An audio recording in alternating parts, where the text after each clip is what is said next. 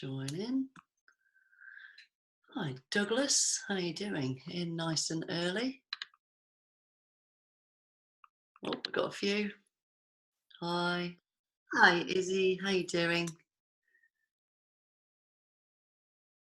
Who else have we got? Anna, how are you doing? Fantastic. So let the doorbell keep ringing, which it will do. That's good. See who turns up. Hi, Deb. How you doing? Omar, brilliant. So we'll just let people, we've got 5 minutes as you all sort of start checking in, get yourselves comfortable, grab a drink. If you're still having your breakfast, depends what time you're up. Some of you, if you're like me, I'm up at 5, so I'm about on lunch now. Get yourselves comfortable. Please don't feel like you need to sit. I'm going to allow breaks as much as I can from the screens. There'll be a couple of breaks. But the luxury of this environment is you can sit off video in your pajamas while we while we chat and interact. So if you guys, hi Karen, good to see you. Let me know that you can, morning Omar, that you can hear me okay, that you can see okay, a ring light on. It's been a little bit temperamental with my class this morning. The light has been kind of flashing on and off a little bit. How you doing, Christina? So good to see you all. Just trying to get sound. Okay. So sound seems okay at my end. There's Robbie. And I'm expecting quite a few today because effectively we're under the circumstances of everything that's happened. We've got 3 groups of people. We've got the Nottingham group who are potentially resitting what they did in March. We've got the London group who should have been doing this this month, face-to-face. And then we've got people of other diplomas as well. But we've also got people who, this is potentially just an online CPD for them, so they're brand new to the Biomechanics Education Academy. So there's potentially quite a lot of people coming. I do know there are quite a few who are also sort of looking to watch back later on. So morning, Anna, Hazel, Karen, brilliant. Let's just see everyone's in. Let's look who we've got. Hi, Linda. Just looking down the names now. Charlotte, how are you doing? So again, we've still got just about 3 minutes before we actually begin. So just let me know that you're all familiar with Zoom. I think it's been one of the fastest growing platforms for us as health and therapy professionals. So if you're not familiar, you are now. And you will have seen how simple it is. I think one of the strengths of Zoom is the quality of reception and clarity. So I guess it's down to your technology as well, and then obviously your client's technology as to how it looks in terms of working with people. Karen from Belfast. Yeah, type where you are in the world. I love it. So we've got Belfast, Brighton, London. Great stuff. London, baby. Nottingham, London. We've got quite a few in London, I think. I think predominantly it's going to be quite a few London guys. But again, the luxury of being online. And again, for you guys, I've just been listening to a Tony Robbins podcast about, how to help small businesses. So I want to share 5 amazing things for small businesses to help right now. So I'll do that later on, either the end of today or tomorrow. Because I haven't done this like this in this format before, timing wise, I have got a schedule. We'll go through that in a moment. But where we might see that there is room for a little bit of a conversation. Sometimes I like to just allow things to happen organically. So there might be a point where business and your struggles may come to light. So it might be end of today or end of tomorrow. We can have that conversation because I want to share with you some ideas from Tony Robbins, because they are fantastic. They're dead simple, But for any of you who are feeling anxious right now about sort of working online, so we've got Banbury and High Wycombe. Brilliant. Okay. So we've got about 16 people, so welcome all of you. Yes, as I was saying a moment ago, if you grab a drink, get yourselves comfortable, and what I'm going to do is I'm going to kind of switch.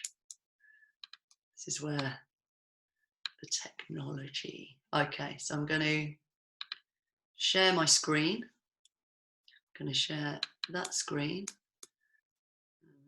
Share. We've still got people coming in. Brilliant. Share. Let's get rid of that. And then I want you to see that. So what I'm hoping is that when I come across, oh, just bear with me 1 second. Let me just stop share for a second. Now I want to pin my video. Okay. So I'll go back to here and then hopefully we can start. Brilliant. Okay. So this is a two-day session talking about pelvis and spine biomechanics. It is online, and so in our 3-day face-to-face pelvis and spine biomechanics training, there's more tests, but the tests that we do face-to-face, the add-on ones, the extra ones, are all the manual tests that we can't really. I could teach them online, and I did think about it, but then I thought, well, we're not going to be able to practice very much. So I was trying to make this the most useful content right now. So in terms of what you're going to get, there is masses of things that we can be doing online in our online businesses to continue to help and serve our people who, by the way, still need you and still love you. So try not to feel too anxious about just this shift and adaptation into an online program. It's still a medium where we can help, and that's fundamentally what I want to go through with you today and tomorrow. So the plan is, my clicker works. I've got to turn it on first. A little bit about my background. So most of you, I think you know me, but my background is about 30 years in movement. So originally a professional dancer, and then moving into Group X and obviously manual therapy, special interest in biomechanics, and the simplification process to application. So what I really enjoy right now is showing people how, as a non-academic, never got a degree, never been to university, being able to communicate a complex subject simply to our clients, so through you and then to our clients. There is, an easy application even with a complex subject. So while I do have skills in manual therapy, I don't necessarily utilize those. I use manual therapist colleagues. So what I like to encourage people to do is definitely go on different courses, definitely have a flavor of different things. But I really have an interest in the exercise and movement of the healthy adults who maybe have little grumbles, but they want to perform better. That might be different to you, and that's okay.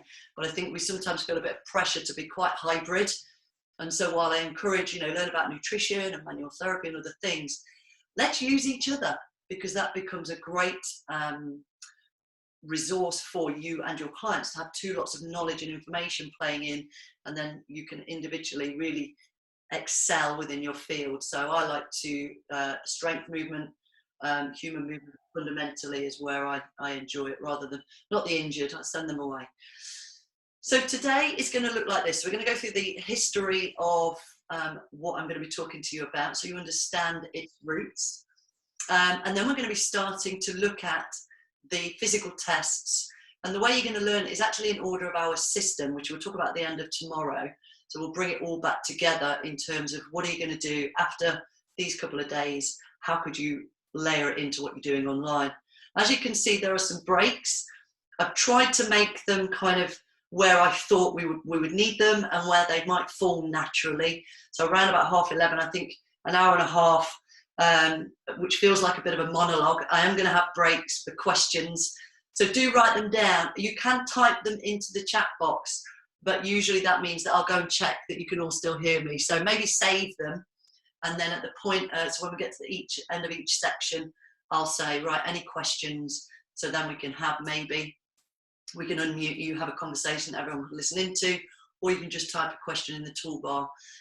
But maybe write them down initially from my experience. Then we'll have a little break later on, and we'll do some extra pelvis and then spine, and then an introduction to the nervous system, because we can't do the static nerve test online, but we can certainly do something. So we're going to talk about the anatomy. And then tomorrow, pretty much of the same. So no homework tonight unless you want to have a little go. I would encourage that if you feel okay with it, but there's no pressure. We're going to go into sort of what's known as the second phase. Steps 1 and 3, because again, 2 we can't do online, but there's no reason why you can't use steps 1 and 2. So I hope that's all right. So just to let you know about the sort of vocabulary I'm going to be using. So iMove3D is really our commercial brand. That's me, that's you, because that says what it does. And that's fundamentally the exercise techniques. So if you're following me on social media, you've seen the muscle energy techniques, the pure joint mobilizations, the nerve mobilizations, along with agonist, antagonist strength training, so that becomes our exercise programming, and it's systemized, and that's really what you're learning about, is the system. So iMove3D can be delivered in groups, and that's what I've been doing through social media more recently, and it is the safest exercise program on the planet. We can funk it up a little bit. So this morning I did an iMove3D cardio. So you have intervals of muscle release and then cardiovascular. So it works really well like that.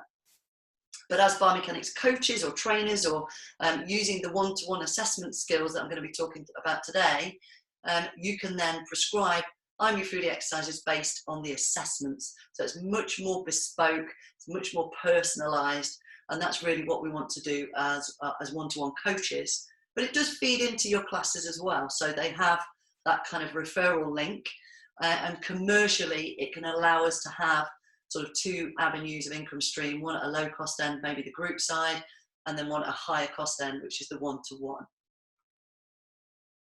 Fundamentally, my mission through my education company and my team and all of us is to improve movement through education, and that involves empowerment. So what I'm doing, hopefully through the education, is empowering you to help your people, educate them and empower them to move well as well. So it kind of filters through the theme, the whole theme of what we're all trying to do. The kind of global purpose for us is help the nation move better. So I can only help a few people, but through you, we can collectively educate and empower far more people. So this is about understanding how to test and assess your client's pelvis and spine online. Obviously, we can do this face-to-face. We can get a little bit more technical when we're face-to-face in terms of positionings, but this is absolutely of use to us online, and then provide them with appropriate corrective iMove3D techniques and exercises. Ultimately, this is about risk reduction and optimizing performance. So risk reduction, we used to say injury prevention. We can't guarantee injury prevention. That sounds quite final, but if you're in a combat sport, if you fall over, then obviously we can't change that. So it's more about risk reduction from improved performance. And the optimal performance always sounds very elite level. So if you think of that as performing any task, so even somebody who's elderly who wants to walk, carrying their shopping to the supermarket and back, then they need a certain level of performance through their subsystems, as we're going to talk about. But also right up to the high end and the athletes. So for those guys, it's about improved muscle function and power production as well. So we're going to be looking at how to demonstrate competency with pelvis and spine tests online, understanding muscle spasm, what that is, the type of muscle spasm we're talking about, also understanding the nervous system a little bit, because we need to really look at all 3 subsystems to be holistic with the integrated system we're going to talk about across these 2 days. Then understanding the relevant iMove3D techniques that we can use again online, and completing relevant paperwork. So you will be getting, if you haven't already, there's some assessment forms that you can use to write down the test results, so that over time you can monitor and see the progression, and most importantly, show the client that your service is working. So that's really interesting, and one of the most powerful tools that we have access to as biomechanics coaches. So the course philosophy really, and this is to help you understand where it's come from. So Martin Haynes is a chartered physiotherapist, and he was trained that when Daley Thompson would come to him, so Daley Thompson's many years ago, probably you guys are a bit young, he was a gold medal decathlete, and he was one of Martin's clients, and he would come in maybe with a problem with a shoulder, a little ache in his shoulder. Martin was trained as a physiotherapist to look at and assess the shoulder area, so ask him to move it around, does this hurt, here's some exercises. Then his clients would go away, Daley would go away, they'd feel better. But fundamentally what was happening, a lot of these guys were coming back and the same issue was recurring. So he saw a problem with his standard training of assessment, treatment and correction. So he started to analyse what he was doing as a clinician in terms of manual tests and how that compared onto isokinetic machinery. So we don't all have access to that fantastic, expensive equipment, which is probably the most objective way of knowing what's going on inside your client's body. But he could do the testing to work out which manual tests worked the best, so which compared to the accuracy of an isokinetic machine. Some of the tests that you will learn are kind of 97% gold standard lab test accurate, and then subsequent ones are great information for understanding whether their movement is changing and improving. And really, all of the tests that we teach are evidence-based, and they came out of this program as the highest correlation to the prediction of an athlete or even a sedentary person getting an injury or a problem. So for us, the luxury of what he did in all that research and data collection is we can use it as a function of movement test rather than a diagnostic test. And in terms of our scope of practice, keeps us within our remit. So just to be clear, if you are challenged by a clinician about why you're doing a pain provocation test, for example, we can respond with, this is not a pain provocation test in my setting, I'm just using it for function and movement through range and symmetry. So the first test we're going to do on the pelvis this morning is to understand pelvic function, and in a clinical setting they might use it as a pain provocation test. So there's quite a big difference in terms of insurance and remit. That's why I want you to fully understand the root to the program, but how all of you guys will use it. My understanding is that we don't have any clinicians here today on the course. If we do, forgive me, let me know. But obviously what this then does is it gives us more of a vocabulary and an understanding of what each other is doing in terms of understanding the anatomy, having a deeper level of understanding of human movement. Now, Martin didn't just do, obviously, his own work. He was taking tests and clinical research from other world leaders, so McGill, Tate, Rakovetsky, for example. But what he recognised was there was no whole body system, and where he was seeing a problem in Daley's shoulder, he was able to identify that that problem actually came from the opposite side of the pelvis. And so this was quite an interesting concept that we all acknowledge, but in terms of systemised approach to assessment and correction, it really is quite exciting, and it gives us confidence as exercise professionals and coaches, and even as manual therapists, that even if a client comes with a problem in the shoulder, we would still assess everything to understand actually there's a good chance it's coming from another part of the body. We've just got to be mindful of our scope of practice, because our clients often get very excited. They walk away and they say, oh, my personal trainer cured my sciatica, which is inappropriate.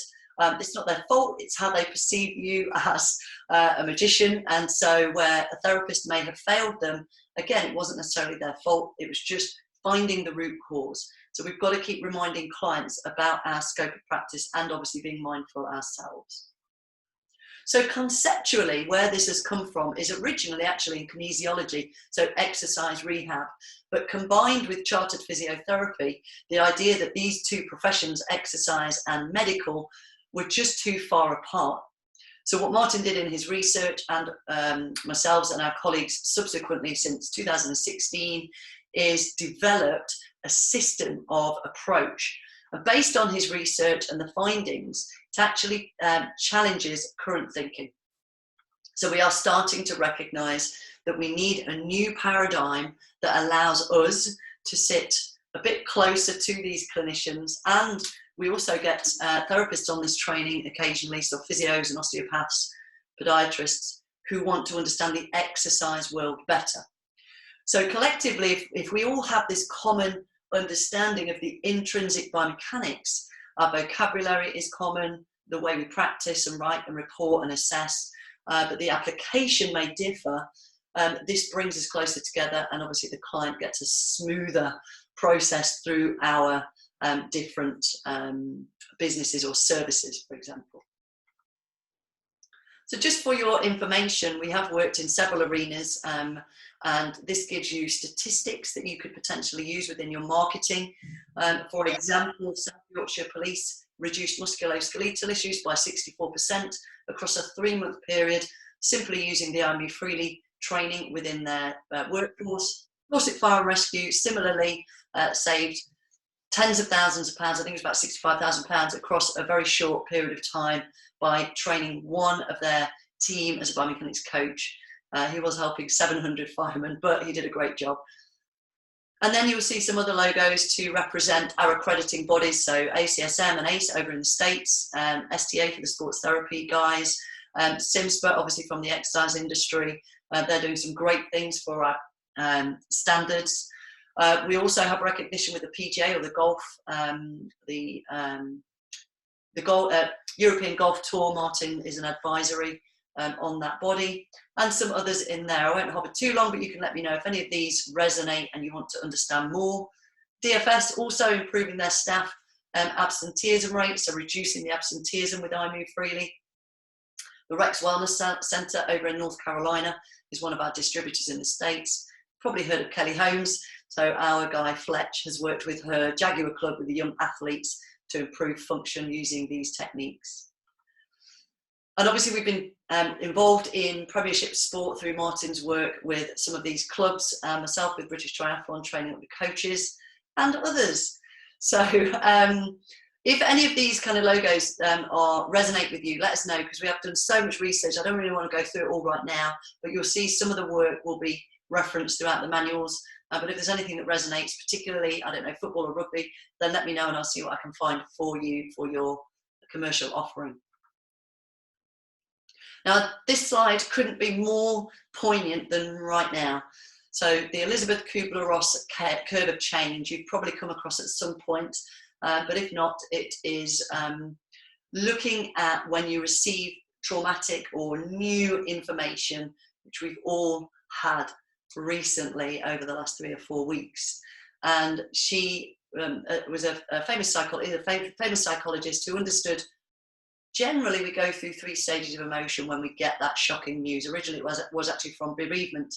But if you imagine 3 or 4 weeks ago when you heard the news, lockdown, your business is going to close, you cannot go out, you can't work, you've lost your income, I'm sure you felt shock, numbness and denial, or some similar emotions, and so will your clients. Stage 2 is when you go into that fear and anger and depression phase of, oh my gosh, what am I going to do? How am I going to survive? You know, how am I going to pay the bills? But then stage 3, which I'm sure is where we are all starting to get to, is that, right, okay, I get it, I can't change it. What can I do right now? So these are familiar in uncomfortable situations. But the reason I wanted to have it in here is the learning process can feel similar in terms of learning a new paradigm or being exposed to new information. The learning process today and tomorrow may challenge current thinking for you and the paradigm that you've been sitting in prior to this workshop. That's often not a contradiction, it's just simply peeling back another layer, like going from your level 2 training and into your level 3 training. Gets a little bit uncomfortable while you're trying to go from hamstrings to the individual hamstrings and attachments and why you would need to learn those, but then eventually you get there, or maybe you need to go back there. And then actually we get to that point of actually the hamstrings just, they flex the knee and extend the hip, and it really is understanding what it means in application. So the learning process may get a little bit uncomfortable. That's okay, that's perfectly normal, but that's usually the point to ask the question, and it'll enable me to respond with maybe saying it in a different way that helps all of the different diverse professionals in the class today sort of appreciate what I'm trying to communicate. But everything I'm talking about is evidence-based. I'll let you know when it's my opinion, but predominantly it is from evidence. So if you need the research, then let me know. So good old Albert Einstein, and this is couldn't be more important than right now. If you think about the problems of today, you know, you can't solve them with the thinking that created them, because we need to stay up to date. We need to shift and adapt and be modern. So if you're like me and you were really opposed to online PT, online manual therapy, so I know Omar, some of the guys out there are manual therapy trained, that is going to be super frustrating. So we've got to change and shift our paradigm and really evolve and adapt to today. And that's the same with our education. Understand that if your education program was built on something 30 years ago, it could be that the things that I'm talking about today, I was trained 30 years ago. The things I'm learning today kind of almost conflict a little bit. So depending on how long ago it was you trained, staying open to that, that's why CPDs are so important. So just to go into the detail of biomechanics, for those who've never studied biomechanics before, it can be perceived as a very complex thing. So biomechanics, in simple terms, is the biomechanics, or the body's mechanics. And there are two ways of looking at it. And again, just to simplify things, the extrinsic biomechanics itself has a spectrum. And at one end of the extrinsic spectrum is what we do as exercise professionals or movement professionals. Is when you're looking at somebody moving and they do a squat, and as they squat, they maybe rotate or the knee caves in. What we might do is say, can you just keep the knee out, keep your back up straight, try not to turn, and you might verbally and visually coach. That is an analysis and correction of your client's extrinsic biomechanics. You've got the other end of the extrinsic spectrum, which is the very complex portion in vectors and levers and pulleys and fulcrums, And if you look, we've actually got it's a really awesome little workshop online called The Fundamental Principles of Movement Analysis, which is on our website right now. I think it's about £27. But that talks more about the extrinsic components and how they relate to movement and exercise. That's really good. This sort of extrinsic biomechanics is not really what we're going to be getting into the nitty-gritty of today. We're going to be considering the intrinsic biomechanics. So that's really your three subsystems. That's your myofascial, or the muscles and the fascia, the skeletal, so your bones and the osseous structures, and then the neural system. So if you imagine how that interplays with what we're looking at on the outside, and when your client is doing a squat and they rotate or the knee caves in, there's probably occasions when you've been coaching somebody and no matter what you do, their knee still caves in, they still twist. And you see yourself as a good verbal and visual coach, so why is it not working? Well, maybe in that setting, that is where the muscles have adapted to a seated lifestyle, the hips are a bit stiff, the spine is stiffened up from sitting at a desk maybe, the nerves have become tight, so that actually when they do that movement that you've asked them to do, the brain is almost deliberately making the body compensate so it doesn't hurt itself, because there's a limitation somewhere within the systems and the structures. So for us really as extrinsic visual coaches, to understand how to assess and improve the movement intrinsically, that's the differentiator of you and people who are working more extrinsically. So unless we understand what's going on the inside, the outside is just telling us what, not why. So that's what we want to get into today. So hopefully that all makes sense. And then when we think about the history of exercise, and many, many years ago, so let's say 30, 40 years ago, Arnold Schwarzenegger and the bodybuilder fashion of isolation training or squats, compound training, dead bench, that type of training. And that was known as global muscle performance. Today we call it functional training. It's kind of the same thing, bit of compound, bit of isolation combined to really strengthen the body. However, somebody said, well, you really need a strong core first, otherwise you don't have a foundation for moving weights around. So Pilates and core training became very, very trendy and fashionable, still is today. However, there's a problem if we start with core training, and I was trained 30 years ago and I was trained, you start with the core. However, if we don't regress back to understand this intrinsic biomechanics, the pelvis function, the spine function, the nerves, the muscles and the bones. And if they are slightly compensated, maybe you have a manual car, you're using one foot, you carry a bag on one side, or a child on one hip. Life creates asymmetrical strength through our systems. That's the way we have a favourite side or a dominant side. If we do core strength training upon one of those dysfunctions, we won't have optimized what we are capable of in terms of stability and control. So let's regress our clients back further first. So get them moving well, assess them, get them moving well, then layer on top some really progressive core training, which we're going to do tomorrow, so that then when they do those gross movements or the global muscle movements, they're prepared, they're ready, they're reduced risk, and they perform at a much higher level.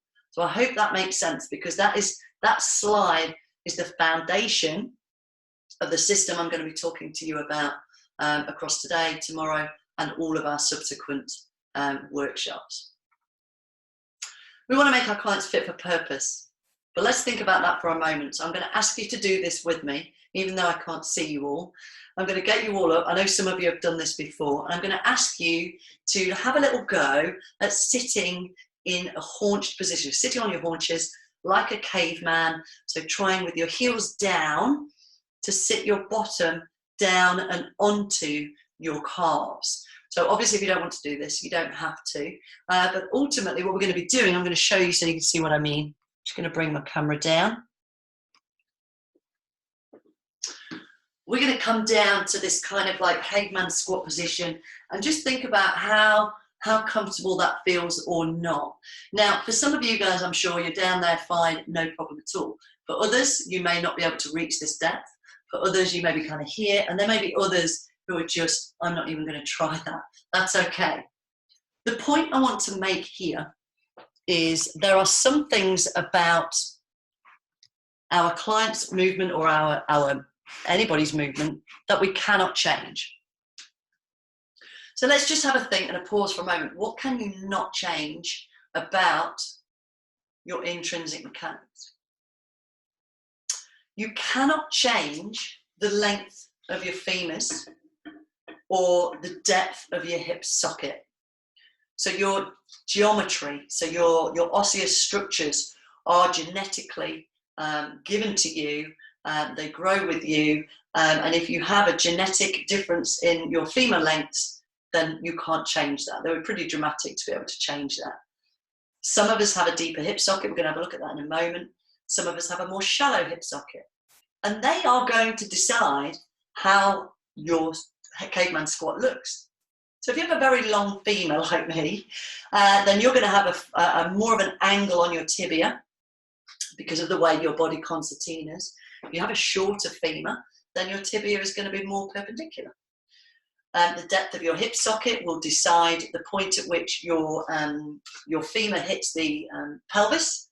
So you might get that kind of tucking under or the butt wink earlier or later, simply based on your hip geometry.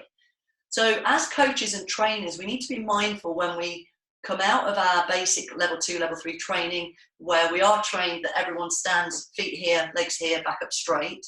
And then we start working with people and we see that that doesn't always happen like that. We've got to have an understanding and appreciation of the different morphologies of clients. So the feet might naturally sit at different widths, the toes turn out differently, the femurs and the tibias sit differently, and that's okay. The point is to be comfortable, assess what's right or wrong, and then understand, can we improve it to make them function and perform better? There's one thing else that we can't change about our client. If you think at the point at which we meet them, we can't change their history of injury. So an example might be a hip replacement, a broken bone, plates in the ankles, spinal surgeries or fusions. Can't change those either. We can still contribute to improving their function and movement, and that is fundamentally what we're trying to achieve here. Now, there are 3 things we can change. We can change muscle flexibility, joint mobility, and nerve mobility, and that is really where our focus is. But it's going to be quite bespoke to the individual. So let's just have a little look on the PowerPoint just to highlight just some of those examples I was giving you. So the top left image is looking from an overhead view down on top of a femur and the greater trochanter in the neck of the femur and the ball that would go into the socket. And you can see the angles different. That is going to influence your squatting, depth, range, and those kind of things. And then the image to the right, you can see the angle of the femoral neck in there. That's going to change your ab and adduction ranges. The pelvises to the bottom left, you can see the angle of that socket is going to decide maybe a favourite foot width, or the way the femur hangs out of your pelvis, your natural preferred stance, and then obviously the pelvis ilia. We normally think of pelvises compared male and female, but within the male and female groups, there are differences as well. So the next sort of shot of different morphologies of females and males, and I'm sure you can appreciate the complexity for us is how do we simplify this in terms of what we're looking at. So it's the same for everybody. We're all in the same boat, so don't panic. But if we take back this image of the pyramid and we think about who we were, these hunter-gatherers, we are no longer living that lifestyle. The body's trying to adapt to sitting at computers, sitting at chairs. So we get these intrinsic adaptations. The brain is brilliant at sensing what environment we're in. So let's say we're sitting with a fixed 90-degree hip. Predominantly, the body wants to reserve energy, so it adapts those muscles a little bit so that they feel better at that position, and they've forgotten what it feels like to go beyond that range. So we adapt and change. There's obviously this obesity crisis. The government says we need to go out and get moving. So when the client wants to move, they come and see us, and they get a knee issue, or the back hurts, or the shoulder hurts, then there's a good chance we want to understand, well, why is that? What's going on?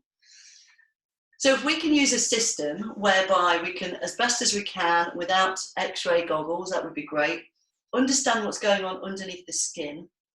Are there tests we can use to identify weak links or areas that maybe we can mobilize a bit or release a bit, so that then when they want to engage their core, they have more chance of having a stable and strong, controlled sort of pelvis and trunk, so that when they do want to start moving and running, we have prepared them fully and they have less risk of their knee pain, pelvis, back, shoulder, and so on. So it's very much a systemized approach. It's just that early phase that may be quite new. So I'm going to bring in my friend here a little bit more and talk through a little bit about the anatomy. So if you bear with me, we're going to talk about the three sort of structures. So can you see me okay, by the way? If you let me know you can see the video okay, I'm going to focus on the video. In fact, let me come out of screen share just for a moment and let me know that you can see my video. Speaker view. And then, okay. And so if you think about the body and the way we move, intrinsically, we have three basic movements at the pelvis. So we have an anterior tilt where the ASIs drop down at the front, where you get that forward sort of posture of the spine extends, and then you've got a posterior tilt goes the other way, where the butt tucks under and the spine flattens into flexion. But really, when we walk, it's that rotation movement that I want to talk about just now. And this all happens around this joint here. So where your sacrum sits in your ilia or your ilium is where the sacroiliac joint meets. And that, when you rotate, when you walk, you get this rotation. Now, what happens when you walk is one leg in the gait cycle, as it swings forwards, this side of the pelvis will rotate up and back. And then when it goes back, swings back, pelvis will rotate forwards and down. So effectively, what happens when you're walking is you get a lengthening and shortening, if you like, if we were to measure the legs, in terms of when you're walking through the gait cycle, and the opposite side will be in the opposite position. So if your pelvis muscles, let's take piriformis as an example. So your little piriformis muscle that we all kind of know that one, hopefully. If you're not familiar with its attachments, it does come from the front or anterior portion of your sacrum. Then the fan shape goes back across the back of the pelvis, and into the top of your femur. So it's responsible with an extended hip for external rotation. But if you imagine when your foot hits the floor, it's going to control some of that deviation. But can you see how it crosses the sacroiliac joint? So it's a very deep muscle, which is why everyone talks about it. But it doesn't work on its own. It's got obviously the glutes over the top. And so together, if they adapt from a sitting lifestyle, then they can limit what's happening around that sacroiliac joint. And if they limit its movement whilst, let's say, this side of the pelvis is rotated forwards and down, and then it almost sticks or compensates, or it gets less elastic at that point, or doesn't contract and relax in the same way, you can be left with the appearance of a longer leg or a leg length discrepancy. So we classify this as a functional leg length discrepancy. So the difference between a functional leg length discrepancy and a structural one is the structural example would be a different length in your femurs genetically, and that is actually quite rare. A more common structural deviation would be an implant, a joint replacement, or a plate or a broken bone.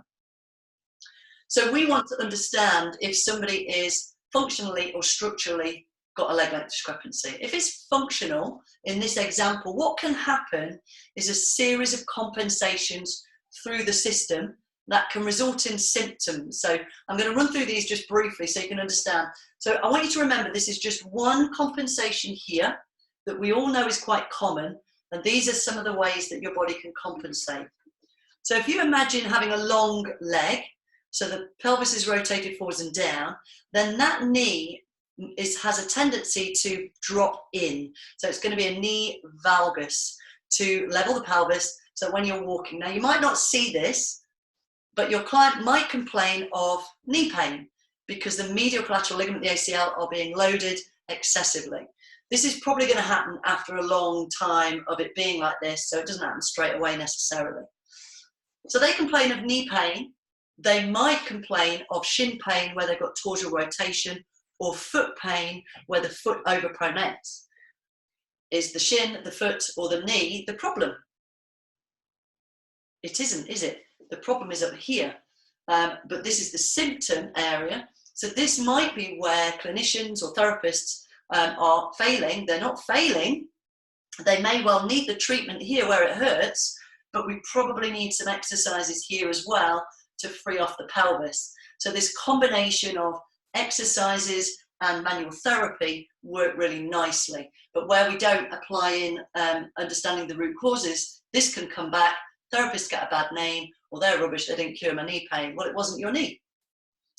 Then we've got the other example. So if we go higher up the chain, so instead of the compensation of the knee buckling in, what might happen is the ilia sit higher on one side of the long leg. So what you get then is a functional scoliosis. And so this is, again, something we can correct if we can just level off the hips. But what would somebody potentially with functional scoliosis complain of? Yeah, back pain. The back isn't the issue, the pelvis is the issue. So to level the pelvis could actually result in tension coming away from the spine or the back and relieve their back pain. And again, you've got a direct biomechanical link from the pelvis to the shoulder on the opposite side in myofascial terms, if you like, where the hamstring goes to the ischial tuberosity, sacrotuberous ligament, thoracolumbar fascia, the lats, and the humerus. So your left hamstring inserts into eventually your right humerus in terms of the sort of, it's like a link of sausages. So your hamstring's the sausage, and then the fascia, the lat is the next sausage. And so this is why we walk in this kind of rotation kind of fashion, if you like. And then let's not forget the nervous system. So your piriformis muscle in particular has a close relationship with the sciatic nerve that we're going to hopefully talk about at the end of today. And if you have this adaptation in the muscles, they can tether, not impinge or pinch, tether, which is different. And they can tether down the nerve, which then creates tension in your hamstrings that gives the appearance of tight hamstrings that are not actually tight. So you can be stretching your hamstrings till you're blue in the face. It could be the wrong thing to do because your hamstrings are simply trying to protect the nervous system that is tethered higher up the chain. So more commonly in my professional experience, hamstrings are not tight, they're protecting the nervous system. And so where stretching isn't working, we probably want to look a little bit higher up the chain and just make sure that the hip muscles are working well, they're not tethering the nervous system, so that we can prescribe exercises appropriately based on the tests we're going to be doing. So I'm just going to go back to the PowerPoint now, guys.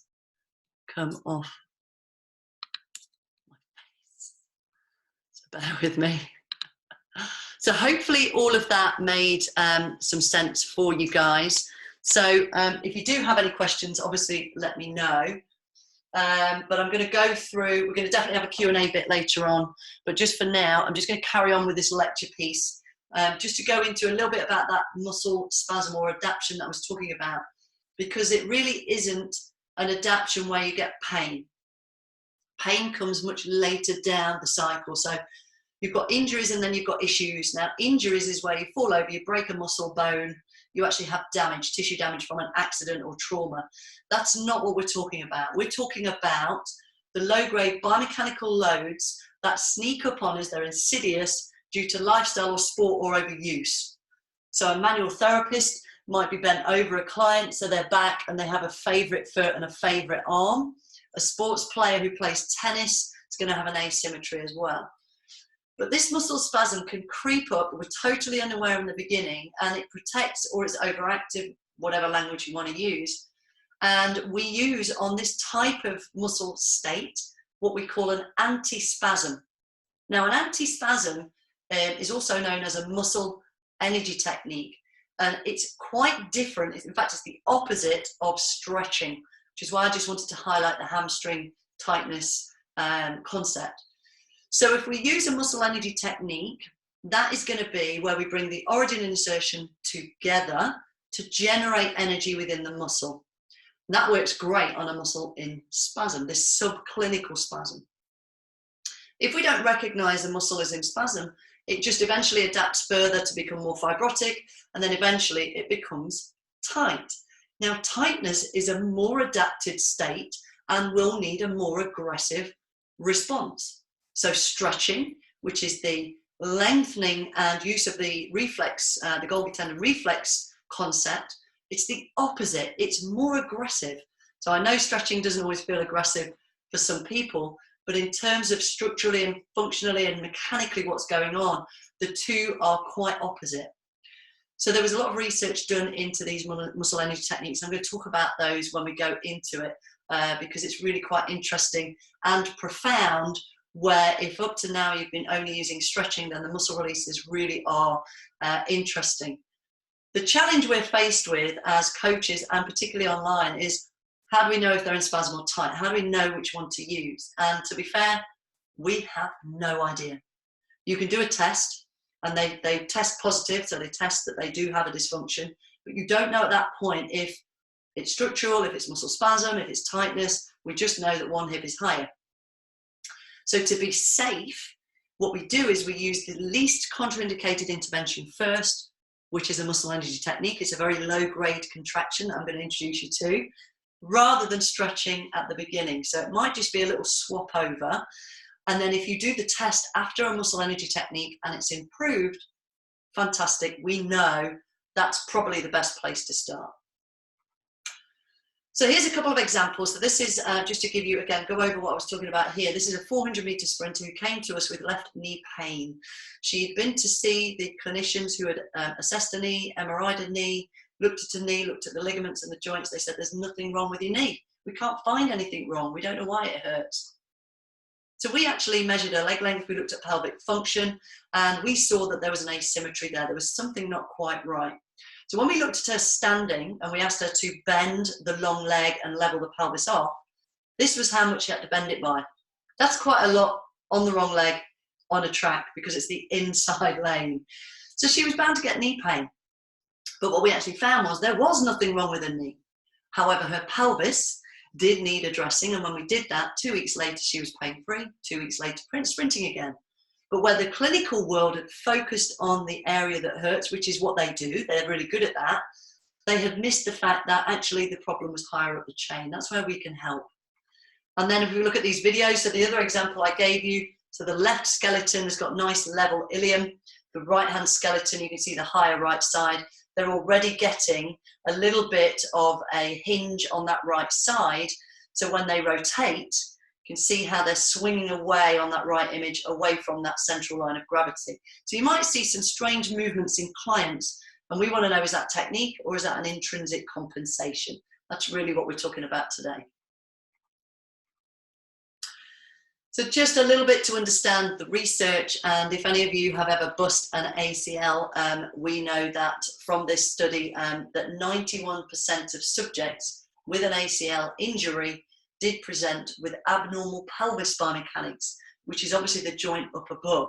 And often the knee is known as the middle sister, because the knee is rarely the cause of knee problems. It's very much the force from below the foot, and as we say here in the research, the pelvis from above. So let's understand pelvis biomechanics to help with knee issues.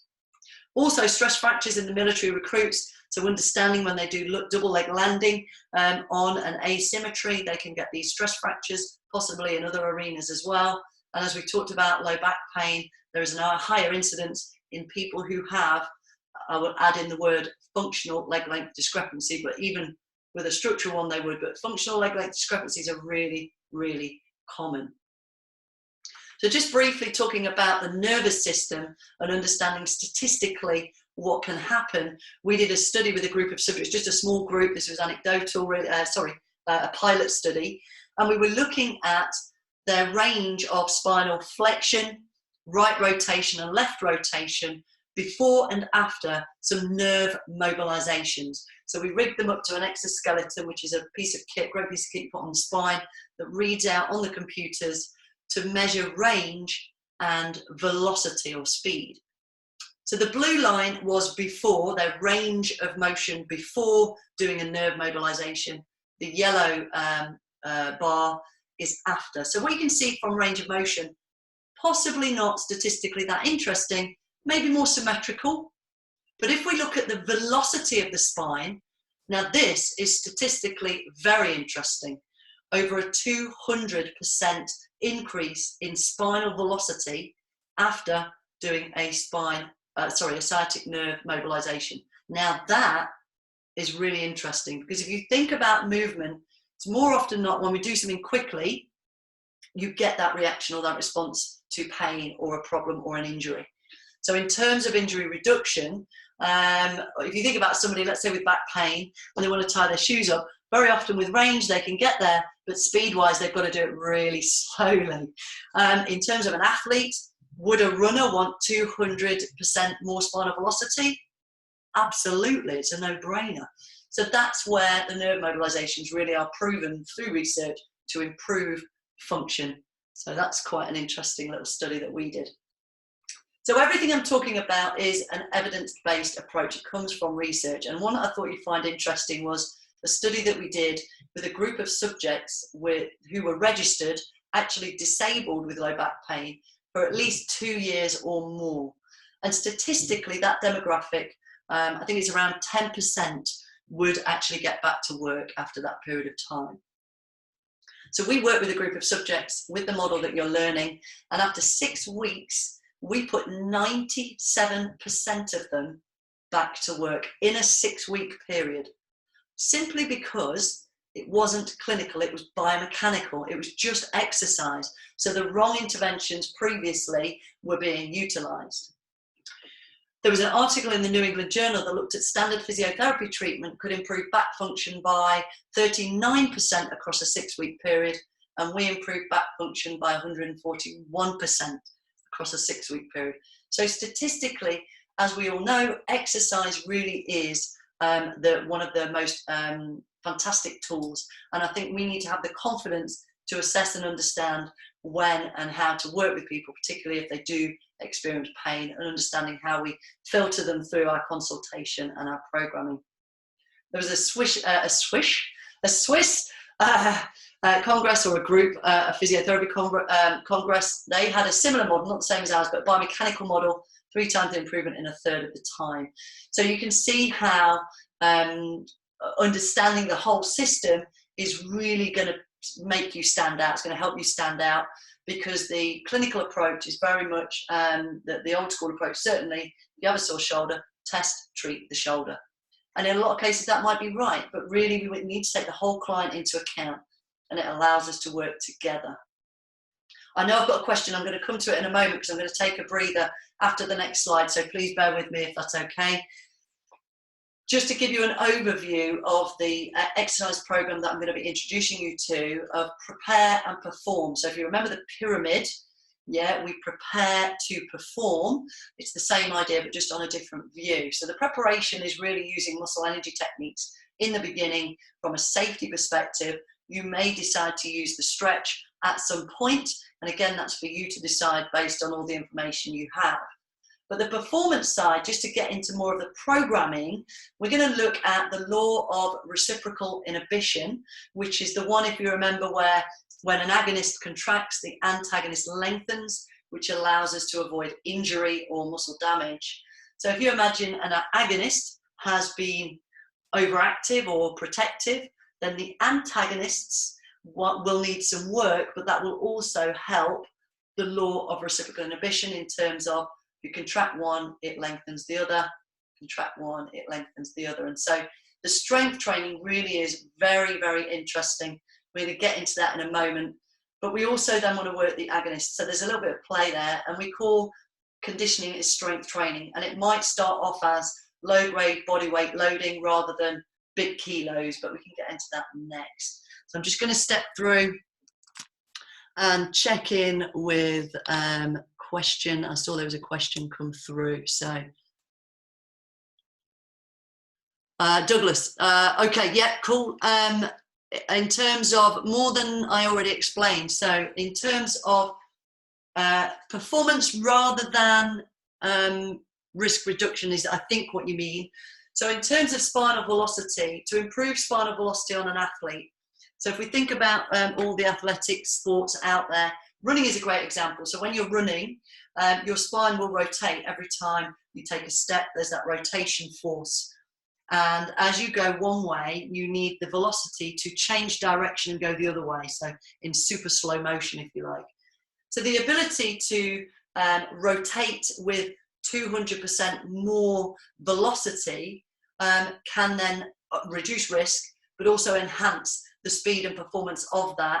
And again, just to give you a little bit of an aside, Tim Gabbett, who is a Kiwi or Australian, I went to one of his workshops at the Birmingham Movement Therapy Clinics when we were face to face. It was ages ago. I think it was February, which wasn't that long ago. And we did a load management day, which was fantastic. And often people get injured when their tissue tolerance isn't yet ready for that load. So in terms of improving your spinal velocity gradually over time with the nerve mobilizations, everything else we're going to talk about, Doug, we're reducing risk and we're creating tissue tolerance for when you run or throw or hit a tennis racket or a golf swing, all of which require a certain velocity. And I imagine most of those athletes would want that to happen very quickly so that they can really hit the ball or hit the racket or run their fastest race. So I hope that's answered your question, Doug, but maybe we can have a chat afterwards if there's something more specific that you wanted to go into. I'm not so sure. But we will have a Q&A coming up shortly. I'm just going to go into a little bit of practical here because it's time for our first test. So we're going to go for about another half an hour, guys, if that's all right with you, and then we'll have a little screen break. So I want to introduce you to the first pelvic function test. And again, there are ways in which we would do this in person, but there is definitely a way that you can do it online. So what you can see on the PowerPoint is this is known as the 4-sign test. In the clinical setting, it would be known as Patrick Faber's. And this is the one that I was talking about earlier that is known as a pain provocation test. So a clinician would put their hand on the ilium of the straight leg, as you can see it, and they would then press down on the bent knee, and then they would press and say, does that hurt? And for some people who are coming to a clinician with pain, obviously, they're going to respond with, yes, that hurts. That's not what we're doing. So please never ever, when you're back to hands-on, never ever press down on the knee. So what we would do here is we would face-to-face, we would be measuring how high the knee is from the floor. But just to give you an idea, you might want to try this. So I would teach this in an iMove Freely class, so you can understand how you can do it in a class or one-to-one online. So if you want to get yourselves into a little space, and I'm going to talk you through this position and this test. So the 4-sign test is fundamentally, I think it was compared to Xavier de Beer's work on pelvic function against the ice kinetics for abduction. But in terms of the translation, this was the second highest correlator to gold standard lab test accuracy with a ice kinetic machine. So have a lie down on your back if you want to try this one. And then you're going to place your palms on top of your ASIS or your hip bones.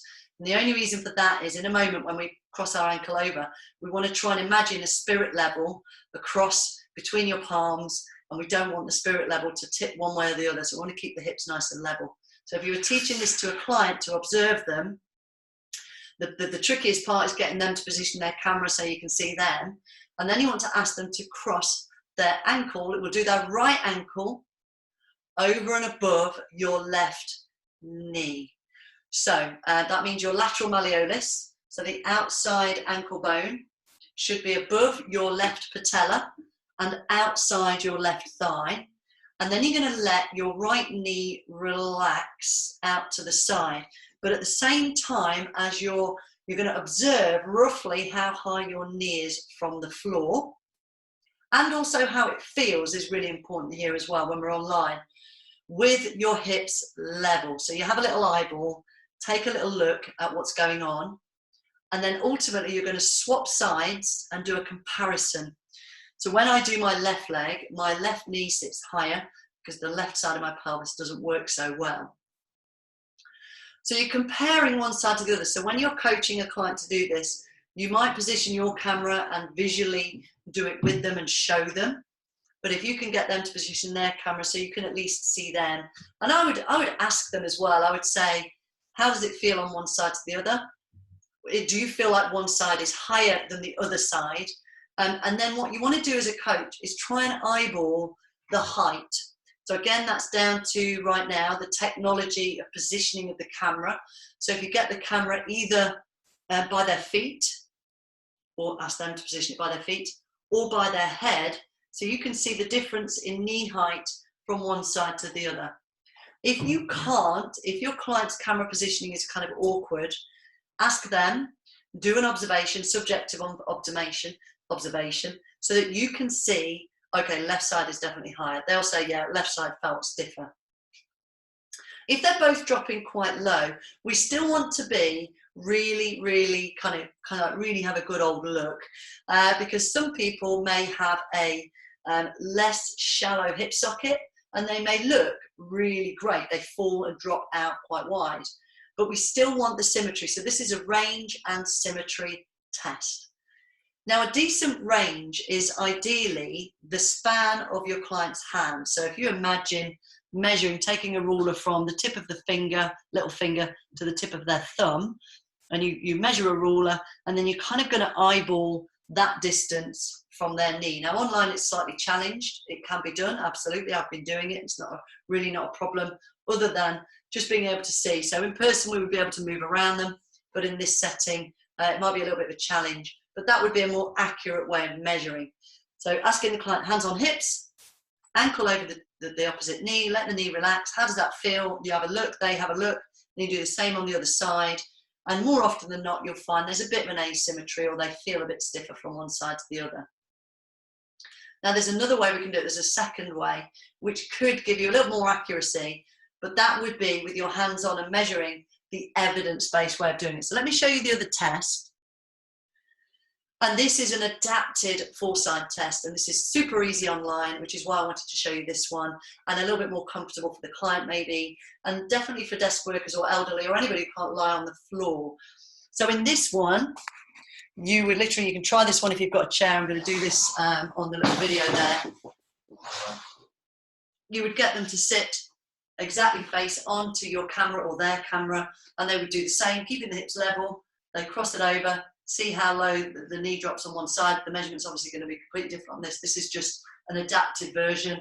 And then if that side, you can see how it's higher. We're trying to get an impression of how high the knee is.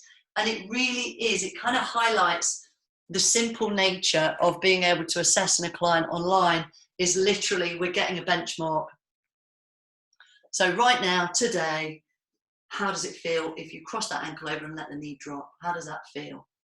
Now, throughout our training, what we're going to do, I'm going to try and help you enhance and improve our vocabulary to go more towards the clinician's vocabulary, just to link us a bit better when we start talking. And what I mean by that, let me give you the example. So if you have failed this test, that's because you've got an asymmetry, and what's happened is you've got your higher on one side. I'm just going to come out so I can just check that question and the relevance there.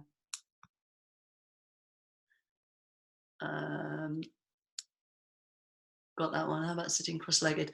Sitting cross-legged, probably not, because you're in, oops, sorry, I didn't mean to do that. You're in a little bit too much hip flexion, and it's going to limit you a little bit. So the preference would be either lying on the back or in the chair, which I think most people should be able to do. Sitting cross-legged, you're more adducted, I think, and you're more hip flexed. So there are other things might start to happen. So probably chair or lying. I've never thought about sitting, but you may get an impression. And just actually to defend your point, Michelle, so I'm happy to be challenged all the time, every position and movement is a benchmark. It's a start point. So if somebody cannot sit cross-legged, that might be a goal. That's a way somebody might want to try and sit down on the floor with their kids. It is a functional goal in terms of their fit for purpose. You remember that sort of pyramid concept. So there might be an argument for it, Michelle. But in this setting, for a bit more accuracy, and what we're trying to be here is more technically orientated in the way we practice. So I think there would be less room for other things influencing it if you're sitting or lying rather than sitting cross-legged. But a great idea. So if you're asymmetrical or super high or a bit of both, technically you've failed the test. So what we don't want to be doing is saying to clients, failed that, because psychologically that can be quite, that's quite negative. So we're going to use the vocabulary that a clinician would use. If you imagine a blood test. So if you have a positive blood test, that means you failed, you need to come back, we need to do something else, we need to explore.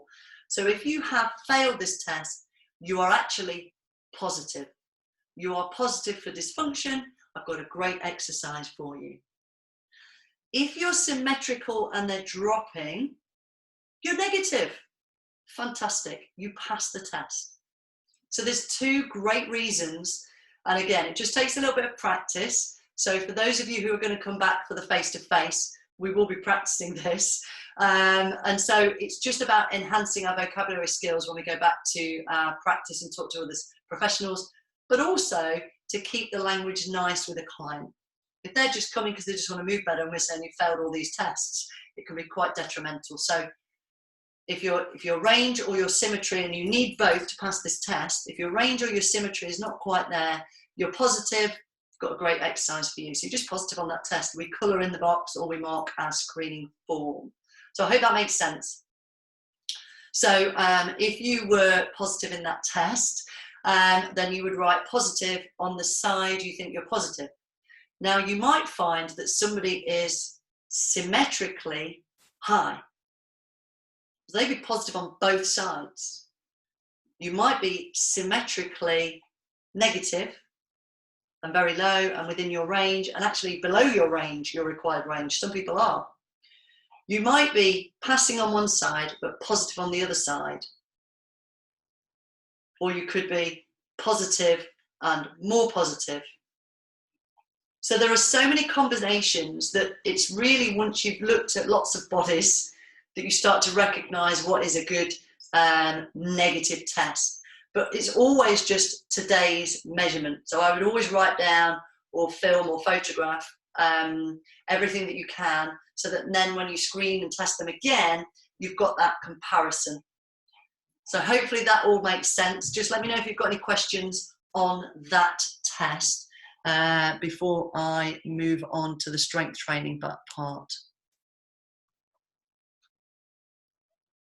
Brilliant. Okay.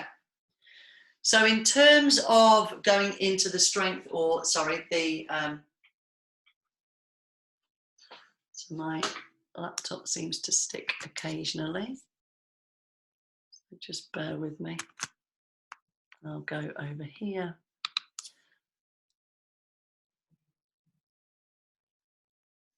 The weather would like to know my current location. I don't know why that happened. Sorry, guys. Live classroom, that's why it's always interesting. Am I sharing? I feel like it stopped sharing. Share, there we go. Love technology. Okay, so we're coming back to our overview of how to then, well, how do we, so what? So what if they haven't got range and symmetry? What does that mean? So often our clients, they move okay, they've got a bit of a back issue, something like that. So it's how do we then periodize and program their exercises to complement what we want to do long term, but actually to get them ready. How do we prepare and keep the risk down? So we've got the muscle energy techniques we're going to go through just now, the option to stretch, but then looking at the antagonist conditioning. So let's just look at some training progressions, and these can be useful, particularly now if your clients are very limited with the equipment they've got. This can be quite interesting. So training progressions and conditioning really is about load, strength, and then more than sort of releases and stretches and that sort of thing. It's more about loading the systems. So some of these you'll be familiar with, some you may not. So we've got isolate and integrate. So isolation training is fantastic at the preparation level. So if we just isolate a single joint action, it's very simple, it's lower risk, it's very specific to the area we want to work. We're going to be doing that in a moment. And then integrate would be then more than one joint movement. So you've got the isolation training going into more integrated as a progression. Slow and fast. So slow gives your body the chance to prepare for a downward motion if you're squatting or a bending over, whereas if you do it quickly, then the body needs to understand how to be ready for that. So again, tissue tolerance. Low weight, high weight, I think we all understand that one, if they've got access to them. Isometric, which is a static contraction, is certainly coming out of rehab. That's a very good beginning technique, and we're going to be using it as a prep technique in a moment. Isokinetic is the machine, so having the same amount of force going through the muscle in all angles and planes. Isotonic is simply contraction, so concentric, eccentric. Plyometric is obviously explosive, and they are a way of periodizing or designing your training program. Reps and sets, I think we all know about that one. And then symmetrical and asymmetrical. So a squat is easier than a lunge. Neuromuscularly, you're more balanced. Isometric, eccentric, concentric. So again, this is a great way of training the body. Eccentrics are great for risk reduction, improving performance. Certainly when it comes to hamstrings, that is a good example there. Open chain, closed chain, I won't get into that in too much detail. I know that it can sound quite complex. It depends on how you define it. So you can certainly go and have a research through. Some people talk about the open chain, closed chain difference is distal proximal, whether the resistance is moving or you're moving towards the resistance point. But go and have a look, and then you can look at what an open chain, closed chain comparison would be, because that can just take us off into a whole other conversation. Low center of gravity towards the ground, and then high center of gravity will make it harder or easier than harder. And then in more strength and conditioning, endurance, strength, power, strength, endurance, and endurance, strength. So we can start to utilize these as ways to program and periodize for clients who are at home and all they've got is body weight, maybe a band. And so we can start to think about these to help us with training progressions. These can be really useful. But for those of you who haven't come across our start point, our preparation muscle energy technique, that's what I'm going to take you through next. So again, I'm just going to come back to the video for a second because I'm going to talk you through this muscle energy technique. So we're going to do it sitting. So if you have a chair, you can do it in your chair. Let me just reposition my camera and then I'm going to talk you through. So the 4-sign muscle energy technique is the one we're going to do here. So a muscle energy technique, as I've said, is where we're going to bring the origin and insertion together. And what we're going to do to improve the pelvic function of the 4-sign is get back into that position. So we'll do this together because I know that you're sitting at home and you're going to be listening to me for 5-6 hours or whatever it is. So let's all have a go. So those of you who know this, you can lie down, go ahead. For those of you who are brand new to this, just take a seat and relax. So we're going to apply an isometric contraction to the hip rotators. We think probably of muscles like piriformis in this position as a hip rotator. So that's just one example if you want to visualize the muscles. And I want you to think about rotation. So we're not adducting, we are rotating. So your top leg is going to almost kind of rotate against your bottom leg as well. To do this isometric, can you see me? I'm aware that I'm in black. Let me take the top off so you can see my arms. To be able to, there you can see my arm a little bit better there. So we're going to use our hand as resistance. And so the hand isn't pushing down, it's just stopping the knee rotating. And we do that with only 20% of our maximal strength of our hip rotators. And we're going to hold it there for 20 seconds. And so that 20-second hold generates a low level, submaximal endurance hold, bit of energy through that muscle that has maybe compensated because of our sitting lifestyle. And then when we relax, let it go, we take the leg down and we do that again. And so we're going to repeat that 4 times on each side of the pelvis. And we can get the client to do this with us, like I'm doing with you guys online, and talk them through it. And the science really behind this, it's actually been researched twice, my understanding. So Rebo Siskar et al., I think, did the original work into what they call post-contraction sensory discharge. Take it down, we're going to do another one. So that it just means it's talking about the actin and myosin, the way the sarcomeres work, the spindle, muscle spindles, and how by generating that low level contraction with the muscle held long, we generate energy within it. It's low level. It's like a desensitization process. We're reprogramming the brain to recognize that muscle is permitted to fully contract and relax, and it actually allows the hips to release off. So I'm just going to do my 4th one here. So hopefully you're trying this with me, for those, particularly those who've not come across this type of technique before. So I know the manual therapists out there are probably familiar with PIR, RI, other muscle energetics. Maybe PNF is a common one that you've all heard of. But if you think about those, they can be either more aggressive or harder to do on your own. So the beauty of this one is really, A, the efficiency of it. It really is very effective. But also the fact that anyone can do it. So people can do it when they're uncomfortable, they can do it with an injury, they can do it depending on your client base. It's very low level, it's not going to sap energy, it doesn't need you there either, so it's great for empowerment. And then we're going to switch and go to the other side, and we do exactly the same. So this is my higher side, you can already see that maybe on the camera, can you see it there? This side needs it, so I'm going to do it on this side. So we're resisting internal rotation with the hip in sort of a high degree of flexion at the top here, and the hands are just stopping that movement. So we've got that isometric, constant, low-grade contraction within the muscles. And if we think about the muscles, I think piriformis is the first one that will come to mind. It's not the only one, it's anything that rotates the hip in this angle. And piriformis is always, there's a bit of controversy around its anatomy if you're not familiar with it. in terms of the fact that I'm telling you it's an internal rotator. And then if you remember what I said earlier, it was an external rotator. So I don't know how well you are aware of the attachments of piriformis and how it functions. And I'll do that for you right now so you understand what we're doing here and how that interplays with the strength training we're going to be layering in. So it took me a while, and there's a great video on YouTube I'm going to point you towards, just if that's fried your brain a little bit. But piriformis is an antagonist to itself, and I'll explain that in a moment.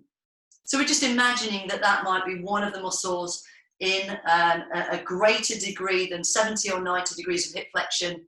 Piriformis is an internal rotator. That might be one. If you think in muscles, I'm going to encourage you not to tomorrow, by the way. So, but for now, just if it helps, and it certainly will when we go into the antagonist strength training. So then what you can do after they've done 4 on each side, you can actually quite quickly remeasure their 4-sign test. So we go across and they often report, actually, do you know what, that feels better. Yeah, so it's hopefully going to improve the function through the pelvis. But let me just do the anatomy just for a second whilst I've got you on video. Are you pushing against it with the leg? Yes. So the leg is actively rotating using the hip rotators. My hand is just stopping the rotation to make it isometric. My hand's just the resistance. Hopefully that helps. So your piriformis muscle, there's a great YouTube clip, so I'll point you towards it in a moment. When your hip is in extension, if you remember, the piriformis attachment is this anterior sacrum, across to the femur, and you can see how it will externally rotate as it shortens. So hopefully you can see that. So it's an external rotator when the hip is extended. If you go above, I think it's around 70, 90, then the axis shifts over across the hip, so it becomes an internal rotator. So it's external rotation, internal rotation. However, it is always an abductor. So it is a weaker abductor with the hip extended, but if you flex the hip at 90, it's a very strong abductor. And again, it's to do with the axes and the line of pull, which is where that fundamental principles of movement analysis course can be really helpful if you're not familiar with the anatomy. So if you go onto YouTube at some point afterwards, you can write this down and just put in piriformis action, and there's a couple of gentlemen, there's several pairs of hands with a skeleton and a rubber band, and they show you how the axis shifts and piriformis changes to become an antagonist to itself. And understanding that anatomy then helps us as trainers to then decide on the right exercises, because if we think of that as one of the muscles, the primary muscles we're releasing, we now want to work the antagonistic muscles. So to be very simple and to be prescriptive with our exercises, if piriformis is always an abductor, then adduction is probably the smartest antagonist strength move to do next. So I hope that all makes sense. Just ping me a little question if not. And I'm going to go back to here.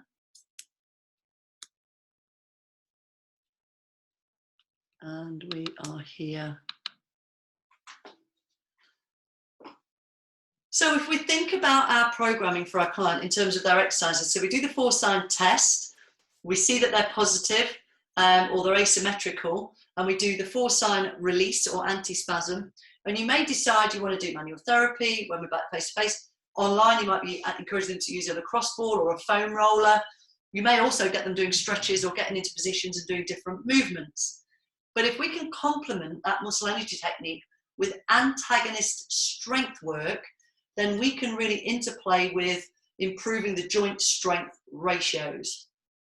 And then subsequent to that, we can then work the abductors. And so this system of periodized preparation for movement might look like this. So this next slide shows you almost like a program design form for that test and pelvis function. So the first box, the preparation piece, you have every opportunity to create your own muscle energy techniques. So I've just shown you one for the internal rotators in that position. And so you might write in there, 4-sign, anti-spasm or muscle energy technique. But you've got your own, you can layer in as well. But predominantly what we want to do is have the 4-sign, and then the performance antagonist strength training would be working the adductors. Now we might want to do this again in a, keeping in mind tissue tolerance, in a very structured, isolated, simple, easy, lightweight. Then we start to use those training progressions to add in longer levers, more weight, more body weight, more resistance, and so on. And this interplay then gradually builds the tolerance. And I think a common problem is adductors are always perceived as tight. And I don't think I've ever seen a tight adductor. However, they are often very underestimated in terms of their strength. And so you should have, George, somebody did a great book on joint strength ratios. Your joint strength ratio between ab and adductors should be a 1-to-1. Now, most people will be stronger in the abductors because it's the visual muscle. It's the ones we see. It's the ones that are easier to train. The adductors are quite difficult to train in terms of positioning and so on. And so they usually get missed in a specific strength training when we want to strengthen those joint strength ratios. But if we can work those adductors after releasing through these hip muscles, then work the abductors as per this performance sort of programming form, then we would be systemized, safe, building tissue tolerance and correcting joint strength ratios. So let's just talk about a couple of options. So adductor strength training. Quite simply, we could lie on one side and lift the bottom leg away from the floor and use leg weight. If you do it the opposite way around, lie on one side, maybe on an arm, and you try and lift your weight with the top leg, that's going to be more intense. But if we put the knee on top of a sofa to lift the body, that's going to soften what you're feeling with that top leg lifting you, but it's also going to shorten the lever and take a joint away, so lifting, and you've probably seen that on some of my videos. So think of how many ways can you strengthen your client's adductors. People talk about using sort of soft balls. As long as you've got some give and some resistance at the same time, then that can be okay. There might be ways to tie a band off to the side, put it around the inside of the knee so that you can train and swing the leg towards the body against resistance. That might be another way, but again, slightly challenging in this current setting. It can be done. I've been doing it on a regular basis. But you've just got to have a little bit of imagination and obviously keep the client's safety in mind. But when we look into this third box here, performing isolated antagonist work would be pure abduction. So again, literally you could side plank and you lift off the bottom hip, or you put a band around the knees and you take the leg away from the body if they've got a band. I think that's slightly easier, both physically and to set up.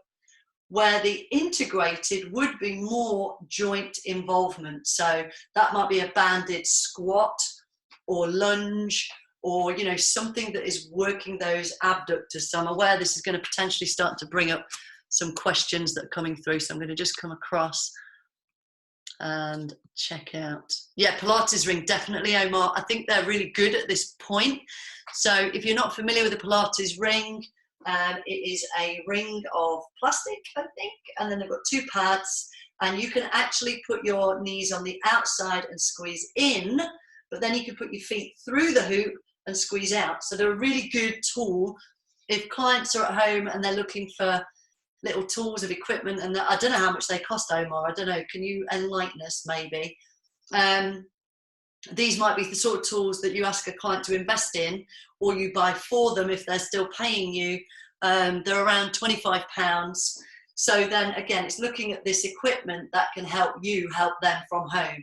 So I often buy my clients a little goodie bag of kit. Louise says you can get one for about £15 from Amazon. I'm sure there's going to be a difference in quality maybe, so just do your research, and then it's whether you want cheap options or more branded or possibly quality. I don't know because I haven't got one myself. So thanks for that, guys. So £15 to £25 isn't a huge amount, and they give you an option.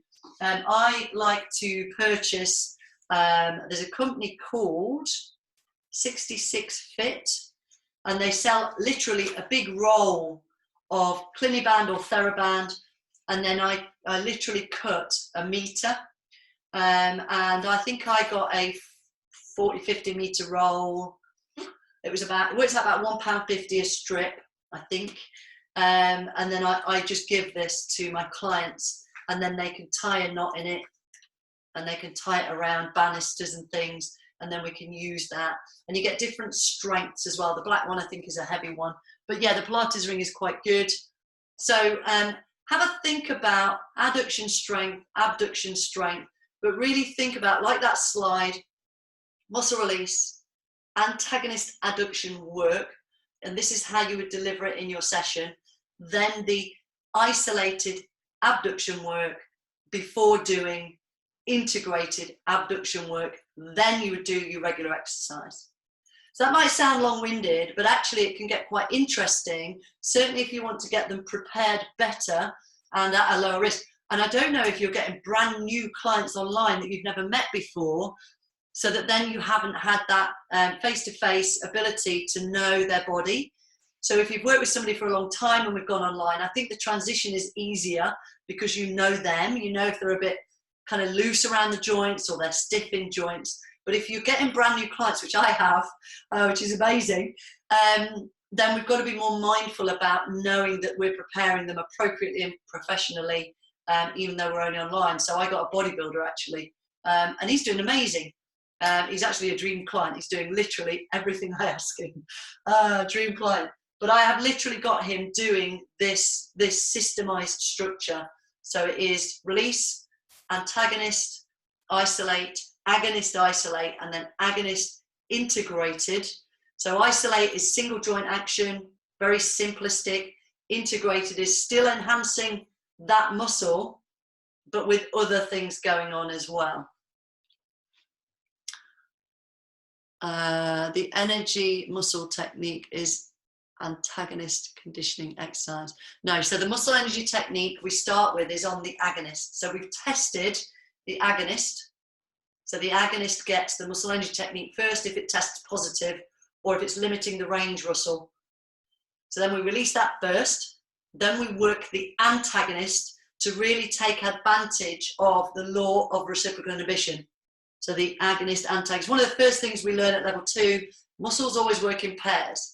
So if you work this one will lengthen. So if the one that's been in spasm or overactive, underactive, we do the release, then work the antagonist in a strong sense, it will help the agonist to release. Hopefully that makes sense. Does that make sense, Russell? I think that's what you were asking. Because the muscle energy technique is that low level, 20%, 20-second hold, 4 reps, whereas the conditioning is the strength loading. And I like to start with the loading being body weight, kind of body weight, low level, even with strong people. I want to see what they can do and how they respond, because strength doesn't always come from heavy kilos. Strength is your ability to move your body safely and effectively and efficiently. If you can't do that and then you're adding like 100 and odd kilos, then you may not be ready for that. So using body weight I think is a great way. And you can use body weight in a light sense, but you can always also lengthen levers and take away basis of support neuromuscularly to really challenge loading body weight. So I think it's a great kind of way to prepare even the strong guys out there. So there's no more questions coming through.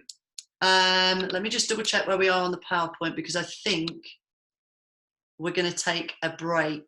Let me just pull that down. Yeah, I think we're going to take a break. We are no, we're about right actually, 11:30. So let me know if you've got any questions. I'll hang on and talk just for a moment before I actually close the video down. And we're going to have around about a 15-minute break, just so you've got screen time. Where I am in Nottingham, there is the sun shining. Go open the doors, go and stand outside. Unless you're Robbie, you're probably outside, aren't you, Robbie? Let's have a look at you all. Hi, guys. Charlotte's out. Is that Charlotte outside, or have you got a blue screen? John, how you doing? Natalie, how you doing? Sue, great to see you all. Virtually see you all. How amazing is this?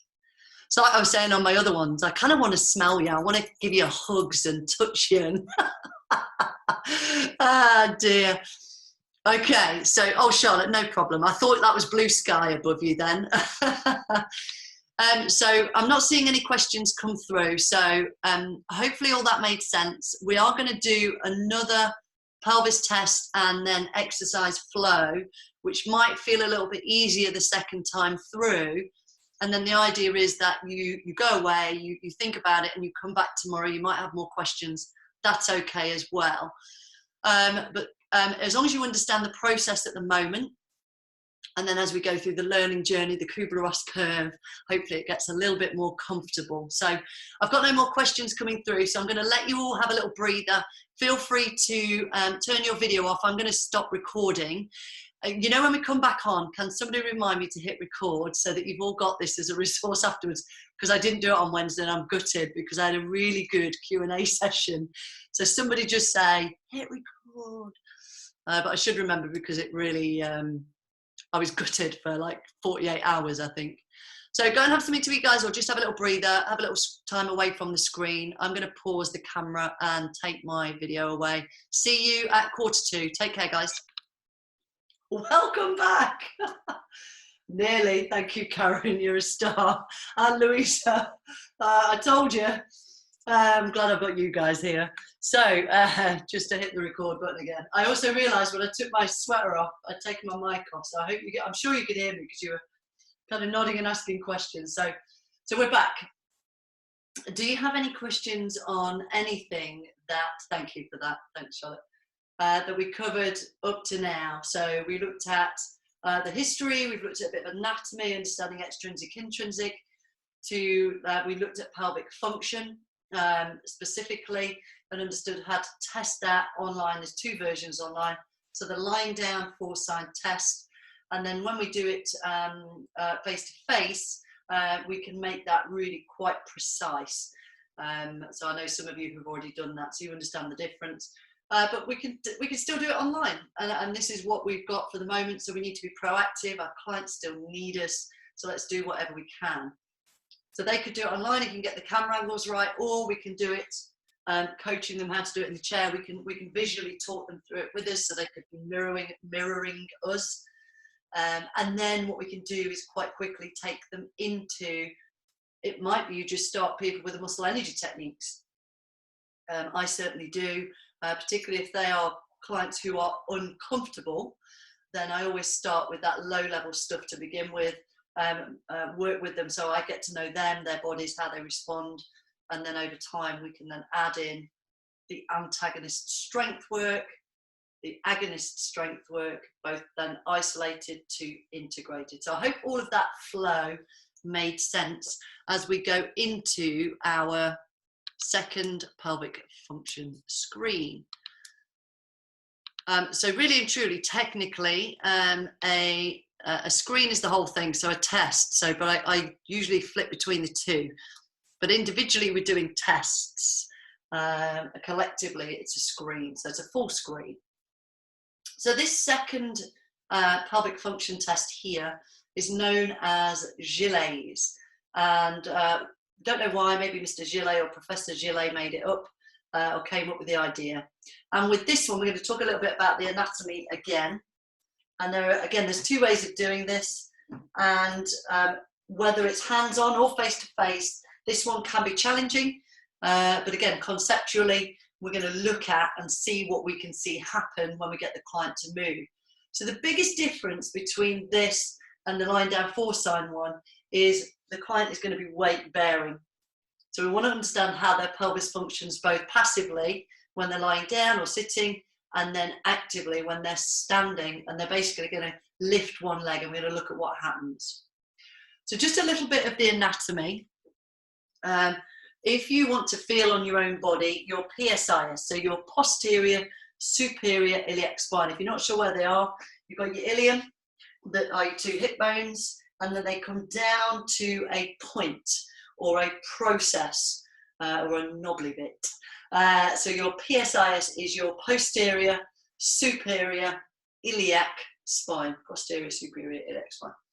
So PSIS is right there. And this is going to be a bony landmark that we want to try and see or feel when we're back to face-to-face, but seeing them is what the challenging part is. Now, I've got a video I'm going to show you in a moment, but the test is, the way it differs from the four-sign range and symmetry test, this test is specifically to understand if the pelvis moves independently from one side to the other. So an example would be if the client was to stand on one leg, as they lift this one, what should happen is this PSIS, this side of the hip, should roll all the way back and down compared to the other side. And we want the client to be getting the knee above 90. I'm going to show you in just a moment. So we would normally be holding on to that PSIS and the hips, and we would feel if the hips drop. So for those who already know this test, you know that that can be a challenge with body types in terms of adipose or just the way they're designed. And what you can sometimes see is a dimple, which is usually around about the point where that PSIS bony prominence is.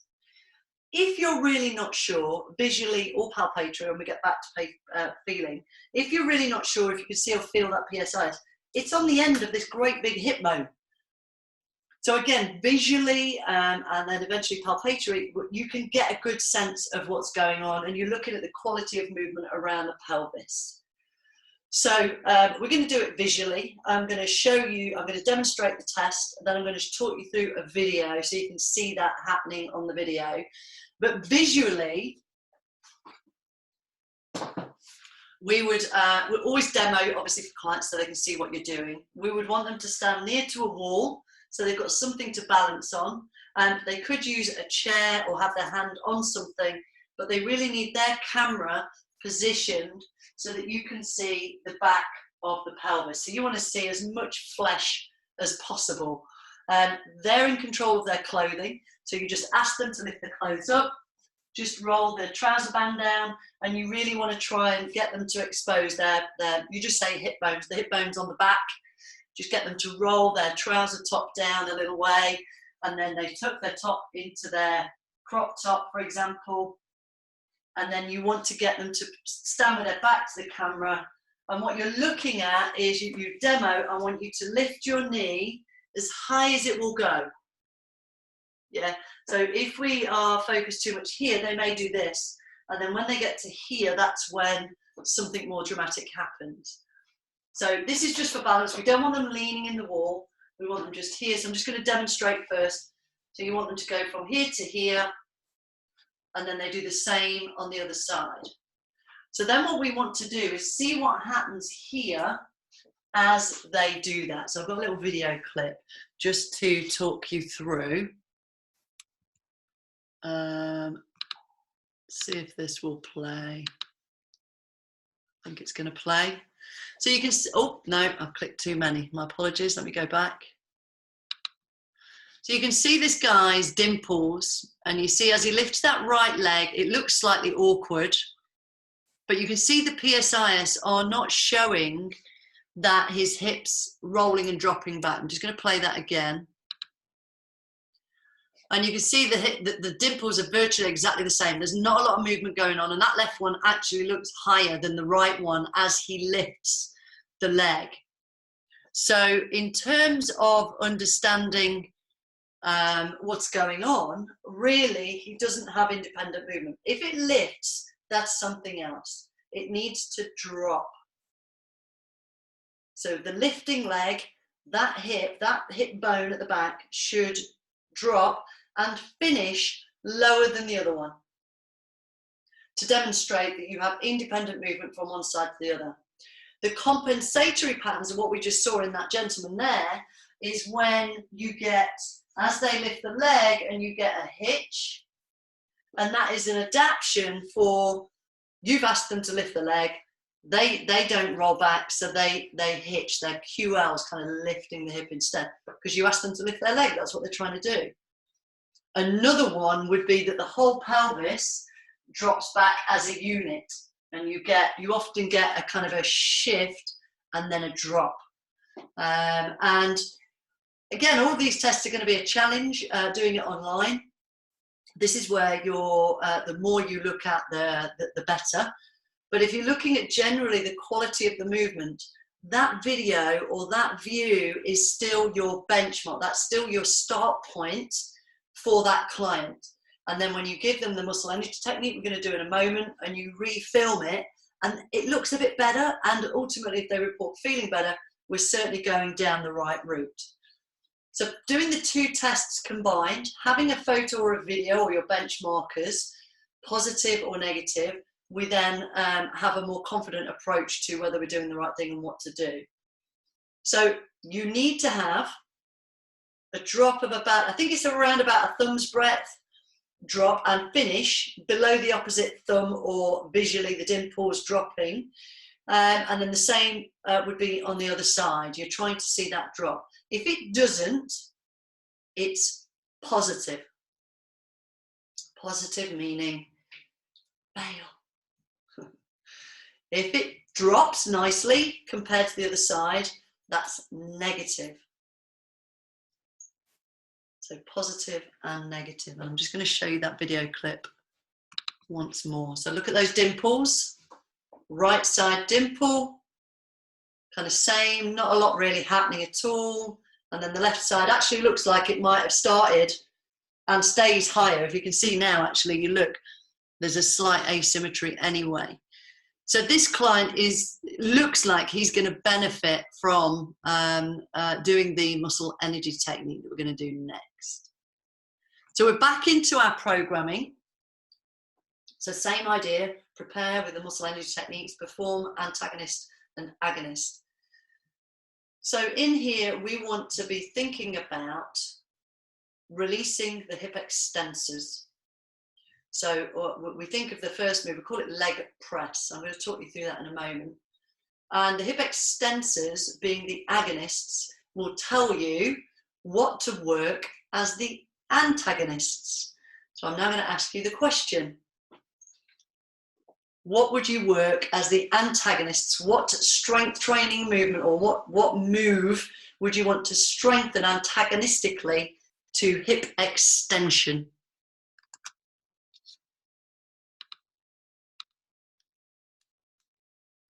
Yes, Douglas. Keep it simple. Simple, simple. So if you release the hip extensors, we want to work the opposite, remember. What's the opposite to hip extension? Yep, good. Keep it really simple and try and forget muscles a little bit.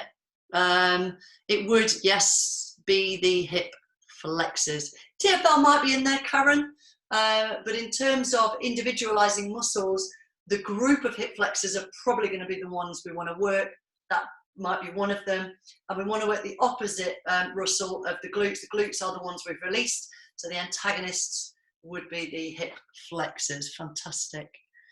So we're going to do the leg press muscle energy technique. I'm going to talk you through it again. Just again, if it's quite new for some of you. So this time, to do the same technique on hip extension, we lift one leg. I'm going to go side on so you can see. Lift one leg. Now I like to do it with my whole arm underneath. Let that leg go, or the knee go, and then I'm going to push down with the hip extensors with only 20% effort. Now that's quite hard if you're quadzilla like me and you've got massive thighs. So that's why I like to get this nice kind of bolster. So using just the hands, it can feel quite heavy, or anybody with a low back issue, they can lean against the seat, I guess, that might be helpful. But to let the leg weight go and then apply 20% hip extension effort might be challenging. So you might want to try this one lying on a mat, because when you lie on your back, you actually take the gravity of the leg off the arm weight, which can make it a little bit easier, or easier to perform rather. So still same rules, 20% effort, hold for 20 seconds. And we really want range through the muscle we're trying to release, but not on a stretch and not as far as they can go, kind of lengthened to really get the latching on of the sarcomeres, because if you do it from short, then maybe not quite as an efficient contraction. It can still work, but from what we know about the way that the fibers kind of interact and work, you get a better contraction from a lengthened position. So 20% effort, held for 20 seconds, repeat 4 times on each side.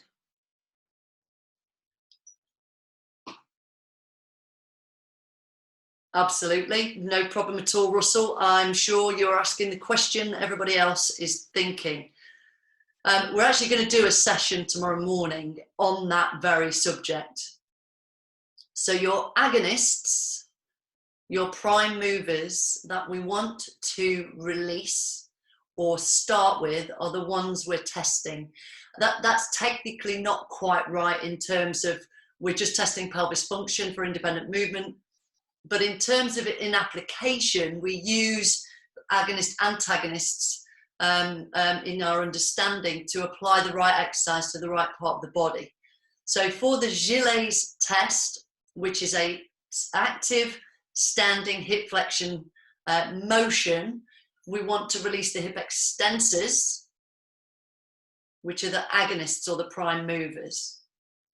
The opposing muscles would be the opposite to the hip extensors, therefore the hip flexors, and that allows us to consider and utilize the law of reciprocal inhibition about the agonists and antagonists.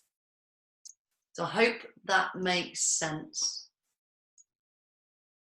The view of the lower back. Yeah, Michelle, it's a challenge online, my love, but do you want me to show you the video again or my position again?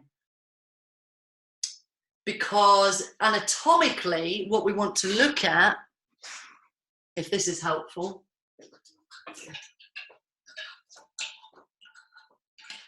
is this segment here. So you really want to see, it's all right, this is in reverse. I'm trying to do it on there, it's the opposite way around. These hip bones. And like on the video, what you saw on the video was most people have a dimple. I've got no idea what my back looks like, Michelle, but you can certainly have a look. I'm afraid I've got some tattoos on mine as well, so I don't know if that's more distracting or not, but let me do this and I can show you. Let me see if you can see. And then I can show you. Do my tattoos go to my hip bones? No, actually they don't. So my PSIS, or I can do like this. So my ilium is here, PSIS are here, so that then as I lift and then down, and then usually this one doesn't work so well, I get more of a hitch. So you can probably see a difference between one side to the other on myself. It feels like it to me, but I'm not sure. So maybe you can tell me, how did I do? Positive or negative, right and left? The other guys who already know this stuff, hands on, what do you think? I feel a difference, and I play with trying to test myself by using my hands on my own hips, but with clients, it's difficult without seeing them. But as I said, we're taking the quality of the movement into account as our benchmark. And this is a great way, like we saw on the video, to be able to see how good or not somebody can move. So I'm just going to show you that video one more time.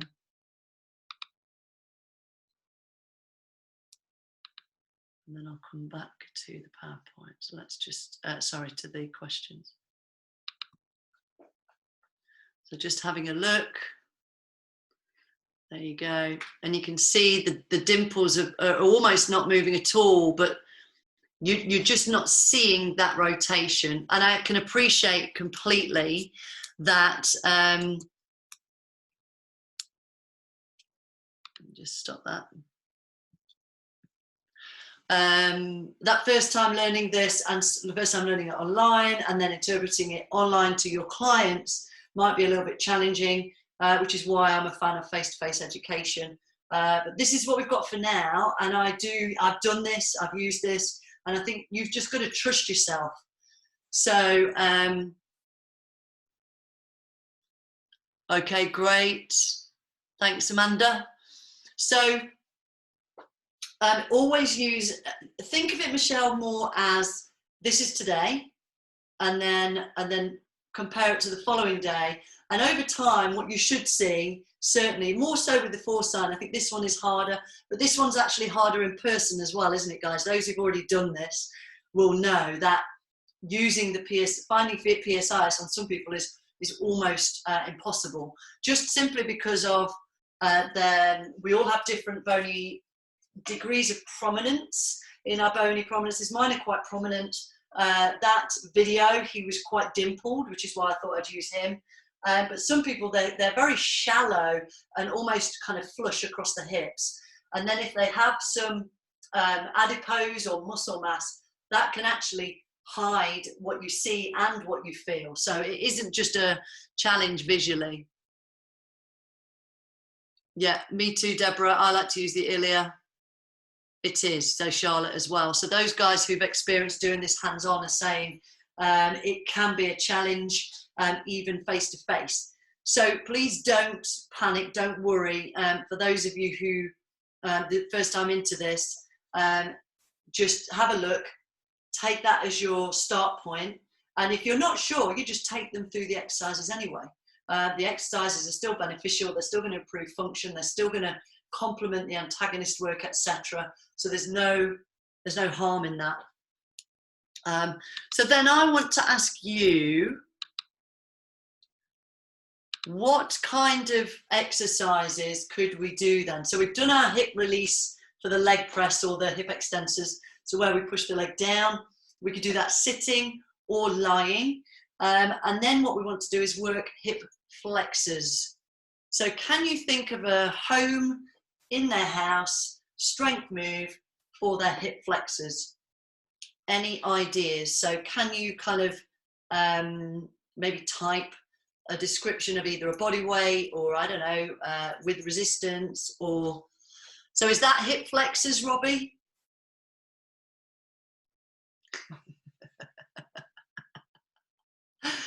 We want to work the hip flexors first, and then we want to work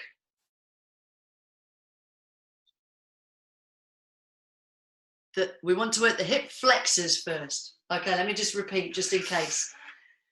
If you've released the extensors are the prime movers, we now want to train the hip flexors. We want to work and strengthen hip flexion. Yes, Deborah.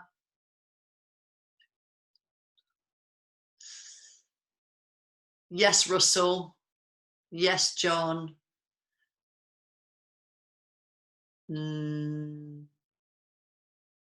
Yes, Fran. So the others are talking about hip extensor work. So we don't want to do that yet. We want to do that afterwards. So in terms of your strength training, we release the agonist and then we work the hip flexors. So hip flexion. Yeah, and then we would potentially do the bridges and the other things you're talking about. So the point is to release the agonist, work the antagonist. The flexors are the antagonists. We want to work those first. So I hope that makes sense. Yes. So whoever said mountain climbers, who's mountain climbers? You're just a number. Who are you? Let me know who you are. Lisa. Oh, hi, Lisa. Izzy, knee fold, standing or lying. Right, okay. So as long as what you're doing is you're strengthening the hip flexor complex, the hip flexor group, the hip flexor muscles, after your leg press, hip extensor release, then you're good. So mountain climbers, body weight, they can be more intense for the shoulders and the trunk. Lying on the back, toe taps. For a real kind of starter point, I really like those. You could then lengthen the legs. So you're lying on your back supine, you start with toe taps, then you lengthen the legs, and then you can scissor the legs. So the idea being you've got a kind of 3 series using levers, using body weight to load. Thanks, Karen. Hanging knee lift, yes, Doug, definitely. Good question, Michelle. I was waiting for that. Can I throw it back to you? So I'm going to raise that question, Michelle, because it's a really good point. I'm going to come to it in a moment, though, if you can just bear with me, and I'll come back to it because it's a great one. So we work the hip release, train, and then we want to train and strengthen the hip extensors. So then what would we do for the hip extensors, Robbie? So that's where you would be doing your step ups, your step ups, your bridges. So anything where you're working the hip extensors. So that would include deadlifts, yes. Kickbacks, yes.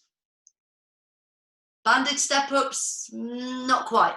That might go back into the hip flexor one. Have a think about it. It's difficult because I'm not seeing what you're doing. So just from what you're saying, so try and work it out what you're getting at. Yeah, good mornings, definitely. So deadlifts, squats, anything where predominantly it's the hip extensors. So again, this is the flow of yes, RDLs, yes, all of these. And you can see the examples that you're giving in themselves. Bridges, yes, Matt, good to see you, Matt, by the way. See you. I can't see you, but these are great series of, you've got easier, harder, you've got single leg, double leg, you've got the symmetrical, asymmetrical. So if you remember that conditioning model, what you've got in here, quite a few of these, as you rightly point out, can be done at home. And that's really where we want to be focused right now. It's no good saying a such and such machine, a leg curl machine or something, you know, it's of no use to us right now. We can go and do that and make their training different again when we get back into that environment, if that's where you work. It's not cheating, John. It's helping the others along, I think, is what I would call it. So, Michelle, let me ask you the question that Michelle has asked me, because it's really good. Michelle has asked me, what if, let me just repeat the question as she asked it. How do tight hip flexors or tensioned hip flexors affect this model of training? What does that make you think about if we've done the release work on the hip extensors? What if the hip flexors actually need some attention before the strength training? What could we do, or what are your thoughts on that?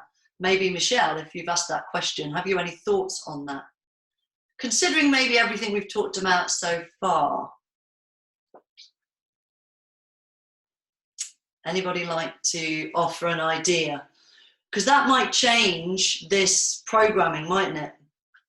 Yeah, absolutely, Robbie. Yeah. So we could just literally apply the muscle energy technique on the hip flexors as well, prior to, layering in that strength training. So we could apply 20% effort, hold it for 20 seconds. Yes, Michelle. Oh, I can't wait to meet you. You're absolutely right. So what we need to consider is, and actually in my professional experience, I very rarely see tight hip flexors. So Michelle is just talking about the idea that people misunderstand them when they're weak rather than tight. So hip flexors are often not tight. They can be, don't worry. I have seen tight ones on spinning instructors or cyclists sometimes, where literally in the Thomas test their knee is kind of like up in the air. But more often than not, people can be passing parallel or below on the hip flexor test. If you haven't seen that one, we'll be doing it face to face. If you want to learn that one, it is a hands-on one.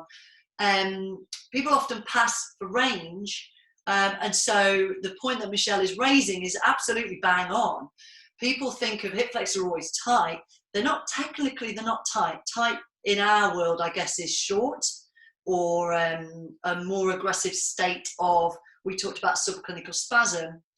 So I personally, this is only my opinion, so I'd like to know your idea. I personally think they're dysfunctionally long. And it might be weak, but then we could argue what is weak, Michelle. I can't believe we're doing this online. I would love to be in a classroom with you all. So if you think about the hip flexor group, if you stand upright, then you should pretty much have length in your hip flexors, unless you walk with a kind of like bent over posture, which would be, that's super tight. There's this anterior tilt is always blamed by tight hip flexors, but I would challenge that. Plus, anterior tilt is not a diagnosis, it's just a posture or position. So it's whether the tilt is detrimental or creating symptoms. Yeah, I think you're right, Russell. I think lack of control from not being used. So I heard somebody calling them exhausted. Thought that was an interesting terminology for hip flexors. If you're sitting and they're just kind of hanging and they're not being utilized, kind of like, whether exhaustion is the right word, I don't know, but just a different, and it is just vocabulary, guys. So everything is hypothesis when it comes to this type of conversation. So it's always about, well, what does it mean? So what? What are we going to do about it? And so Michelle's absolutely right to challenge what I was telling you. Maybe we should apply the muscle release technique or the muscle energy technique to both the hip extensors and the flexors before we start to apply the strength training. And so it's whether you are confident to create your own hip flexor anti-spasms or muscle energy techniques. We will be covering those on the face-to-face days and how to test the hip flexors, and that is a conversation we would normally have. But we can't test the hip flexors in this setting. It would be a challenge. You could get them prone, bringing the knee to the bum, and if the hip lifts, but that's more rec fem rather than hip flexors. It just depends on what you know about testing and anatomy and things. So I don't want to go into that too much. Yeah, you've got to use it. You're absolutely right. So I think definitely not. I would strongly recommend what Michelle is suggesting, and I would be doing the METs for both sides to be sure and to be safe and to be improving the function all round first, and then layering your strength training. But I would probably still work the hip flexors first from the points that we're all making. They're probably the weaker of the two muscles. And I'm not sure if you knew this, but your flexors should be the same strength as your extensors in terms of moving your body weight. That often surprises people because I know mine aren't. They're better than they were. But most people work those hip extensors. And again, it's the visual muscle. People want a tight booty. People are sitting on it. It feels like it needs work. So they often miss the hip flexors and adductors. I think definitely both are underrated in programming. So I would probably start with those, which is, what we're talking about here. So you can come up with your own energy techniques for the hip flexors. Maybe there's homework for you to bring back to me tomorrow. You can show me. I know some of you know the answer, but if not, maybe Michelle, you can come back with a 20% effort, 20-second hold, static hip flexor contraction against resistance. What might that look like? And then maybe trying to do it with a longer muscle.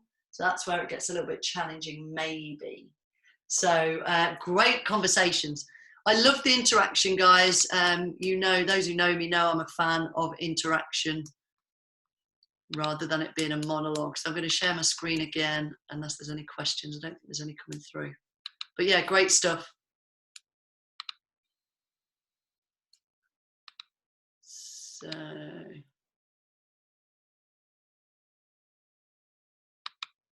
okay. So we did our leg press, and then the clicker doesn't work. We go that way. Can't find my cursor now. Sorry guys, just bear with me. Oh, there it is. See, I'm on two screens. I'm trying to be techie. Oh. Why is that? Forgive me. I'm trying to find, my cursor's not. My cursor's disappeared. And I can't come out of my screen and it won't move on. Twiddle your thumbs for a sec. Come up. Oh, there we go. Right, there we go. Don't know why. Oh, there we go. There's my cursor. Bring that over. Move on to the next slide. Share and play. There we go. Back in. Okay. So moving into our spine biomechanics, and again, this actually plays into the pelvis biomechanics, and it's kind of a midpoint before we get into spine mobility and then core training. So the pelvic function, we've got about, I think there's 4 more screens. 4 more screens? Yeah, 2 more screens that we do face to face, but these are the ones, as I said, you can use online. Now, coming up into the spine, you can understand how understanding both pelvis and spine function is going to be important for us helping our clients to move better, how they interplay with each other. So world leaders in biomechanics will talk about the spine as the centerpiece, but ultimately it does sit in your pelvis. So often because people have more problems with the back, starting with the pelvis, it has been shown through research to be responsible for 60% of dysfunction is coming from the pelvis in terms of descending and ascending fashion. So that's why we start there. But now coming into the spine and starting to look at the facet joints. So you'll see on the PowerPoint, you've got 2 vertebrae there. The blue squidgy bit in the middle, that's your disc. And then what you've got on the right-hand side of your screen is the front of the body, the anterior. Hopefully that's the right. I'm not sure if you're mirrored to me, but yeah, it should be on your right. It's my right anyway. Then you've got the front of the vertebrae, and then you can see on the back the spinous process is coming out. And where you've got that kind of connection between the spinous processes is the facet joint, which is where those 2 vertebrae meet. And where they approximate, where they come together, there is a very deliberate purpose in those 2 surfaces meeting, and that is to limit movement. And what that does is a movement limiter is it limits how much your spine will bend in either direction or any direction to protect the disc. So a joint is where 2 bones meet, and a facet joint where they approximate or where they come together, that one is going to deliberately limit where the spine can reach in sort of extension, etc., side bend. So we want to be mindful of that and understand as we do these subsequent tests that if you have an approximation that's too much on one side, then you have got risk of that joint wearing down. If the facet joint wears, then it can no longer limit the same amount of movement, and the discs are then put at risk. So this test is called the QL test. Hopefully you're familiar with QL. So what I'm going to do is I'm going to bring you back to video, the video for me, just a second, the video, and just talk about QL. So QL, if you're not familiar with it, goes from your ilium to the first rib, or last rib, sorry, and then into your L1 to 4 transverse processes, the processes that come out to the side. So if you contract your right QL, you will bend to the right. If you contract your left one, you'll bend to the left. If they contract together at the same time, it will generate a little bit of extension. So the line of pull isn't so great as on the lateral flexion component, but you can imagine how if the muscle fibers coming down here squeeze together, it's going to create that side flexion. Yeah. So QL is a muscle that can go into this subclinical spasm we talked about earlier on the pelvis. And if it does, it can give the appearance of a hinge. So we're going to be looking at 3 clients' spines to try and identify if they have a hinge. And the way that might become apparent, just so you understand intrinsically what you're looking at, because we can't see the QL muscle, we've got all this skin over the top. I want you to imagine the muscles going into the lumbar vertebrae here and then traveling down. And then what we're going to do is we're going to ask the client to side bend. And when they side bend to the right, we're going to look at what happens to the spinous processes. So that's usually the best view, is the concavity of the spinal curve. And as they go to the right, effectively, if the left QL has a muscle spasm within it, it can create the appearance of a hinge. And that's where, when you bend side to side, you should have a nice smooth curve. If the muscle is kind of hanging on one side, as they bend away, it won't show in a nice smooth curve. There'll be like a kind of point of hinge. So hopefully that makes sense. When we have a look at some, you'll see what I mean. So as they side bend, and I'll talk through the test just in a moment, what we're going to coach them on is to stay nice and tall, nice smooth side bend. We don't want them to have any pain. If they have pain, we stop. It's positive. Any pain, stop. Stiffness, tenderness isn't pain. So we've got to get really good at questioning and cueing the client on what to tell us, because if they go, oh, you say, does it hurt? And they say, yeah. And then you question them after, say, no, it's just a bit stiff. So it's trying to be really great interviewers or questioners, and equip them with the information so they know how to feed back to you, because they're going to tell you how it feels. We've got to interpret, is that a red flag? Is it pain? Or is it just a stiff back that just, oh, it feels a bit stiff that way, which is what I get. So if you can imagine, you're trying to visualize the spinous processes when they side bend. Ideally, what we need to see, first question, do you see a smooth curve? If yes, negative. If no pain, and yes, negative. If the curve is disrupted, is there a hinge, is the next question. So we're going to look at a few, but before we do that, I'm just going to show you how I would demonstrate the test online in this setting. So I'd want the client, they're going to be sitting on a chair, so I would visually cue it first. So I'm going to get them to reverse cowgirl on the chair, or cowboy, and then I'm going to say to them, I want you to side bend. Imagine you're between two planes of glass, one behind, one in front. Ideally, the hips should be at 90, so we don't want the knees up here on a short stool, or if they've got a high stool, we don't want the knees dropping down. So we want them at about a standardized measure, 90 and 90. And then as they side bend, we're looking at whether they forward flex or rotate or flex forwards. And we want them to expose their lumbar spine again. So again, ideally, we don't need to go above here necessarily. Ideally, we want to see as much of the spine as we can. And then from here, we want to coach, keep your bottom fixed on the chair so that when they side bend, we say, any discomfort, stop and let me know. Just go as far as you feel comfortable. And we want to observe what's happening to the spine line. I'm going to show you on some videos in a moment. And we want to also say, how does that feel? If the butt lifts, it's a cheat.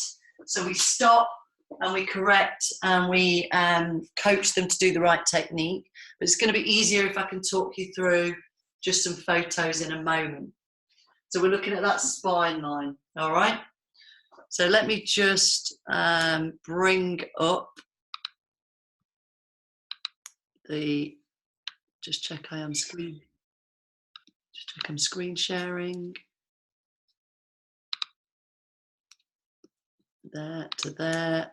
To there, sorry, it's just my mush doing that. All right, so here's example one. And what you'll see on this example is she's got quite an obvious sort of crease, if you like, down the center of the spine, but it disappears kind of just below a certain point, slightly lower down on the right one and slightly higher up on the left one. So number one question for you guys is, does she have a nice, smooth, C-shaped curve to the right and to the left?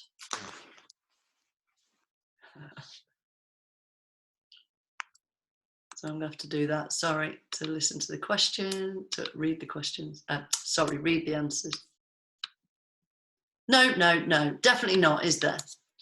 So then the next question is to the right or the left. Do you see a hinge, which is where you get a disruption in the curving or the lines of the spine? So Doug sees a hinge. Hazel says yes to the left. Deborah says yes. Lisa says on the left. Yeah. Right, okay. So then what I think we're agreeing here is she is positive, and some are saying she's got a hinge on one side but maybe not the other. So I'll talk you through how I see this in terms of this particular test. So if you look at the right hand image first, I actually don't know if I'm mirrored to you. So, okay, let me do this. If you look at the image further away from the words example 1, so for me, that's the right hand image. I don't know if it's the same on you. I think you're a mirror image to me. So where it says example 1, the image that's moving away from that, so on the opposite side. So that one is, there's no curve and there's no visible hinge because her skin surface is quite flush. But I visualize a hinge underneath the surface, just where that line crease stops. So that's quite difficult. Oh, it is your right. Thank you, Omar, for confirming that. So that example is a difficult one to read, but I would say it's flat at the above, it's dead straight. So below it, there must be a hinge. We can't physically see the hinge because of her skin type, but it's definitely not a smooth curve. She's going to get the exercise. All right. Whereas the other image on the left, I think I'm right with you.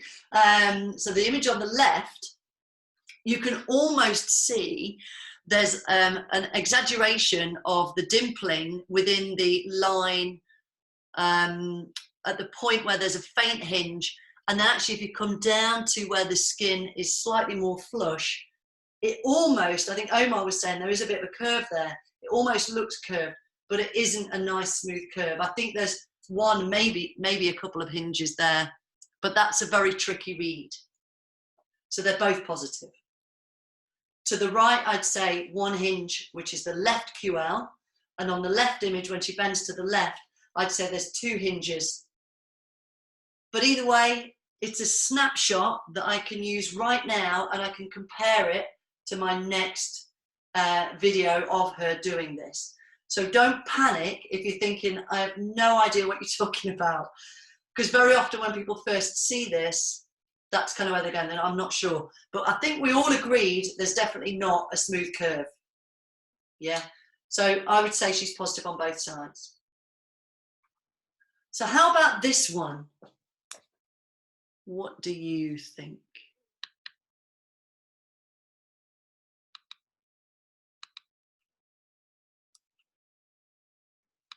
So you can say right and left as you wish. Oh, sorry, let me go back. Oh, now I'm stuck. Now I'm stuck. Hang on, not that one. I want you to look at this one first. There we go. So question 1 is there a smooth curve?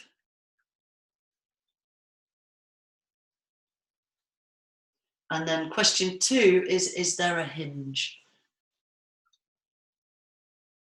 So Hazel says right, negative. Russell says right, negative. Omar says left is positive, right is negative. So you're all agreeing. So why do you think left is positive? Do you actually see a hinge?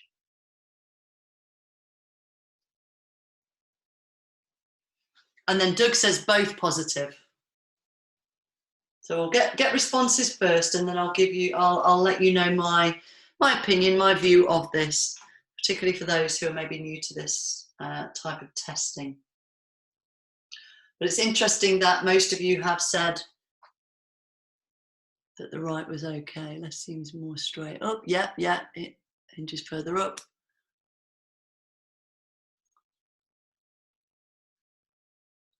Don't see a hinge, but don't see a smooth curve either. Yeah, negative both sides, no hinge, but there is a scar that distorts. Right, okay. Linda says both positive, so all different. Hate to say it, but I can't identify. Michelle, please don't worry. That's what I need to hear.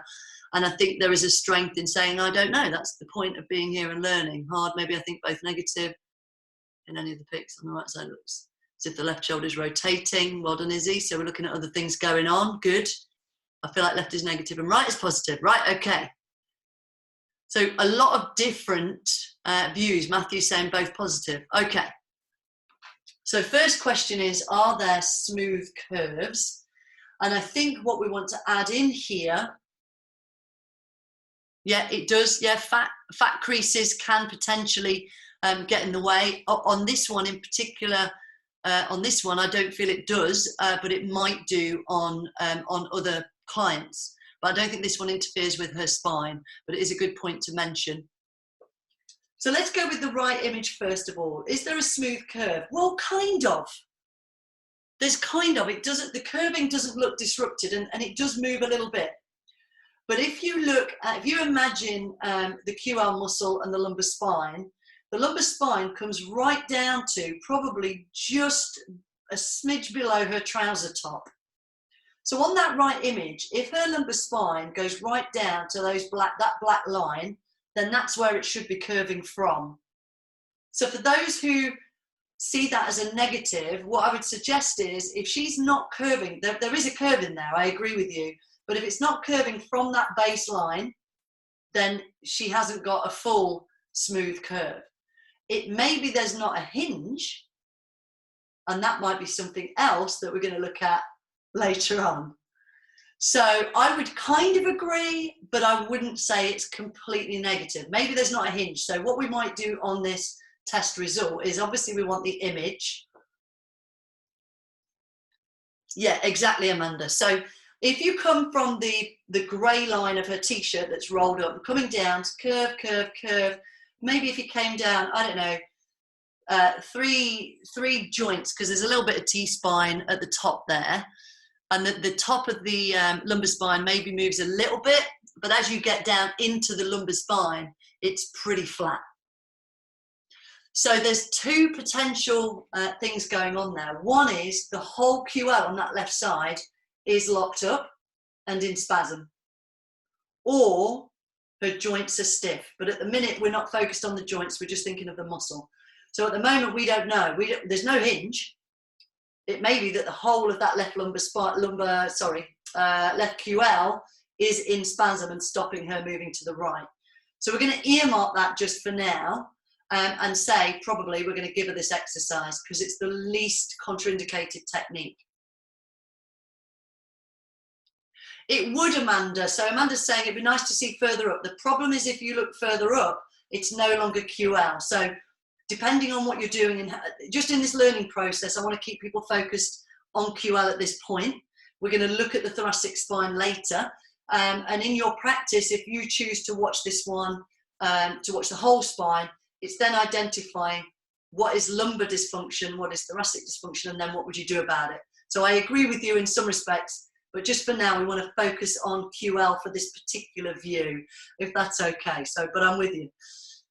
So I'd say right side positive for a suspected QL, spasm, there's no hinge. So there's an argument, well, the test is negative, but actually she needs something. It's not moving in the way we want. It's very stiff. So we're going to try with the least contraindicated technique first, which is going to be wall glides next, before we start assuming it's a joint stiffness. All right. So I'd say right side, I would mark it as positive, and then I would write some notes. Now with the left hand image, she actually looks quite different, and it's been pointed out there's a scar. Whether that interplays in, I don't know. We would find that out on a consultation. But what's the most dramatic difference if you look at the entire picture with that left hand image? Look at the whole picture in terms of our view of the client. Yeah. Exactly, yes, Charlotte. So the hip on that right side looks like it's lifting, doesn't it? So can you see the line of her trousers? So she's gone straight from the right to the left, because these are my clients. I have their permission, by the way. And you can see to the left, actually, the trouser line has lifted. And so that's not a true test, because the point at which we've measured her spine, her hip has come off the seat. So she's actually probably more positive than she looks in terms of what her spine is capable of. I've asked her to side bend, and to be able to do that, probably the same as the other side, she's had to lift her hip. So in terms of her spine, there's not a smooth curve. It looks actually more limited. That's probably being identified by the trousers shifting with the hip lifting. And so she would probably be even flatter or stiffer on that left side. But I suspect that there's very subtle hinging just below the scar, I think, but it could be that the scarring is interrupting the skin surface. Still positive for all the reasons that we've talked about on the right, but not like a major hinge. They're quite subtle. There is something higher up in there as well, just above. She's got a mole on the left, and the deepest crease is between the scar and the mole. And then you've got disruption above and below, but we've got to be mindful that it can be soft tissue rather than we're trying to understand what the bones are doing in relation to the QL muscle. So we're not looking at the muscle tone per se for this test, but we're looking at the quality of the movement, and you've got a snapshot right there. So again, if you're really not sure, you have a before, and then we go to the after, and we say, oh, now it's curving more now. And even if you didn't really understand the first test, you then find that the second test shows a difference and improvement in the quality of what you're looking at. So I hope that makes sense. But let's look at this third one, just as another comparison, to give you the question again. Do you see a smooth curve? What do you think?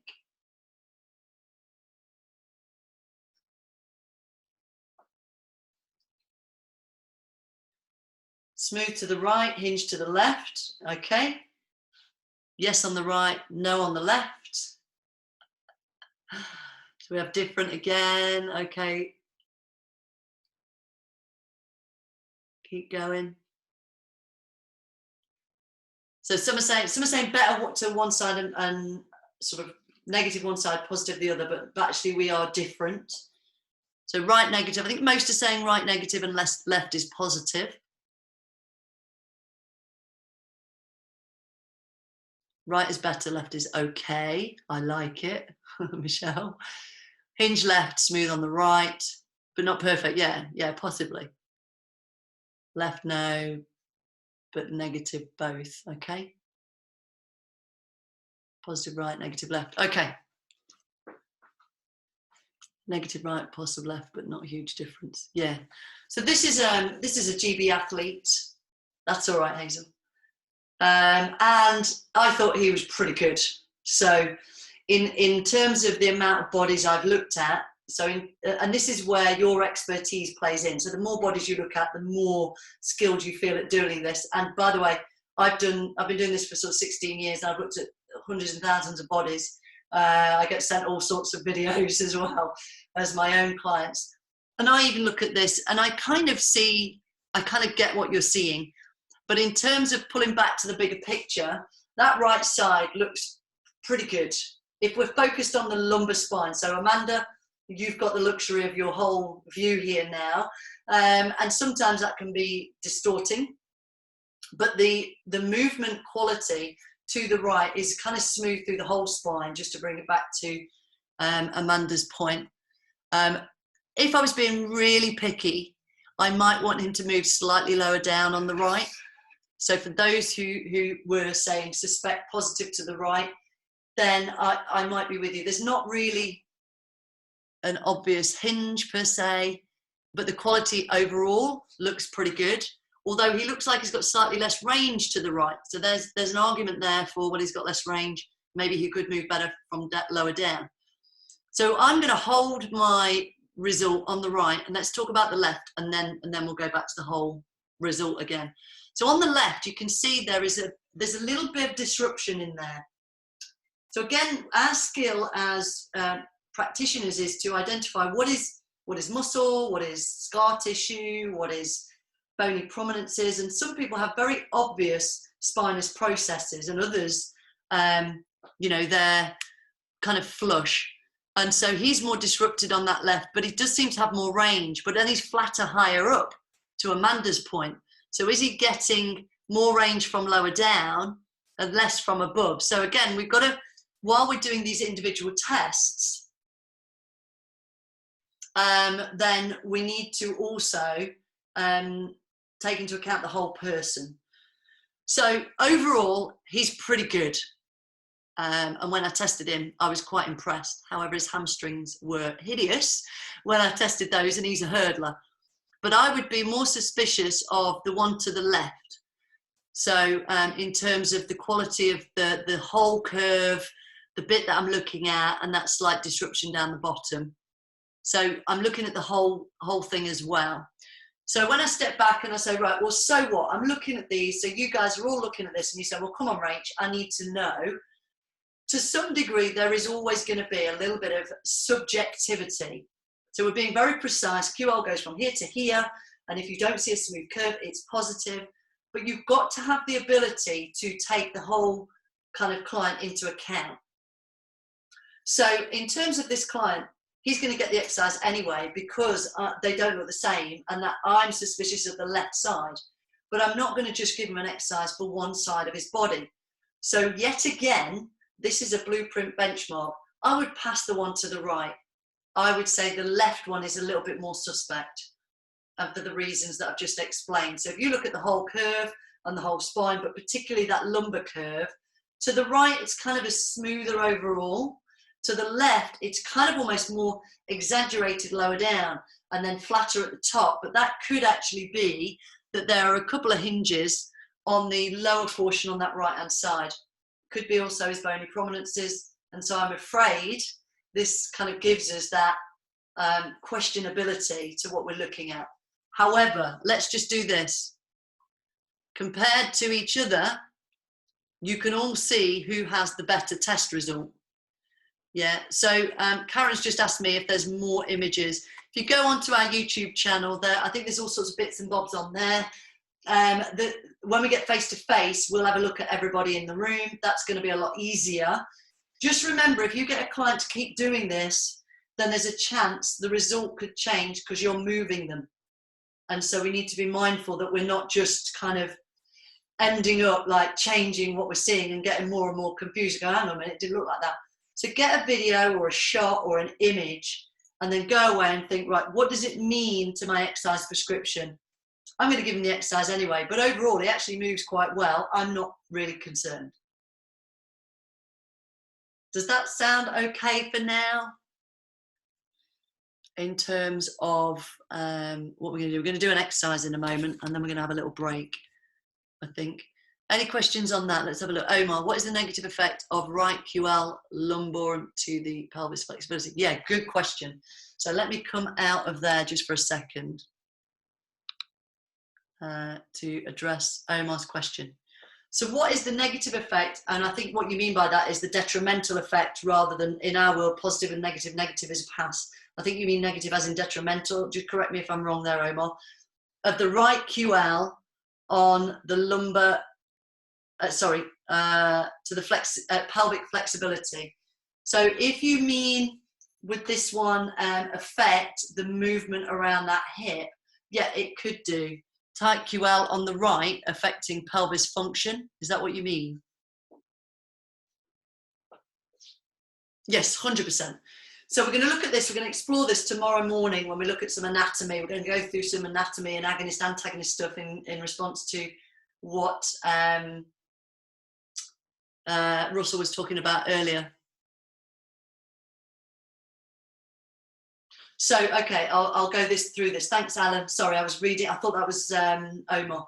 So if you imagine where your QL attaches onto your ilium here, yeah, it will lift the hip.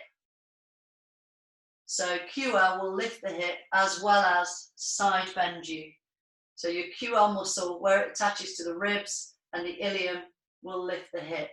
So in terms of, do you remember that functional leg length discrepancy we talked about? Sometimes the ilium will sit higher on one side. That is often coupled with the QL going into spasm. So our question as coaches is it the hip or is it the QL? Is it the pelvic function or the spine function? So these tests help us work it out. So we do the tests. If they're both positive, it may be a combined dysfunction. That's very common. You just do the pelvic release, and actually the QL releases as well. You don't need to do this next exercise. Or if the pelvis technique doesn't work for the pelvis, maybe it's because the QL over here needs releasing first, and then we go there next. So I hope that helps, Omar. Thanks, Alan, for that. So would you like to do a QL release? And if you want, if you have any clients, any videos of them doing the side bend test of their back, and you want to talk it through with me, obviously get their permission or chop the head off the video, send it through on WhatsApp, tell me what you think the answer is, and then we can go forward from there. But if you're ever not sure, just do the wall glides. Okay, so I'm just going to, do I need that? No, I'm going to talk you through this technique instead of, yeah, and then we'll have a break. So this is another one you can do with me if you like. So if you want to position your camera so that you can see me whilst using the wall. So if you want to do this with me. So wall glide. So if you imagine the spine, what we're going to do is an accessory move. So if you imagine how the vertebrae sit on top of each other, when you side bend, then you are kind of like opening up the side, so they'll open up and close up. What we want to do when we're gliding is literally what we're going to do is glide the hips under the ribs like that. So it's still a muscle energy technique. It's not joint mobilization. It looks and feels like it, but it really isn't. What I want you to do is really limit the movement. All right. So come near to the wall, and you're going to stand. I'm just going to do this because I know that the visually. Let me do that. You know what it is. Ta-da! Lights. See, I forgot when I pressed record. I turned it off to save it. All right, so we're going to stand around about an elbow's breadth from the wall, bend the elbow to about 90 degrees, and then you're going to lean against the wall. Now your feet are together, and again, as I've said to you earlier, you're not trying to get the hip on the wall. It's not mobility, this is gliding. So if you imagine your ribs are fixed, so your ribs are fixed against your armpit over here, and then you're just going to glide your hips about an inch or two at most, and imagine your ilium here is gliding under your elbow. So it's literally no more than the width of the edge of your elbow, like that. So we do about 8 reps on this. So it isn't like the previous one, it's slightly different. It's a proprioceptive stimulation of your QL muscle. And it's that gliding that just stimulates the fibers, but we don't want to stretch. We don't want to go too far. When you've done 8, you go to the other side. So I'll just turn my back. I don't know if this is an easier view or not. And you might find one side feels tender or more tender than the other side. So I would always start with the easy side first, or the less tender side. If it's uncomfortable, don't do it. If it's too tender, don't do it. If somebody has a back issue, a back problem, back pain, disc issues, do not give them this technique. We can release from the pelvis and up above, below and above, and it's a much safer modality to helping somebody who is living with and experiencing chronic low back pain, or somebody who has got potentially things going on inside that we don't test for or don't know about. So wall glides are a proprioceptive muscle release. We only want to go a small way. We're not trying to get a bigger move. It is just a motion in the frontal plane of the hips underneath the ribs. So it's just a gliding action. So if you're a dancer, it's known as isolation. And then because if you side bend, you're lengthening and stretching the muscle that's potentially in that sort of state. 8 reps one side, 8 reps the other side, at most twice a day. But then what you can do is start to increase the dosage if they respond well to it, and you can go up to sort of 3 sets of 15. But you don't need to do it more than a couple of times a day. That would be the maximum. Which QL is either side energizing? Is it the closer side to the wall? So people always ask this, Charlotte, and I think if you imagine that what we're doing is we're moving the spine using the muscles, it would be difficult to only move one side, and I know you appreciate that. But people often report, more often than not, they feel the side that's against the wall. However, some do report they feel it in the opposite side more when they do the side near the wall. So I wouldn't worry about that, which is why you always do both sides. So I would start with the most comfortable side first, and then go to the side, whether it's the near side or the further away side. Because I've had clients say they feel a pinch on the away side when they do the near side technique. But you would imagine it's probably the near side one that's getting the focus, just in terms of your ilium moving underneath your elbow, if that makes sense. But you can't move one side of your spine without moving the other. So it depends on why you're asking the question, if you want to do, if it's bringing up something else. But yeah, I think you understand what I mean, right, Charlotte? So wall glides. Now, chances are we're not going to be loading somebody laterally coming out of this. Brilliant. No other reason, brilliant. But what we might want to think about is if the the QL is a spinal extensor, we might think about sort of cat-cow type stuff, or being supine and just flexing, but we wouldn't necessarily load the spine in the same way we would our hips, for example. So maybe some basics of just moving around once you've released QL. We don't really have that agonist-antagonist stuff because it isn't, they are antagonistic to each other. But you could consider spinal flexion as an antagonistic move to both. And so that might be a way of thinking about their training. So how are we doing? So I think let's just, so yeah, you've got your, just show you on the PowerPoint.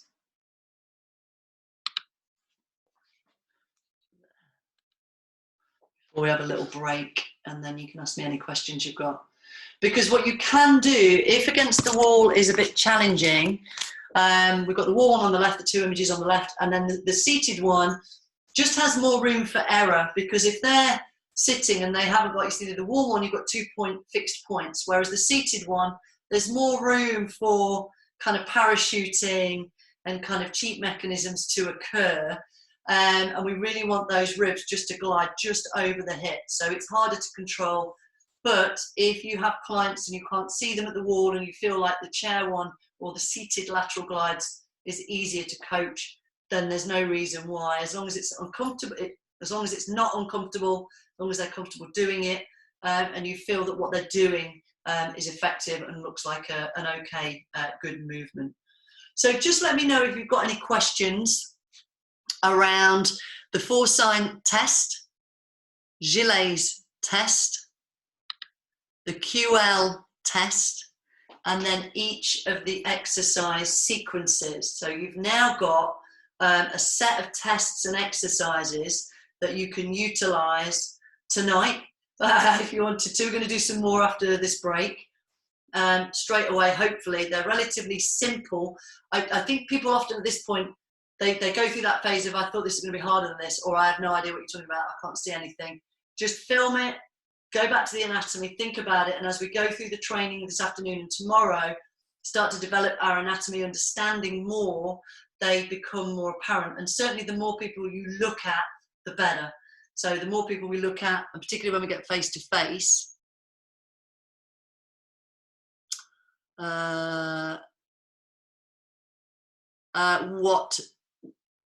what do you mean piriformis before extensors and flexors? Sorry, Charlotte, I don't understand the question. Piriformis is a muscle, extensors and flexors are, so we don't do a piriformis test, just to be absolutely technically accurate. We do the 4-sign test and the Gillet's test. You can do the tests in any order.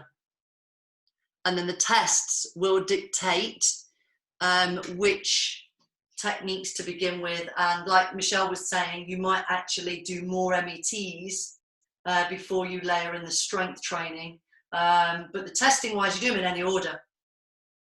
But just to be absolutely clear, it's not a piriformis test. We can't individualize a single muscle, and I know that's not what you're saying, Charlotte. It's a common thing that people say, oh, the piriformis test, the piriformis exercise. We talk about the anatomy to understand the anatomy and what we're doing, but when you pull right back, we're just testing pelvic function, range and symmetry, passive and then active gelées, independent movement, and then do we see a nice, good quality curving movement. So it kind of, we go into the anatomy to understand it, then we come back and it is just a simple view of what we're looking at. Do they have range and symmetry around the pelvis? Can they lift the leg, you know, and show independent movement? Do they side bend smoothly without discomfort? But it's when you get into the anatomy, it gets very complicated. So we want to do the anatomy to understand it, but actually technically, no one really knows what's going on. If that's not a comfort for you. Alan, could you explain again what position the piriformis becomes? And yes, certainly. So I strongly recommend that you, after today, go and have a look on YouTube at the clip. And I think all you need to stick in for the search bar is piriformis action. So just to go through it again with you, the anatomy of piriformis is off the front of your sacrum. It comes, so round the front, so this blue thing's in the way here, the ligaments here. Across, it's wider at the sacrum, it narrows off to the femur.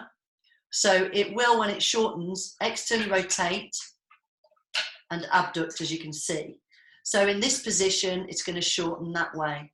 But when you go above, I think the research, Alan, says around 70 to 90 degrees of hip flexion. As you go above, I don't know if you can see, I need his arm out of the way. Let me bring his arm over here. As you go above, you're better off looking at the video. As you come above, sort of this point here, can you see how the end where my little finger is, I don't know how well you can see that, where it attaches here, external rotation, as it goes that way, it then creates internal rotation. Oh, I don't know if that's any good. Does that help? But it's around, the video on YouTube is much better. You need several people to do it. Yeah, so have a look at the video, but it's just literally the line of pull crosses the axis, so it becomes an internal rotator. And again, we think, from what we know, Deborah, in my notes from when I did the pelvic WS last year in QL test, I've written, it looked the right side, I mark NP, the left side, vice versa. Oh, right, okay, I think I know what you mean. You're very welcome, Alan.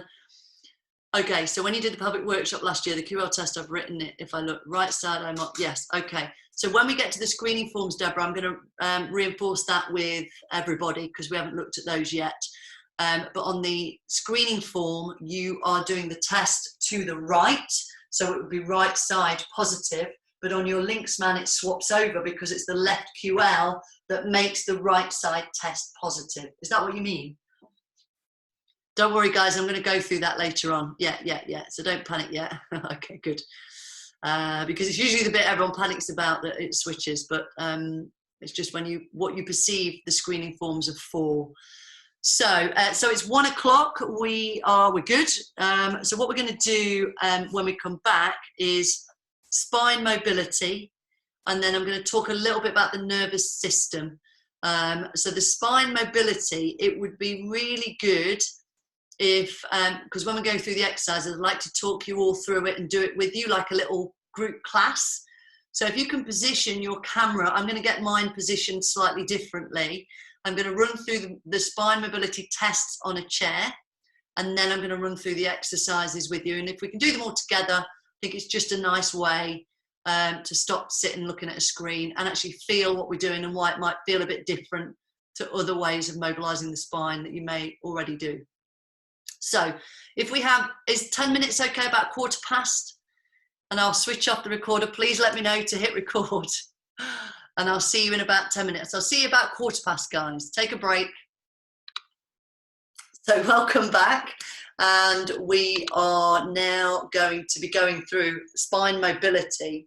So this usually feels quite, it runs a little quicker in terms of people feel they understand this in terms of the anatomy and movement a little bit better. It comes a bit more easily to most people when we talk about spine mobility.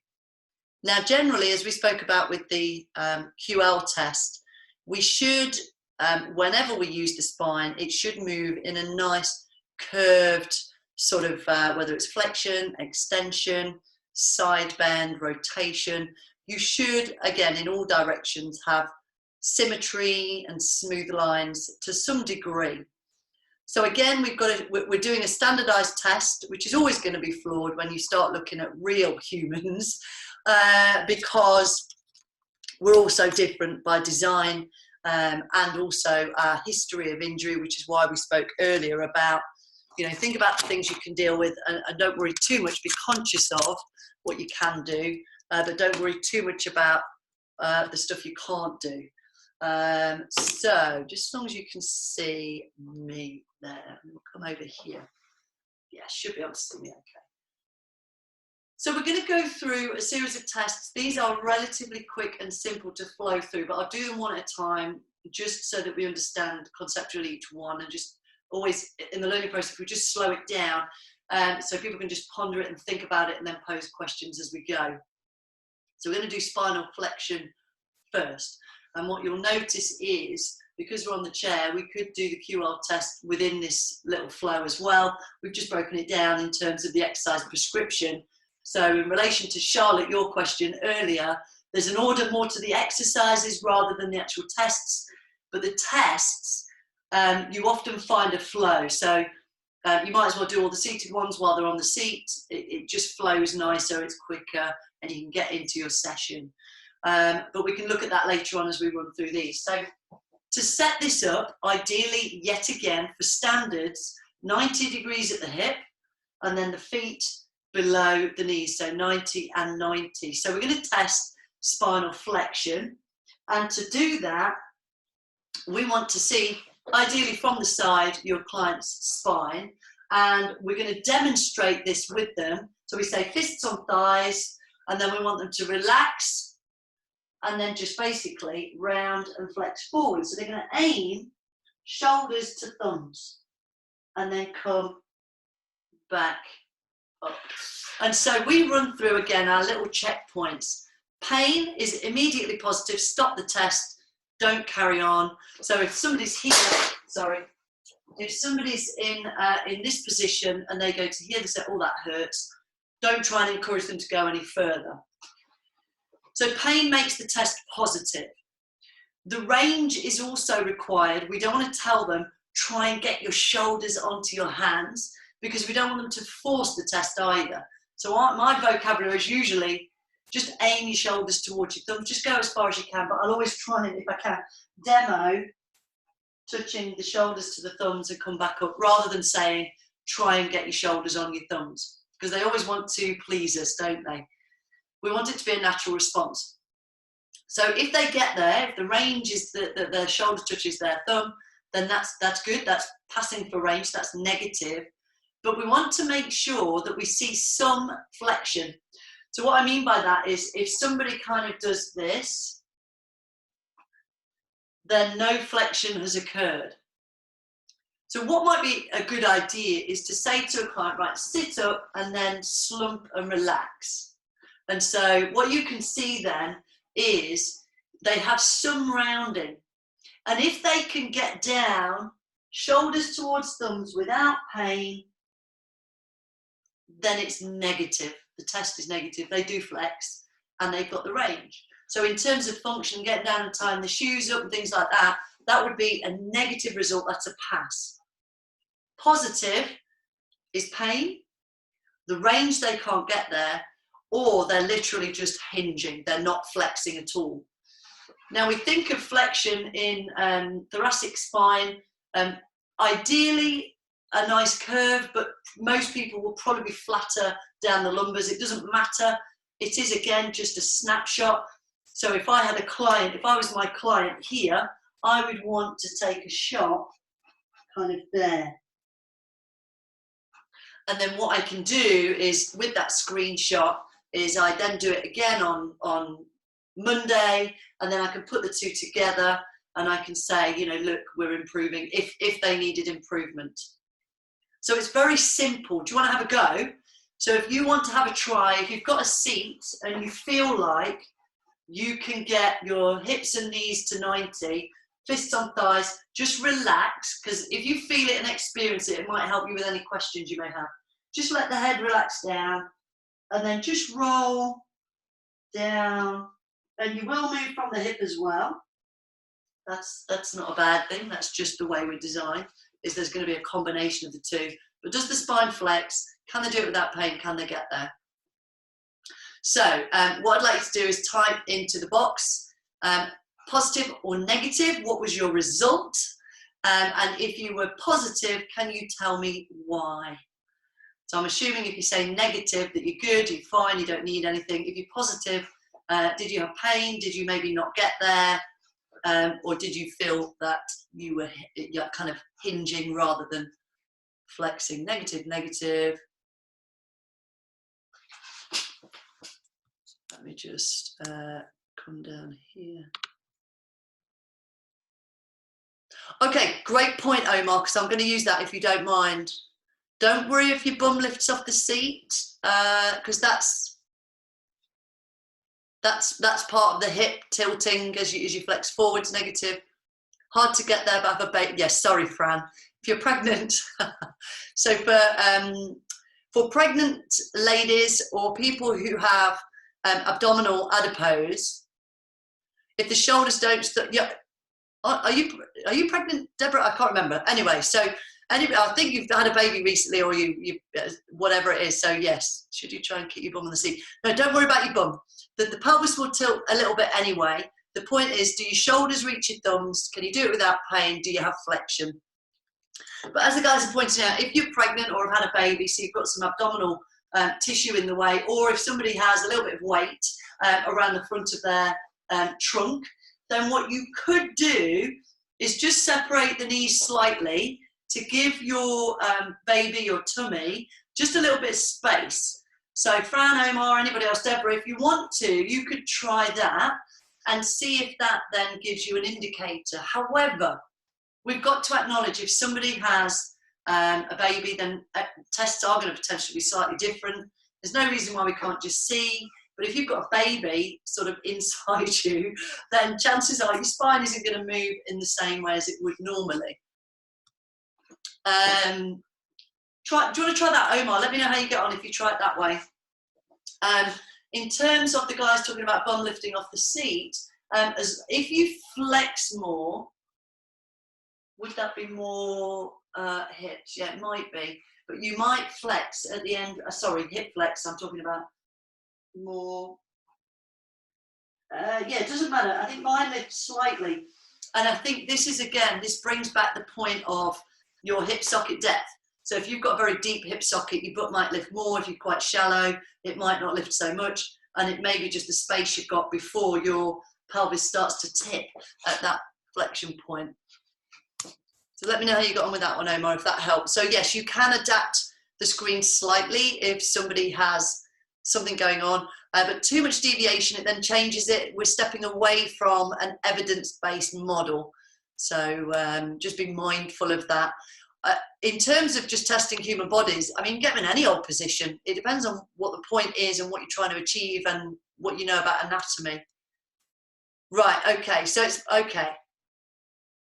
So in terms of spinal flexion, but remembering, Omar, that body type might interfere with mobility in those areas for that reason. So the test is then an indicator of, well, this could be a cause, or it could be impacting on movement. And so it's kind of like the interplay of, the best question is always, so what? What does it mean? What is it telling me? What am I going to do about it ultimately? And so they could affect each other. And so understanding the test and what you want to achieve and mobility and so on. So good. But it did make a difference, which is great. So then we're going to look at the spinal extension test. I'm going to run through these on the PowerPoint afterwards, but they're quite easy, I think, to understand. So we can go straight into spinal extension. So extension is probably going to be more through the lumbar area. So from the same position, I would go from a relaxed posture, and then I would just ask the client to arch the back. And what you want to see side on is no pain. Do they have a curve? Is it smooth? Yeah. And again, that's relatively simple. It's going to be subjective to some degree, because often people say, well, is that a smooth curve? A smooth curve is a line through, again, your spinous processes. So be mindful of muscular people who, when they do that, their erectors kind of engage, and it may look flatter than it is. You might have to angle them or yourself slightly further around the back, or just alter their positions a smidge, so you can see the line of the processes, rather than if I'm looking this way and this erector's getting in the way of me viewing what the spine is doing. And I would just do a couple of tilts, not too many more. But if they're sitting very upright, and then I say now extend, and then they don't go anywhere because they're already in extension. So I usually get them to do the flexion one, and then come up and then just go into extension, and then relax, and then do it again. And it's also the quality of their movement. So you're filming quality of movement. Have they got a nice smooth curve? Pain, positive straight away. And I think with people with back issues, they can often, when they go into extension, if you encourage it, they can say, oh, that feels a bit tender. So then it's positive. So hopefully that one makes sense. Do you want to have a go at that one? Now, obviously you can't see yourself. Well, you can kind of see, can you see yourselves in your videos? Maybe you can have a little go on yourselves. Now, the reason we want to be on a seat is to fix the pelvis. So people ask, can we do it standing? If you do it standing, you might get more kind of like movement around the knees or anywhere else. That was a free dance show for you just there. So that's why, excuse me, we want to fix the pelvis. So what we're trying to do is just really isolate and test movements through different parts of the body in isolation. So let me know, do you think you passed the test? So if you were negative, so say negative. If you felt discomfort or it was stiff, you didn't feel like you were going anywhere, right, positive. But let me know why you think you were positive. Negative, negative. Neg, neg, neg. Neg. Great, Omar. So, and again, where you have movement, it allows you to move freely, even though you might be limited in another direction. So all negative, fantastic. And so what we might see as well is different natural lordoses in you when we get face-to-face, if we get face-to-face. So I know some of you are just on this online piece for now. And what we can see when we're in class is how naturally some people will have a more lordotic curve, and that's okay. Again, there's a lot of talk about I have lordosis as if it's a diagnosis, and it isn't. Lordosis is simply a position within the spine.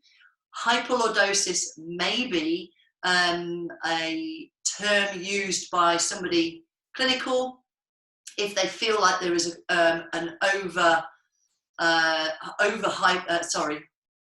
hyperlordosis, too much lordosis, for a negative reason in terms of for a problem. But I would want to understand the problem rather than simply take your hyperlordosis. It's like the anterior tilt. They are not diagnosis. Anterior tilt, lordosis are not diagnosis. They are purely technical terms for body positions.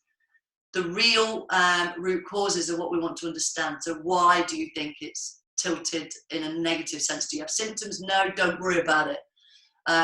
Is there a problem and I'm uncomfortable? Then yeah, okay, my back hurts. Right, well, let's have a look. Let's test everything around that area. So just be mindful of a very lazy use of language, I think, and I don't know if it's coming from the clinicians talking to the clients thinking they wouldn't necessarily understand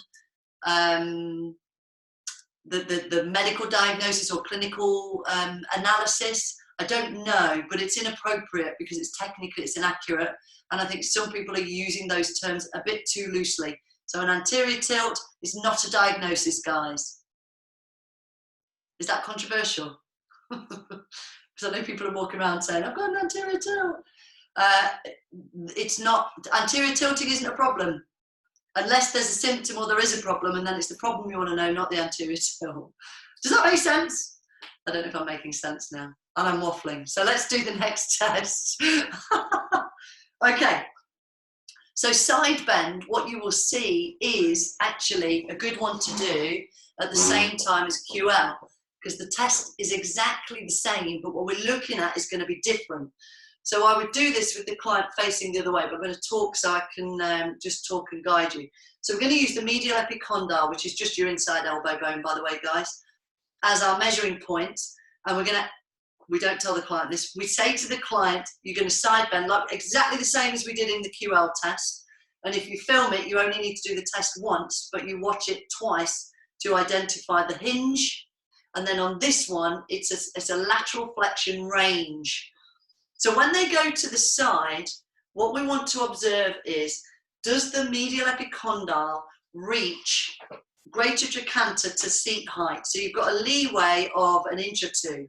And that is down to big bums or muscles, big glutes will be greater trochanter, people who have a lot of adipose or muscle, and then slimmer people like myself, it's probably more likely to the seat top. But it's also a symmetry test. So even when you're doing QL, you might be looking at where that elbow reaches, and that's my sticky side. And then when I go the other way, or maybe the other side as well, no, that one's a bit better. And ask the client, they can feed back as well, so that you can ask them, say, how did that feel?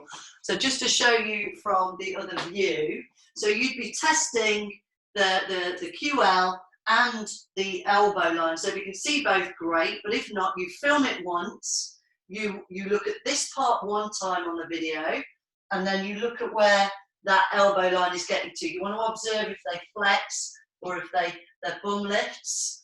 And then again, you do the comparison the other way, keep the hip down, watch the spine for QL, and then watch where the elbow gets to for the side bend test. Do you want to have a go at that one? So test your side bend QL and see if you feel there's a difference in range and also in your muscle, like how your muscles feel. Do you get like one side feels like me, I feel stickier going that way, it's my right QL, my left hip, going through my chain, right shoulder, left knee. Why is it sore would be my question, Fran. Oh, sorry, short. I thought I read sore, sorry. And I've got my glasses on. If someone has a really short torso, does it matter, or it should be relative? When you say short torso, is there anything else I would need to know about the individual, or have they just got genetically, they're just short in the torso? Like if it was dwarfism or something else, or something mechanical, or some, you know, something going on, I would need to understand that, but I'm assuming not, because you've not added that into the statement. So if somebody is just genetically just a short torso and long legs, test is the same. Not been asked that one. So I would probably say, if you're easier to the left, Isabel, and there's something going on to the right, I would always start you with the gliding technique rather than the mobility stuff, because that's gentler, and just see if it'll free it off. Obviously, ask a colleague to assess you. Maybe one of these guys can test you online, and see if it's the hinge or whether it's the mobility, and that's what we're trying to identify here. Short body, I've never thought of that one, Fran. I'm still thinking about it now. I think it's relative, because maybe it's the arm length, maybe it's the humeral length would be the bone length. I'm trying to think now. Never been asked that one. I would imagine it's relative. So in terms of testing somebody who has maybe an exaggerated short body, the legs don't come into it, the limbs might, the arms might more. I would just test them, range, symmetry, and then see what happens, because ultimately, even if you have a short torso, you want to have a mobile spine. So you're still doing a benchmark right at the beginning with this test. And even if they're symmetrical, you can still then measure it again a few days later and see if they've got further. And I think really that's where we're coming from. Keep it simple, dive into the anatomy, get into that complex side, try and work it out. But really everything that's going on inside a live human being is a hypothesis, pretty much, in terms of movement. Because some of us have 5 quads, some of us have 6, some of us have a triple-headed bicep, 40% of us don't have a psoas minor. So when you're analysing movement and trying to visualise your 2D anatomy book, we don't look like that. And we certainly don't function in the simple sense of your bicep goes from here to here and does this. It doesn't work that simply. And that's why I think we do these courses. Everyone wants a deeper level of understanding, but when you get in there, for me, it's always just come straight back to keeping it simple, because the more you know about the anatomy, the more complicated it gets. It just throws you off. And what you're actually going to do, the so what bit, is really simple. So any questions there? How are we doing? So I've only got one test result there. Is anybody else? How are you all feeling? It's only Izzy who's talking. All right, Linda, right side tighter. Okay. So is that when you bend to the right or when you bend away from the right? Left side very tight, negative, negative. So yeah, think about the direction, because that's going to play back into your QL test. Because if you bend to the right and it feels stiff on the left, it could be that you have your QL muscle needs addressing first. Yeah, so quite a few are saying they feel tightness on one side over the other. Yeah, which is not uncommon. But just remember, keep in mind, to the conversation I was having with Alan earlier and Omar, is about understand how your pelvis function and that functional leg length discrepancy could be what's creating the hinge. And so this is why we are doing this analysis and detective work to understand. Tight on both. Sorry, Doug. So I would always, even if someone's positive on this one, I would always start this person, all of you guys, on the wall glides, even if you look okay. And it's just a precaution, really. So often people do the QL test, and like the ones we saw, it's slightly subjective, opinion-based, and just sort of from seeing a few. I will always start with wall glides, pretty much, because we're going to go through some of the spine mobility in a moment. But before we do that, we're going to look at thoracic rotation. So I'm just going to slow down a little bit here, because when we're testing thoracic rotation, there are other things that can give the appearance of thoracic rotation. So if you think about thoracic rotation, we're going to do it sitting. And again, what that does is it gives us the fixed sort of hips, so that we're going to aim to coach the client to keep the knees still. Now, I like this one with their back to the back chair. If they've got a dining chair with a back on it and they face the back, they can then press their legs into the back, and it actually limits the pelvis twisting. So you can see how that pelvis rotation gives the appearance of thoracic rotation, which it isn't. It's the hips rotating. So when we're coaching this one, it's important we make sure we fix all the other points that are hiding how much the thoracic spine rotates.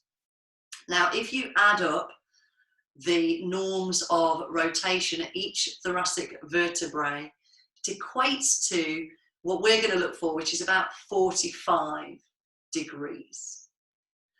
I think in true anatomical, I think it's up to C7, it's actually 57 or 58 degrees, but we're just going to expect them to do 45. So what we're going to do is we're going to ask them to sit and face the back of the chair. Let me show you this way so I can still talk to you just for a second. So that then they can keep the hips fixed. We want them to place fingertips on top of shoulders. Let me do it this way first.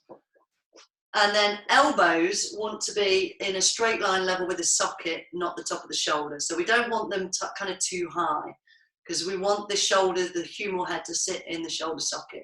If you have, generally bodybuilders find this hard, or you guys with big biceps, I don't have that problem. If they struggle with this, then bring the thumb in front. But again, just bring the elbow line kind of level with the shoulder socket, not too high. They often go to here. So from here. And then what we're going to do is just ask them to rotate. So what I will do is I'll get them this way, ask them to rotate, hips nice and fixed, and then say, okay, rotate to the right, go as far as you can, keep the hips level, and then come back, let them recover. So we don't want them to fail from just fatigue, keeping the arms up, and then again, let's see how far, and then I usually get a sticking point there. Wow. So there's definitely a difference in my symmetry. Now, there are other things happening, so I'm not sure. I know those who've done this already will be seeing that you know where I'm going. Those who haven't, there are other things happening that are making me look like I can turn a certain amount. But just to be clear about the rotation, I want you to imagine looking down over my head, and you've got a cross, and the two lateral points you're imagining rotating. It's not the elbow line, it's going to be straight across the top of the shoulders. So you've got to imagine what you're looking at. So again, it's not easy online, but we can get an impression. So what you could see is when I went to the right, I got more range. When I went to the left, there was less. Now the problem is, identifying 45, but I think I went way past it on the right. To the left, may have been about 30, 25 or 30 degrees. But I was still cheating.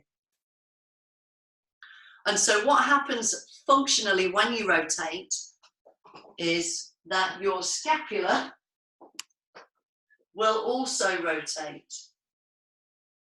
So can you see that? So as I'm rotating, that's spine, spine, spine, spine, shoulders, shoulders, shoulders, shoulders. And can you see how the scapula are kind of sliding around the rib cage? Now that's okay, and that's what should happen when we turn. We should have arm moves and spine moving. But what we're trying to identify is how much of our rotation is pure thoracic rotation, or as much as we can in these kind of tests. So we're going to change the test. We're going to ramp it up a bit. So we're going to make it a little bit harder. And what we're now going to do is ask the client, once they've done that version, we say, fantastic, that was great. I'm now going to make it a little bit harder. I would like you this time to, when you get here, I want you to just squeeze your shoulder blades back and then keep them there and then rotate. So this time when you watch,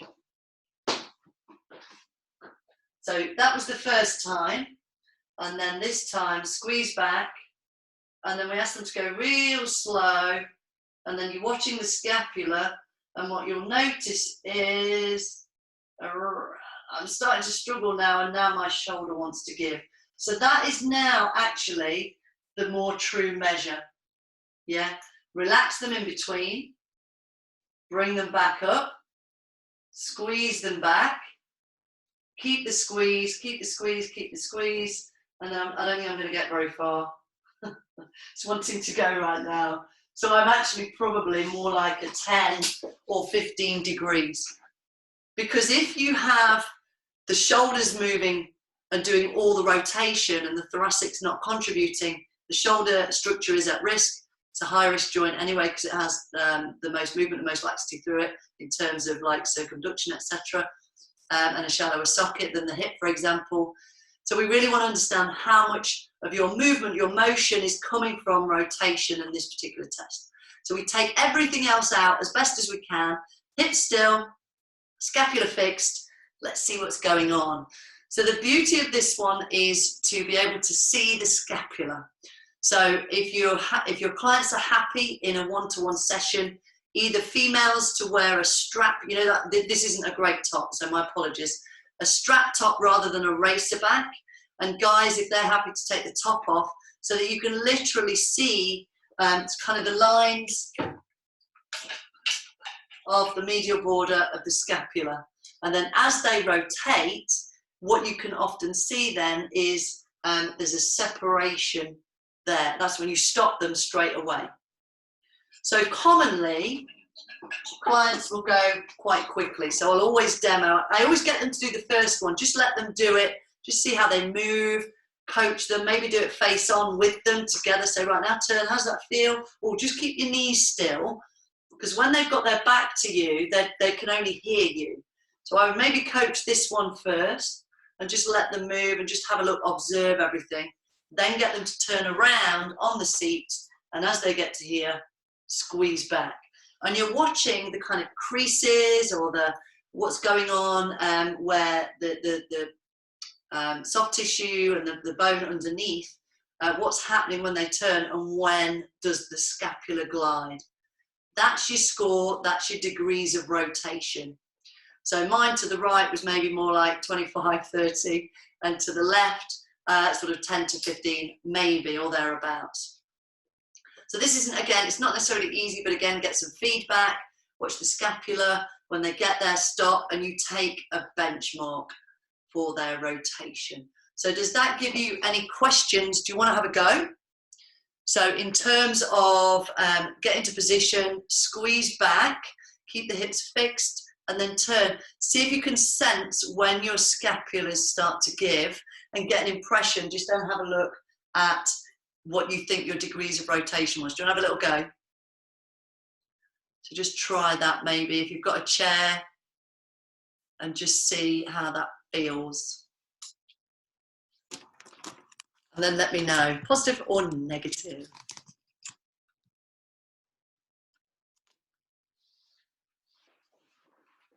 Wait for your answers.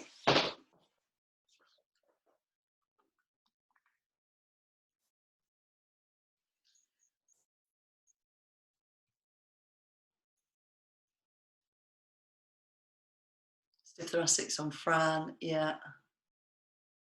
Tightness on both. Right, okay. So yeah, if you bad shoulder for me on the left, limited rotation on the side. Yeah. So there's obviously, as Hazel's saying, if you've got a client with a sore shoulder or any issue with the shoulder, that can impact on them being able to perform certain tests. So it's just whatever you can deal with. So I might keep you, Hazel, in a more relaxed posture and just see how it feels and just observe you. Still use it as a benchmark, but maybe it won't be as accurate in terms of specificity to measurement. Karen, positive. Can you work out your degrees, Karen, from one side to the other? And maybe Linda, can you work out your degrees of rotation? Yeah, so the actual measurement, Michelle, is when the shoulders, scapula is retracted. So take the measurement then. The first test is just coaching and seeing how well your clients move. Omar, positive. Can you work out the degrees? Guys, tell me degrees. Just have a little go. So we start to think in numbers, and then over time you build up the skill in thinking of, right, it's about 10 degrees that way and 15 that way, and you start to, right, okay, so is he not far? Sue, 40 degrees, brilliant, 45, okay.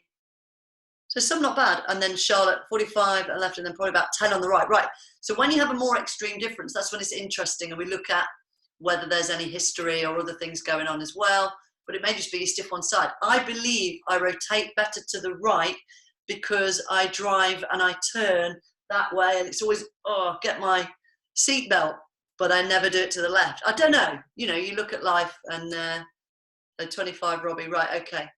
So yeah, there's some work to be done. Dance posture. Oh, right, okay. Do you always favour one side, Charlotte, in your dancing? So yes, thinking about lifestyle and habits, and you know, when I get in my car, I'm pretty much always driving, so I'm always going this way to this way. So my right side rotation is being mobilized kind of on a daily basis, way more than the left side. So this might be down to when you look at exercise prescription, where you might think of doing asymmetrical prescription. In this, we're just going to look at right to left side mobility work. Right, okay, yeah, no problem. So what we're going to do is I'm going to get you all to lie on the mat, and we're going to do a little I Move Freely class, just a short session on mobility, and I want to just teach you the difference between what we do and maybe what others do. This may be same as what you do already, but I just want to show you and explain why. So grab yourselves a little place on your mat, or your floor, or your carpet. I'm going to talk you through it. So just tilt your camera so you can maybe see, and then have a lie back. So the first test we did was spinal flexion. So if you were positive on spinal flexion, then going into this supine position, we call this crook lying, where the knees are bent and then lying on the back. Well, I think that's a clinical term, so again, it helps if we're using the same sort of language. So you're going to lift one knee, or sorry, one foot, if you like, lace the fingers over the top of the knee, and then I want you to push that leg away and lift the shoulders away from the floor, and then try and round the back and then lie back down. Put that leg down, and we do the same on the other side. And we push away with the leg or the hip muscles, round the spine, lift, and then back down. So spine mobility for spinal flexion is just to encourage spinal flexion. Reps and sets are whatever you think is appropriate for your client at the time. So it might be, I don't know, 2 sets of 8 to begin with, and then you can up the dosage, 3 sets of 15, whatever you think. And again, you're just going from one to the other. And so really you want to try and encourage flexion. So these are slightly different to the METs and the wall glides where we're trying to keep it super subtle. These shouldn't be uncomfortable. They might feel stiff like mine. There's a bit stiff here. And then we're going to relax there. So that would be the exercise for somebody, a client that you test, and they're positive for spinal flexion. If they were positive in spinal extension now, I know none of you were, we would use pelvic tilts. So you can just have a little go with these anyway. So again, here, same position, crook laying, and then you would literally just tilt the pelvis. So encourage them to tip the pelvis anterior, posterior. You say to them, just tilt the pelvis, and then you're going to round the back and arch the back. And it's usually in arching where they may or may not feel a bit of tenderness. So make sure they don't go into tenderness. It's just a rocking action where they're using the movement to proprioceptively encourage extension.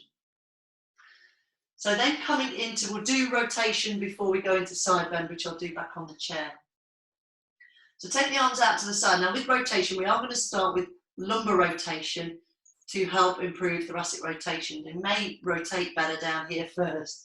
So bring the knees and feet together, arms out to the side, and I want you to keep your shoulders glued down. Now just listen or watch before you have a go with this one. As you rock the knees to the side and rotate, the most important thing here is to keep pure lumbar rotation. A, the shoulders don't lift, but B, you keep the knees level and the shoes or your feet also stay level. So you'll see I'm just rocking onto the outside of the bottom shoe or foot, but the knees must not separate. The minute your knees separate, that movement's now coming from the hips, not the lumbar spine. And what we're trying to achieve here specifically is lumbar rotation. So if you let other things happen, then that hip rotation is stopping me from really encouraging rotation of the lumbar spine. So I'm not saying the other technique is wrong, but for our technique, we want to really limit the range, but focus it all into the lumbars. So there's some of you probably enjoying this like me, so I like this one. And then come back. And again, you can go further as long as the opposite shoulder stays down. And again, same consideration with reps and sets. And then we'll do a thoracic rotation one here, and then we'll go back to the chair. So again, you can lace the fingers up above the chest, separate the feet this time, so you've got a wider base at the bottom. We're going to keep from the waist down really nice and still. Arms out long, shoulders down, but don't squeeze the shoulders back this time or you won't be able to rock. So we've got to bring them forwards a little bit. And then from here, keeping the elbows locked, wrists locked, we're just going to rock on the back of the shoulders and rotate the thoracic spine. Now, if your elbows are bending, or if your wrists are bending, that's a cheat. That's taking the rotation out of the area we want it to focus. If you're like me, you may want to lift the head slightly. You may want a block, a yoga block, or a towel, or a cushion, or a pillow under the head. Your client might want to do that as well, rather than trying to keep your head on the floor, which feels a little bit awkward. So just lifting the head slightly isn't necessarily a bad thing. for neck flexor strength in isometric, and just rocking side to side. And again, keeping the hips nice and level. How are we all feeling? So some of you might find, particularly on some of those thoracic rotation test results, that you feel okay one way, it feels limited the other way, but as you do a few, you start to feel better and you feel like you're gaining a little bit more range. So I'm just going to come up and check any. So Deborah likes the last one. Yeah, so a lot of people are saying that they really love the rotation ones. So let's just have a look. So Michelle, do you want lower back flat to the floor on the lying rotations? My back sits off the floor. No, just relaxed, Michelle. So anything where you're mobilizing, we don't want too much strength component. We don't want to brace, otherwise the joints are less likely to mobilize or move. So let your back lie wherever it wants to lie on the floor. So if you have a bit of a natural lumbar curve, like I do as well, then don't worry if it's not on the floor. It's just about relaxing and rotating and moving. Call it motion is lotion. If you think of it in that sense, clients kind of like that. It's a nice language to think about the movement as a lotion for the spine. We've got to try and use positive, reinforced, great language and vocabulary alone can make a huge difference to client mindset and motivation in what they're doing. So Alan likes that one as well. Great. And do you understand the simplification and the difference as to why we're making it very isolated and specific to one area? Because if you only move the hypermobile areas, the hypomobile areas, they're not asked to do part of their role, so they become more hypomobile.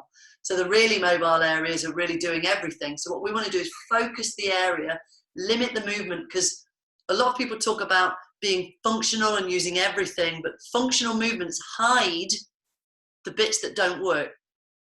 Like the scapula sliding around the ribs can make you look like, yeah, you throw really well or really far, or the shoulder comes back.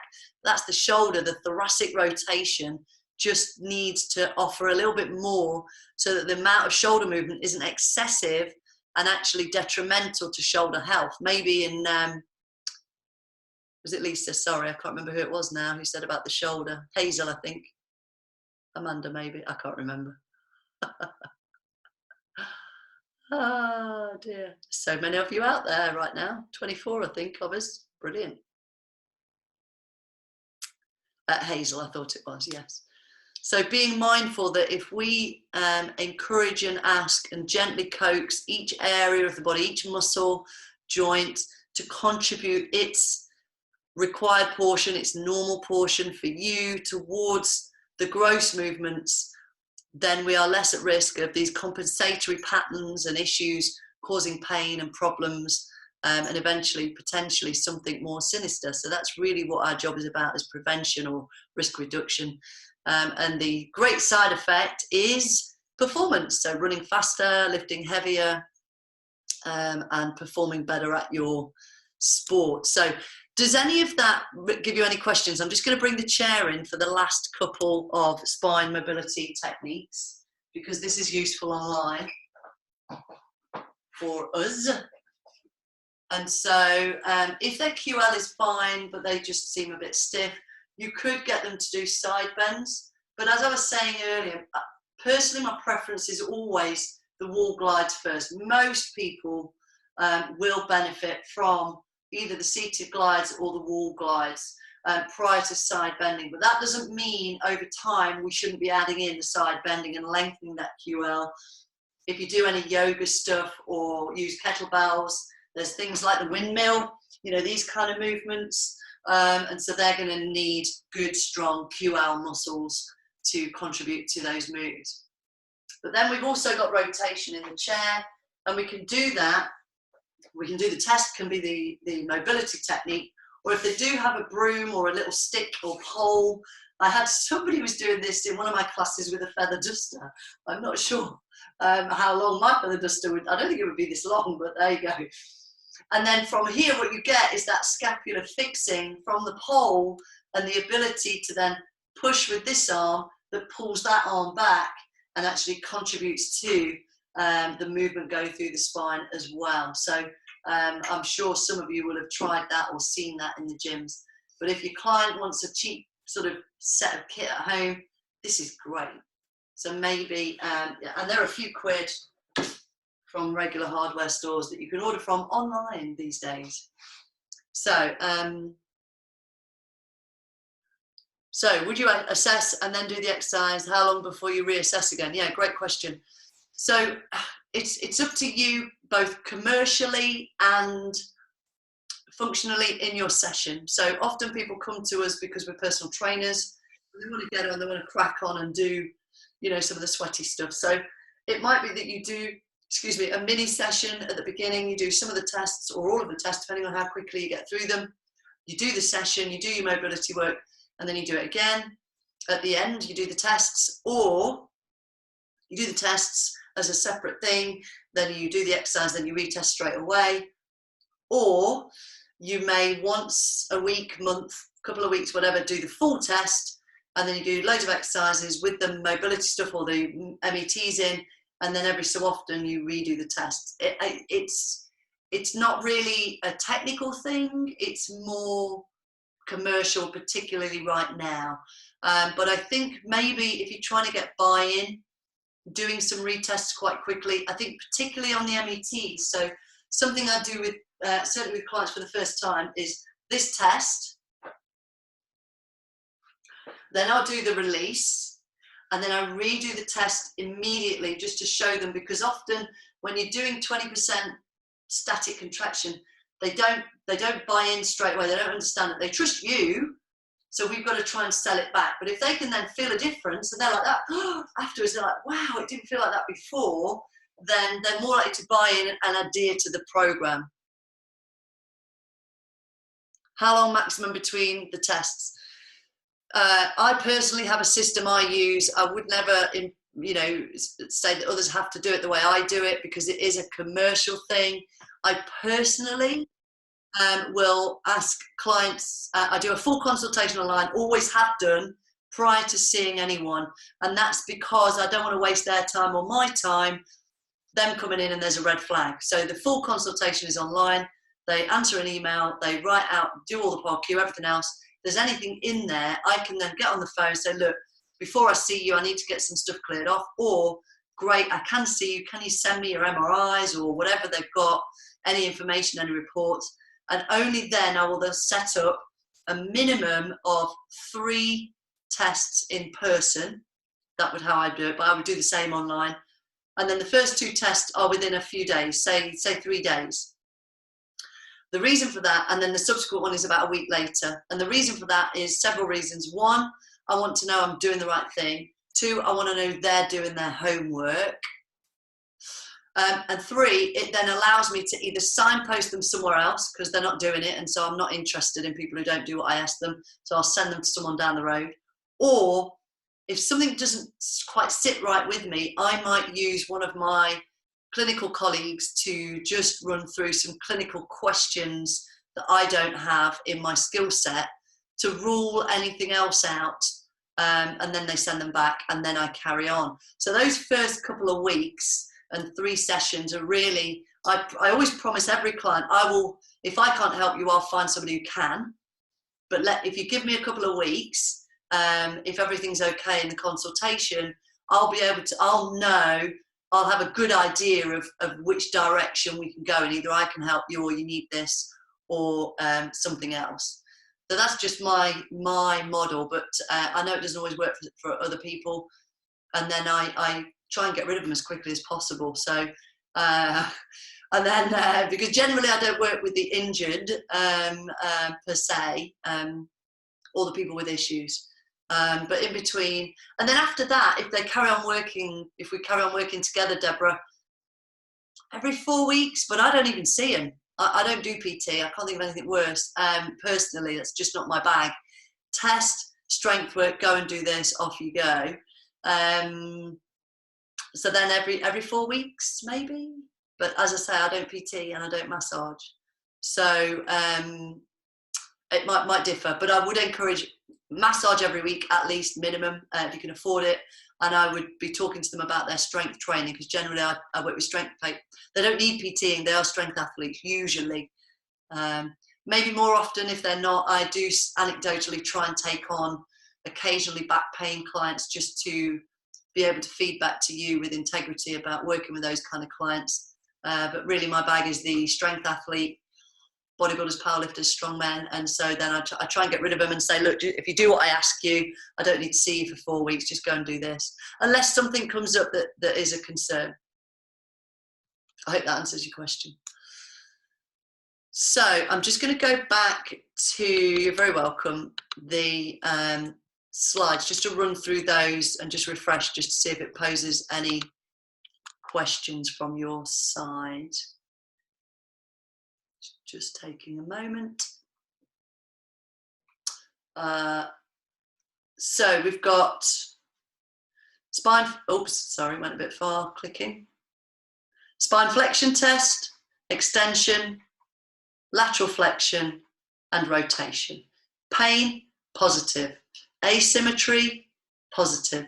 They're not achieving the range, positive. And then positive means we're probably going to do one or a few of these. So knees to chest is really pushing away with the leg and lifting the shoulders up. So this image is not great. This woman, she's going to sack her. You really want to be getting the spine flexion with the knee away from the body to really encourage spinal flexion. Pelvic tilts for extension of the spine. You've got the side bends we talked about. I would recommend after the wall glides. And then you've obviously got trunk rotations, knee rolls, and shoulder rolls. Any questions on any of those? Does that all make sense for you guys? Have a look at you all. Hi. Just having a different view. I'm looking at you now. Okay. Okay. Come back to here. So I'm now going to talk briefly about the nervous system before we close off for today. And we are going to finish slightly early, but just give me a moment, because I want to have a nice Q&A. Oh no, sorry, that's the other question. At the end. So I just want to talk about the nervous system, because it's going to be difficult for us to test online, but I do want to talk about it and allow you to think about it tonight for when we come back tomorrow, because it's often a subject that is new for exercise professionals, maybe even the therapists out there that are watching as well.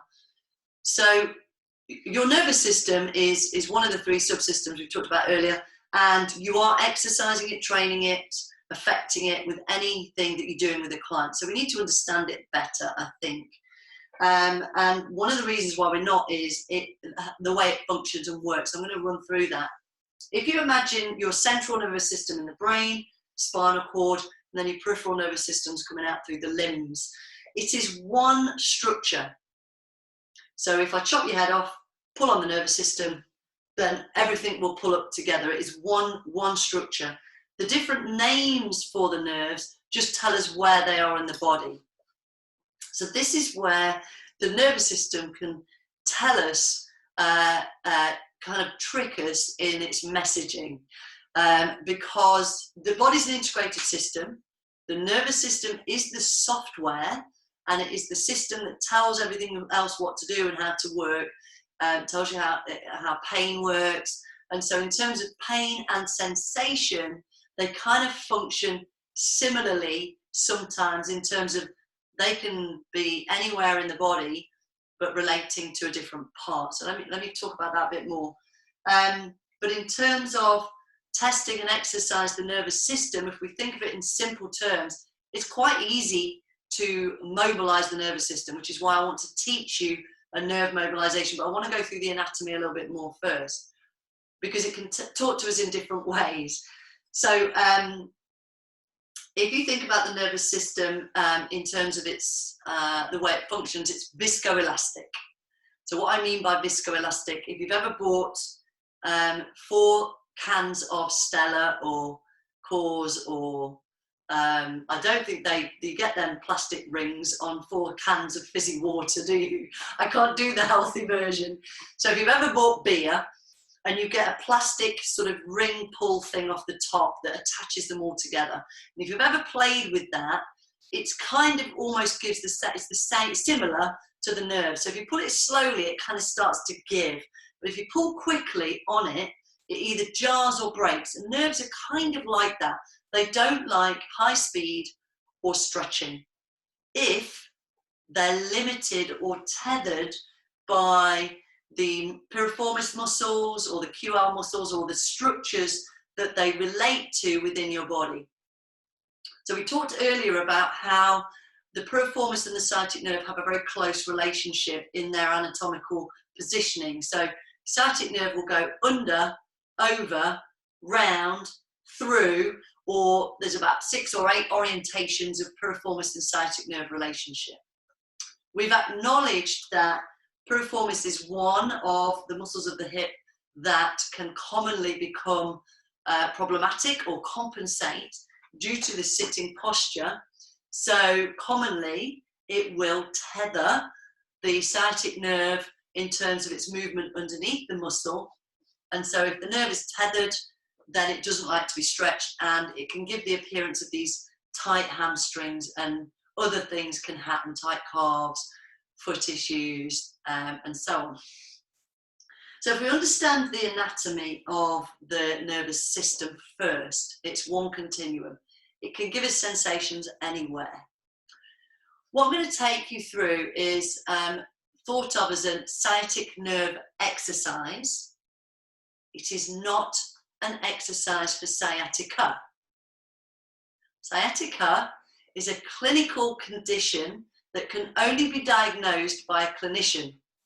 So if a client comes and says, I've got sciatica, I Googled it, leg pain, sciatica, then I would take that with a pinch of salt. I would recommend they get tested by a clinician, but while we're working online, as long as you run through all the right questions and protocols for red flags, if they just have tension or they're a bit stiff or they've got a bit of an achy, then what we can do is we can exercise their nervous system in conjunction with the muscle energy techniques to improve how the tissues work together underneath or intrinsically inside our clients. So I think in anatomical or in the anatomy books, your sciatic nerve anatomically goes roughly from your spine down either side of the legs, around the hip, back of the hamstring, down the calf, and I think the sciatic nerve actually finishes around about mid-shin. But the nervous system will carry on around the back of the heel, under the foot, down to the toes, as anyone will know who gets tingly toes if you tie your shoes too tight, or if you try and touch your toes and you've got tension in this system.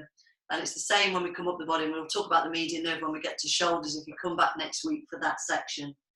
So we're thinking about this test in terms of, this exercise. We're going to lengthen the nervous system.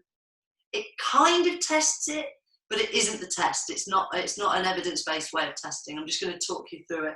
But I just wanted to pause on the anatomy first, because you may all feel something completely different, which is why I'm slowing down and going through the anatomy first. So if we put the whole nervous system on the back of the body on the stretch, we're kind of really testing the sciatic nerve, which is the one that's commonly problematic due to its relationship with the piriformis and QL, which we've already tested, and then the hamstrings. And I'm going to get you in a moment into a position to just try something out, see how it feels. So any questions on the anatomy, let me know before I start, whilst I just move him out of the way and get into position to do a demonstration. So any questions on the nerve? So if any of you have sciatica, please don't do this without the guidance of your therapist or clinician. If anybody has just tension or they're achy or suspected tight hamstrings, this can be great for you. So all of these tests and exercises, remember, we're designing them and delivering them in thinking of clients as being healthy adults or people who they maybe just got low-grade aches and niggles, rather than these are not for the injured. That is not our remit. And so the differentiator from injured and issues, for those therapists out there who work with the injured, injury is broken bone, something clinical, medical, disc bulge, ankylosing spondylitis, spondylolisthesis, sciatica, carpal tunnel. They're all clinical issues, or trauma, they've got whiplash. That is not our remit. They need to be cleared by a clinician first. Issues, which are not injuries, but they're called injuries. Issues are things that happen insidiously or over time that are usually, more often than not, caused by a poor biomechanical loading due to a compensation or a lifestyle or a repetitive use. So things like carpal tunnel can be that, but if it's become carpal tunnel, it's become clinical, we need them cleared first. So what I'm talking about is, it's come from nowhere, you've just got it over time, got a bit of an achy back, I sit a lot, sore knees from running. Running doesn't cause sore knees, your biomechanics and the extrinsic and intrinsic factors create soreness in the knees, more likely from the feet and the hips. So that's something we can potentially deal with. But if people hurt, we've just got to be mindful of injuries, issues, red flags, and all that stuff. So I'm just slowing down to give you time to question, because people usually do. Okay. So I'm going to talk this through and show you first, and then I'll let you have a go so that you understand the different points where things can happen. So this is the exercise for a tight sciatic nerve. We can't do the test without being in person, but actually we can still use the exercise and kind of test a little bit subjectively. So the nervous system passes down the back of the body. I would coach this to a client. We're going to take the arm nerves out by internally rotating, just relaxing the hands behind. And then we're going to slump, a bit like we did in the thoracic flexion test. So we just want them to slump, which creates tension down the back of the neck and the head and the spine. From there, we're going to allow some hip flexion, so let them come forwards, and then just stop at the point where they feel like they're going to start to fall, but they can sustain that forward slump position. Now, ideally, we want the thighs supported, so get them to shuffle the bum right to the back of the chair, so that what we're going to get them to do next is, with the ankle fixed at 90 degrees, we're going to ask them to slowly extend the knee to the point at which they start to begin to feel tension, tingling, or tightness. Now, they might feel it anywhere because of the anatomy of the nervous system. Most commonly, calf, foot, hamstring, or back are the most common areas they'll say. Hamstring and calf, usually. So when they find it, we simply take it off. Find the beginning of it and take it off. And the idea is we are gently mobilizing the nervous system. We're gliding it under. What we've done before is the METs on the hips and the back, the glides and the hip release, force sign and leg press. So that by the time they get to here, we've mobilized the spine, and they are now gliding the nervous system underneath those structures. So they should be safer. So number one, their point of tension may kick in sooner or different or in a different place, as long as it's not pain. Now, they might call what they feel pain, and we ask them a few questions, and it is, and say, no, it's just tight, it really hurts. Say, does it hurt? Well, no, it's just tight. Right, okay, it's safe. They may then do the opposite side, and again, find it's different. If they're getting tingly toes, it's a good chance it's nerve. Just make sure they don't go into the tingle and get a residual tingling after they stop. If they do, back it off, because often they try and feel it, and we don't want that. We want to find it and back off. And again, it's very subtle, sort of, you're almost desensitizing the system and calming it down so that it gives you permission to allow it to move, or the body position to allow it to move. The reps and sets would be, again, low dosage, 8 reps, 2 sets, no more than twice a day, maybe once a day to begin with in this setting, so you can monitor it, and then you can up the dosage if they feel okay.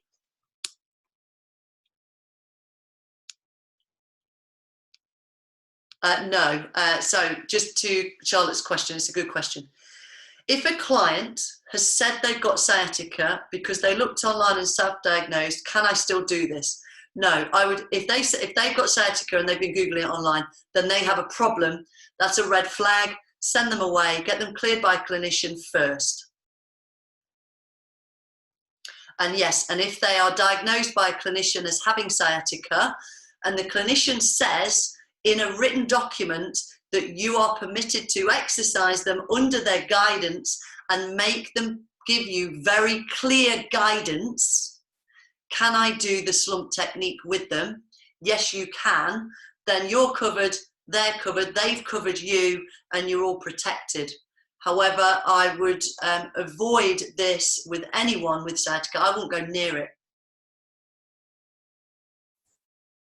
to be absolutely clear. Anything where there's risk, and I think, Charlotte, just to be absolutely clear, online, more than ever, be more cautious. I am literally working right now on a project with an osteopath and a physiotherapist to create a system, both online and beyond online as well, whereby you will be able to subscribe and gain access to physios and osteos online, go through a questionnaire with your client. If everything is green on that questionnaire, you go, you carry on. The questions are clinical questions, and they are geared to tell you if there's a red flag. They're not questions we would ask. We're not trained to ask them.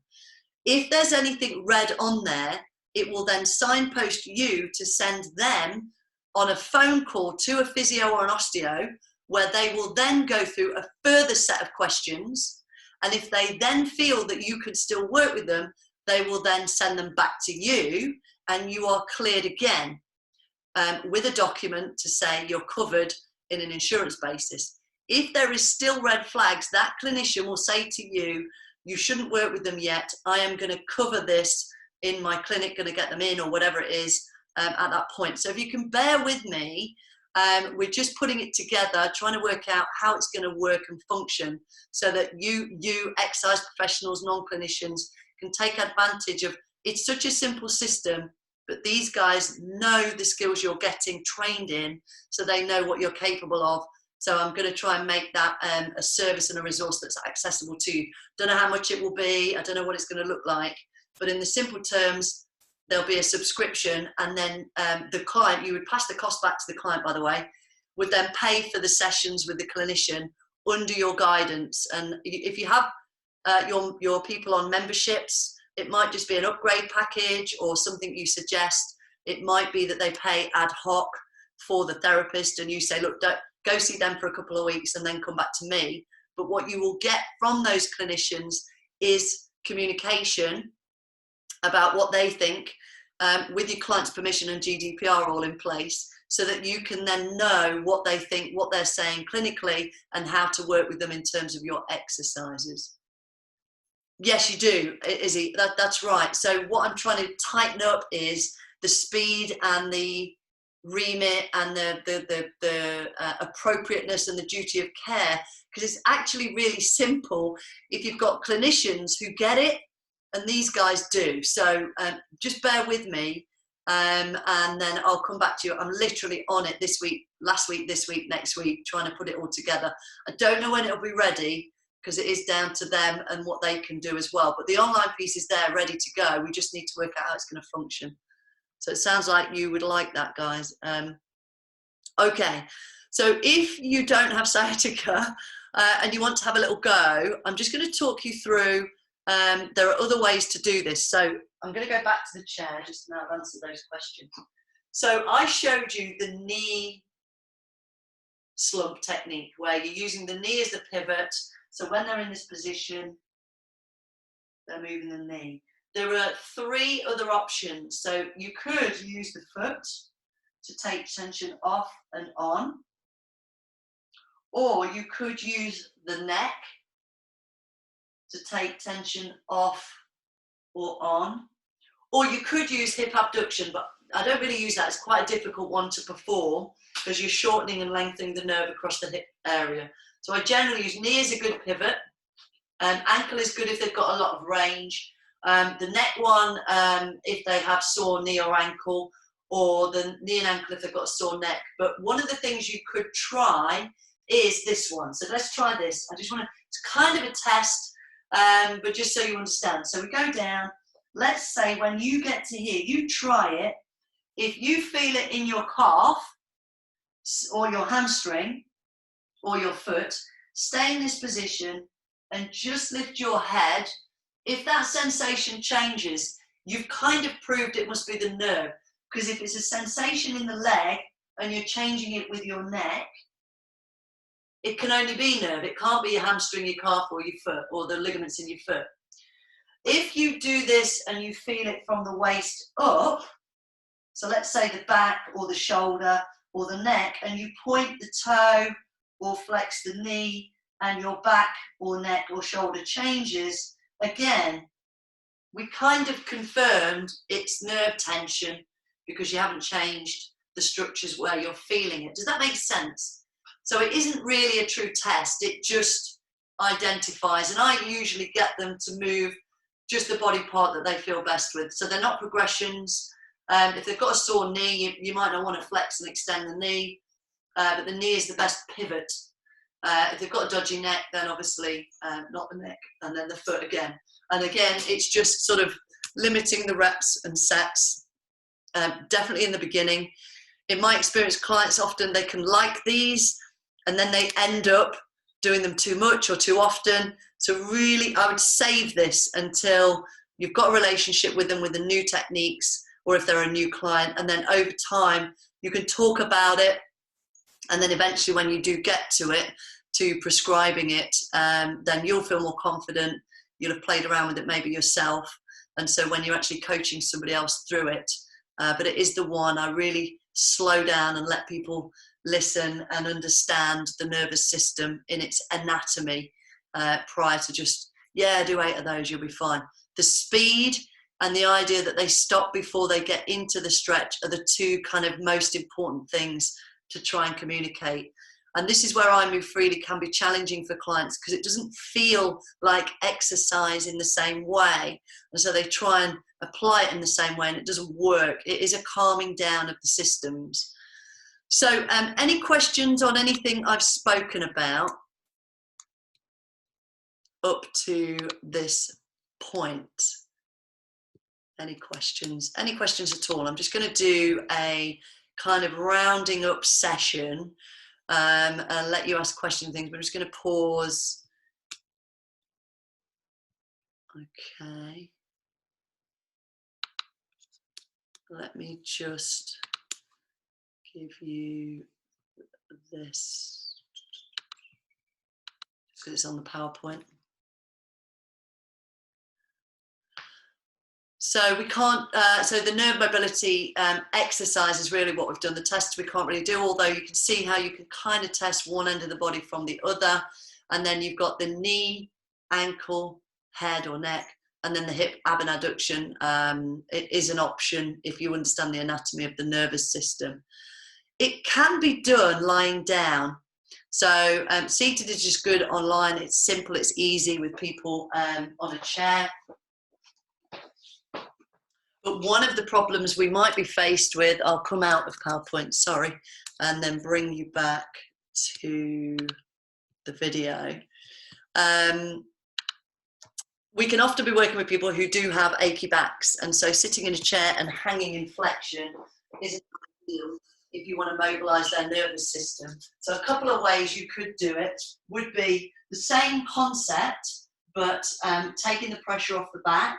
And then you would be in effectively like a hamstring stretch you might remember from classes or in the gym, but we might get them to lift the head onto a cushion or a pillow. And then from there, you can use the ankle or maybe the knee. And then you're taking the pressure off the back. The other option would be on the side here into flexion. And again, you can use the knee, the ankle, or the head. And so there are ways to take kind of the loading of the back out of it by lying them down. So they may be options whilst you're online and working with people if they do have an achy back in terms of we don't really want them hanging in spinal flexion if it hurts the back and it's just not comfortable. Okay, so we are we've finished early. I don't want to just sort of like write a side-lying version, might be good in back-based classes. Yeah, if you always think about the concept of you just lengthening the nervous system, so you do it sitting, lying on the back, lying on the side. In fact, I've got another one for you. This is probably for the more mobile guys. Just to give you a little view on this one. I've been doing this in my myofibrillar classes. I quite like this one. But this isn't for everyone. So it depends on how mobile they are. So a variation might be, and again, it depends, and you could either go here. I would do this without shoes on because they had extra weight. Or it might be that you could just very gently flutter kick. So it just depends on, or bend the knees, on how mobile they are. That's more extreme, and obviously the pressure on the neck. But it's just playing with movement, which is what I do all the time, is just play with movement and try and understand the client, who is the most important deciding factor on what you're going to do in a session. And so if you had a gymnast or a dancer and they're kind of struggling and they're like, oh, I can't feel it, then that might be the way to do it. And so where those types of demographics look like they move great in terms of range and flexibility, we still need them performing at a high level. And if they've got some neural tension, even through big ranges, it can inhibit muscle function. So that's really, so no matter what kind of clients you've got, we need to be mindful of our exercise prescription matching them.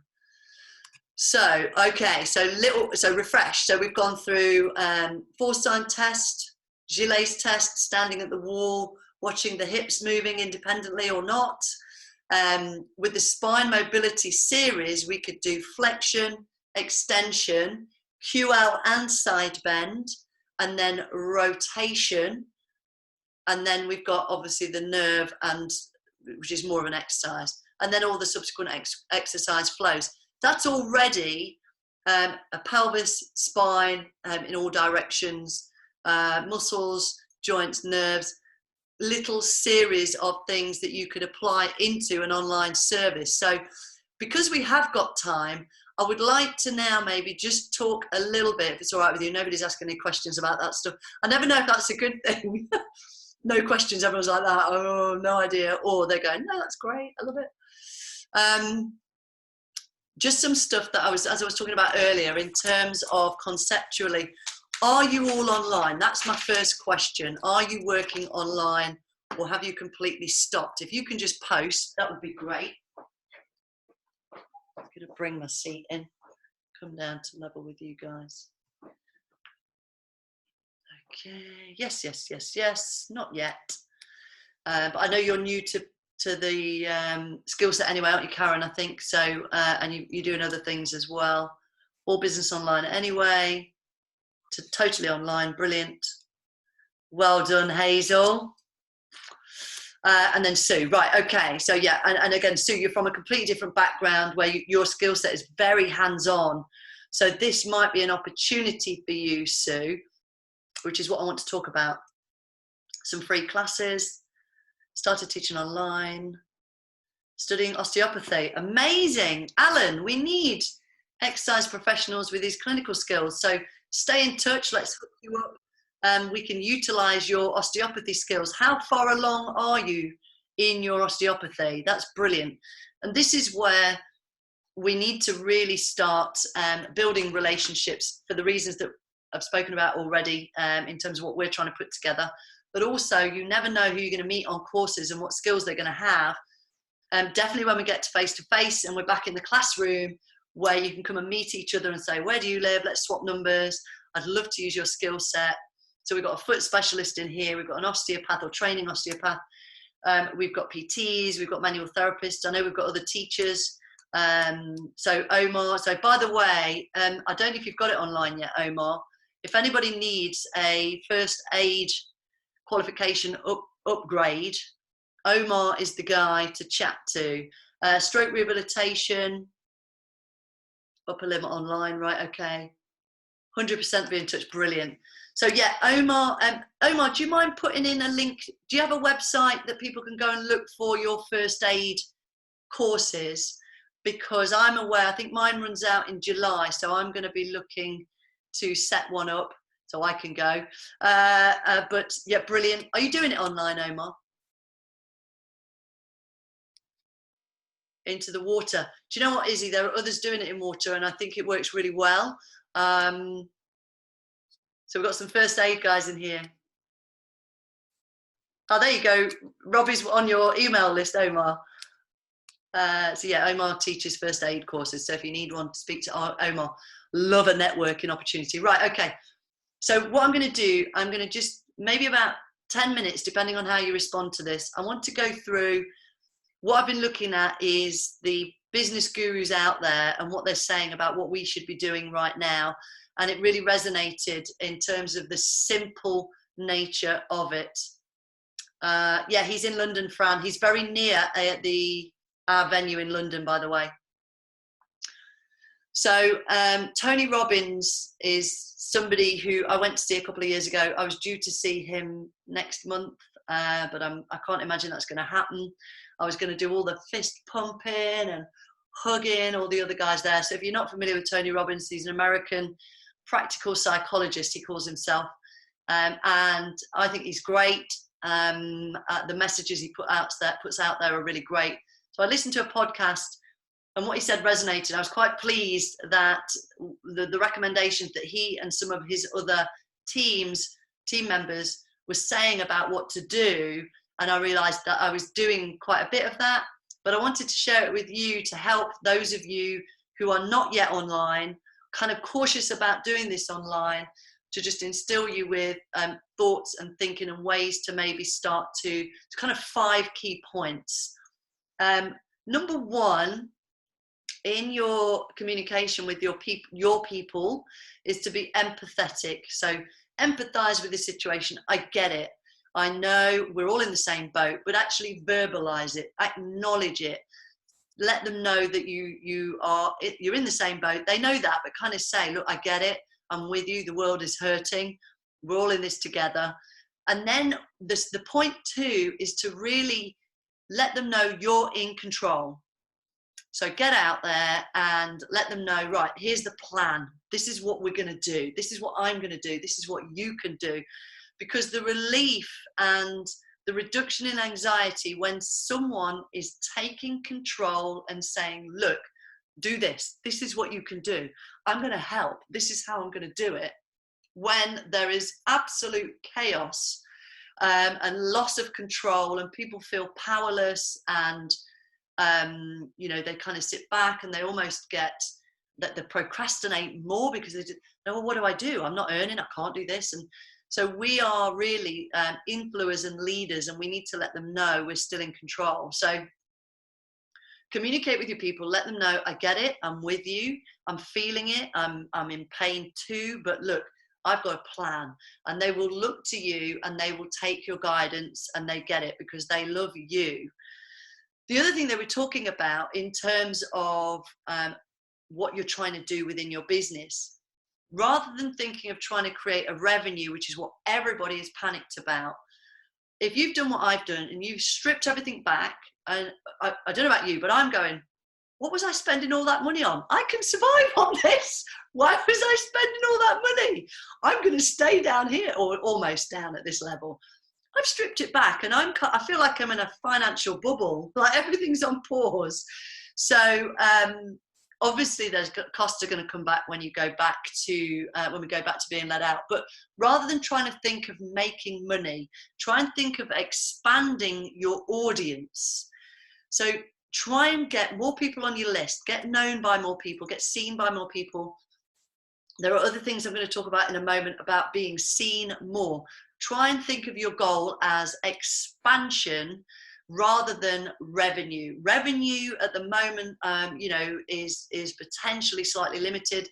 And in some ways, if you're marketing aiming to get revenue, it can appear insensitive. So this is the tricky part, isn't it? Is we want to help, we want to create an income, but we don't want to be insensitive to their situation. So empathize, I get it. I'm in control, this is what we're going to do. I'm just trying to reach out to you. So you're spread your message out. So double, treble, quadruple, quintuple, whatever that word is, your message out there, get it out there. Engage sensitively in the present is point 4. So don't use images where you're high-fiving like 20 people in a class. Use images of people in front of a computer doing an exercise, or try and think about the marketing. Don't use your old marketing what you paid loads of money for, where they're filming you in a group setting. It won't work. It's insensitive. We want to use images where we're also in our front room. We're also, you know, in this kind of like isolated environment, and that connects more with how everyone is feeling. Your language is also important around that, is to adjust your copy and your marketing. So there's people out there marketing right now, and it's the same as they were doing, but it just doesn't quite feel right, because it's like these groups of people, and it's, you know, financially driven and so on. So just be mindful of that. Number 1, empathy. Number 2, in control. Number 3, you're expanding. Number 4, engage sensitively but within the present. And number 5, stay in the game, guys. You won't just be allowed out and then suddenly everyone remembers you. They will forget you. You need to stay visible. Do things for free. Give it away. Do what Amanda's doing. Please don't worry that they're not going to then come to you for the paid stuff, because when we're all back out there, guess what? Everyone wants a massage. Everyone wants to be in group exercise. Everyone wants human contact. They're going to be screaming for it. So please don't think that and if there are clients who stay online, guess what you've just created? I've just got my online resource for the low cost end. Here you go, guys. Or for the extra resource, or for the upsell, or as an extra thing to add into your repertoire. That's you know, that's exactly what I've done. It's something I've been meaning to do for so long. I'm just not technically that savvy, and I've been forced to now face my fear and get it done. And I'm loving doing these sessions. Of course I want to smell you. Of course I want to feel you and touch your PSISs, but I can't do that right now, but I can be really visible. So I think if you really be conscious about staying visible, do the free stuff, get it out there. Don't worry, don't panic, because the kindness and the reaching out that you do right now will be remembered. They're going to tell their friends, Amanda's doing free classes, get online with Amanda. What happens when we get back face to face? They remember that, they remember you, they've been introduced to you, and all of a sudden, when we get back there, actually you've got a bigger audience, you've got a wider audience. So for those of you not that, let's just have a quick look at, most of you I think are online. Karen, I know you're new, so obviously you can develop your business now moving forwards. And I think Amanda said doing some free classes, brilliant. Started teaching online. So I think just looking at what you're doing, can I do more? Do more, get it out there, be empathic. Let them know you're in control. This is what you do. Tell them what to do. This is what you can do. Do this every day. Free tips on hydration and education about getting sunlight, and just keeping them engaged, keeping them aware that you are there is so important. What you now, all of you now have, is a new skill you can put online. It now helps you stand out. It might be that for those who aren't online, like so Sue and Karen, you might set this up as online biomechanical assessments.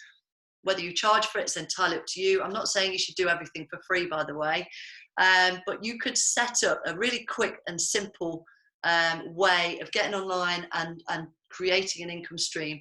There's a Facebook page that is private, is free for you to set up. Don't do a group. No, I got that wrong. Facebook group. Don't do a page, do a group. Facebook is pushing the groups more than the pages. So set up a group for your people privately, so they can only come in and see what's happening if you invite them. They go onto subscription, and it could be anything from, it could be £10 a month. It could be a £5 a week or £10 a week. And then every day you're going to do a video or a post of some kind, and for £10 a week they get 7 videos, and then they're always there. So when people new join, they've got all that backlog of stuff they can go and have a look at. Are we allowed to offer assessments if we're still doing the course? You do anything you want, Doug. Just check your insurance. So yes, definitely ring up your insurance company if you haven't already. I'm hoping you did. And you said to them, am I still insured online? I did that, and they emailed me back and said, yeah, you're covered online as long as you've got the certificates, which we've got here. So Natalie's just talking about a great book which is free on his website. Is yes, Brendan Bouchard, High Performance Habits. Thanks for that, Nat. Top of mind awareness, he is. Yeah, nurture your email list. Yes, send out free content every week. And actually, what the guys with Tony Robbins were saying is really up the ante, like smash out loads of content. Just hammer it out. Don't feel like it's too much. Like go over the top, be over the top. Like post every day, post more stuff, both regularly, post on all platforms, reproduce it, little snippets. And it will be things like empathetic, sort of like, oh, how do you feel? Like one of the things I was thinking is I can now run on the road and the cars go round me because there's humans on the path that I have to avoid. So now the cars go round me rather than cars just drive like lunatics. It's little kind of messages to say, I'm with you on this. I know how it feels. So in terms of your insurance, Doug, you need to check with your insurance company for anything you do online. You're not hands-on, so it's lower risk. Hands-on is more of a risk in your insurance, so it's not hands-on. You're just asking them to move. So just double check, ring your insurance company, Doug. But it's a really good question, by the way. Simsbury should be okay. So brilliant. Yeah, so you'll be covered the same. It's exactly the same. Check, but in my mind, you should be the same. And one thing to maybe position to, I think what we should start doing is asking the clients, what do you miss? And what don't you miss? And I think those two questions can be quite poignant for us as practitioners to understand the future, because we can be quite fixed in our right now. I'm worried about money and what I'm going to do, and I'm learning technology. This is great, and I'm doing loads of learning online. But you've got to think long term. How is all of this going to affect me, my business, my clients, my future clients, and then everything else that's going on? So I'm not sure we're going to be exactly the same when we go back. I think people are going to want to be in gyms. I think people are going to want your hands for their massage techniques. I think there is also going to be a shift. I think this is going to shake up the industry and get rid of the people who are in it for the money and then realize that it's not about the money at all, or the people who are not confident about being a personal trainer and that kind of thing. I think that's going to leave room for the hardy, the true passionate ones, the guys like you who want to come back and learn more and more and more, get a deeper level of understanding of anatomy and really help clients. So asking them, what do you miss? I'm going to be putting this on my social media. And what don't you miss? And give them pause and give them opportunity to really think about that. And those are very, very deep questions in this kind of time. It's like, what am I actually missing? Like I was saying about the finance side of things, and you look at it and you think, I can survive without that. But what I really miss is giving my mum a hug, and you get down to the nitty gritty. But what it might feed you is information about your business and how it might look in the future. I really miss your classes, Amanda. I want to get back with you face to face. You're so funny, or it's great when you can correct us and put your hands on us. And then it gives you the confidence to know, right, brilliant, okay. So I've got this online platform where I can reach Australia and America and, Holland. But I've got these people who really want to come back and see me face to face. So I think those 5 points and those 2 key questions are that I think they can really help us. That's all right, Louise, no problem at all. Brilliant, no, that's fine. So what I'm going to do, guys, you've got like 5 minutes. If there's any final questions you want to go through, let me know. We are back here tomorrow.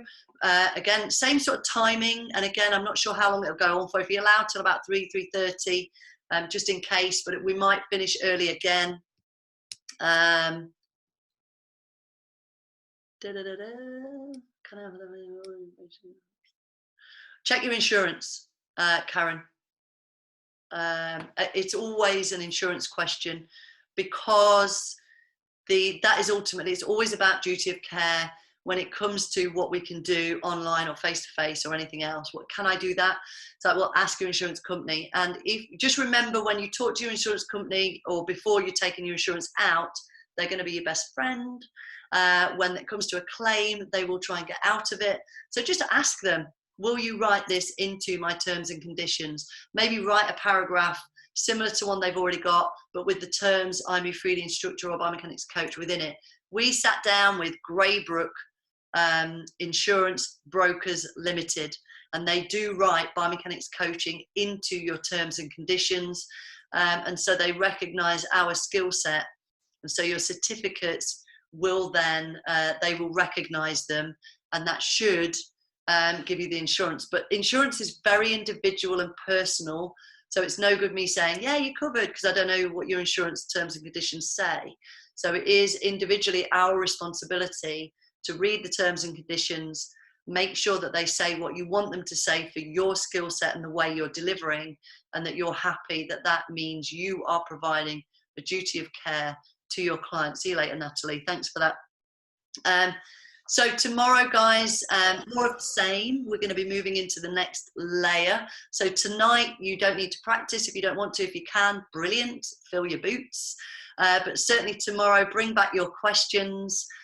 We'll layer in some more techniques that you can use, hopefully online. If you think of anything tonight, just write it down and bring it back. I'm not getting anything else come through, so I think we'll sign off. And I'll see you all at 10 a.m. tomorrow for some more spine biomechanics. Well done, guys. Thank you so much. You're very welcome. Take care, guys. Signing off. See you tomorrow. Bye.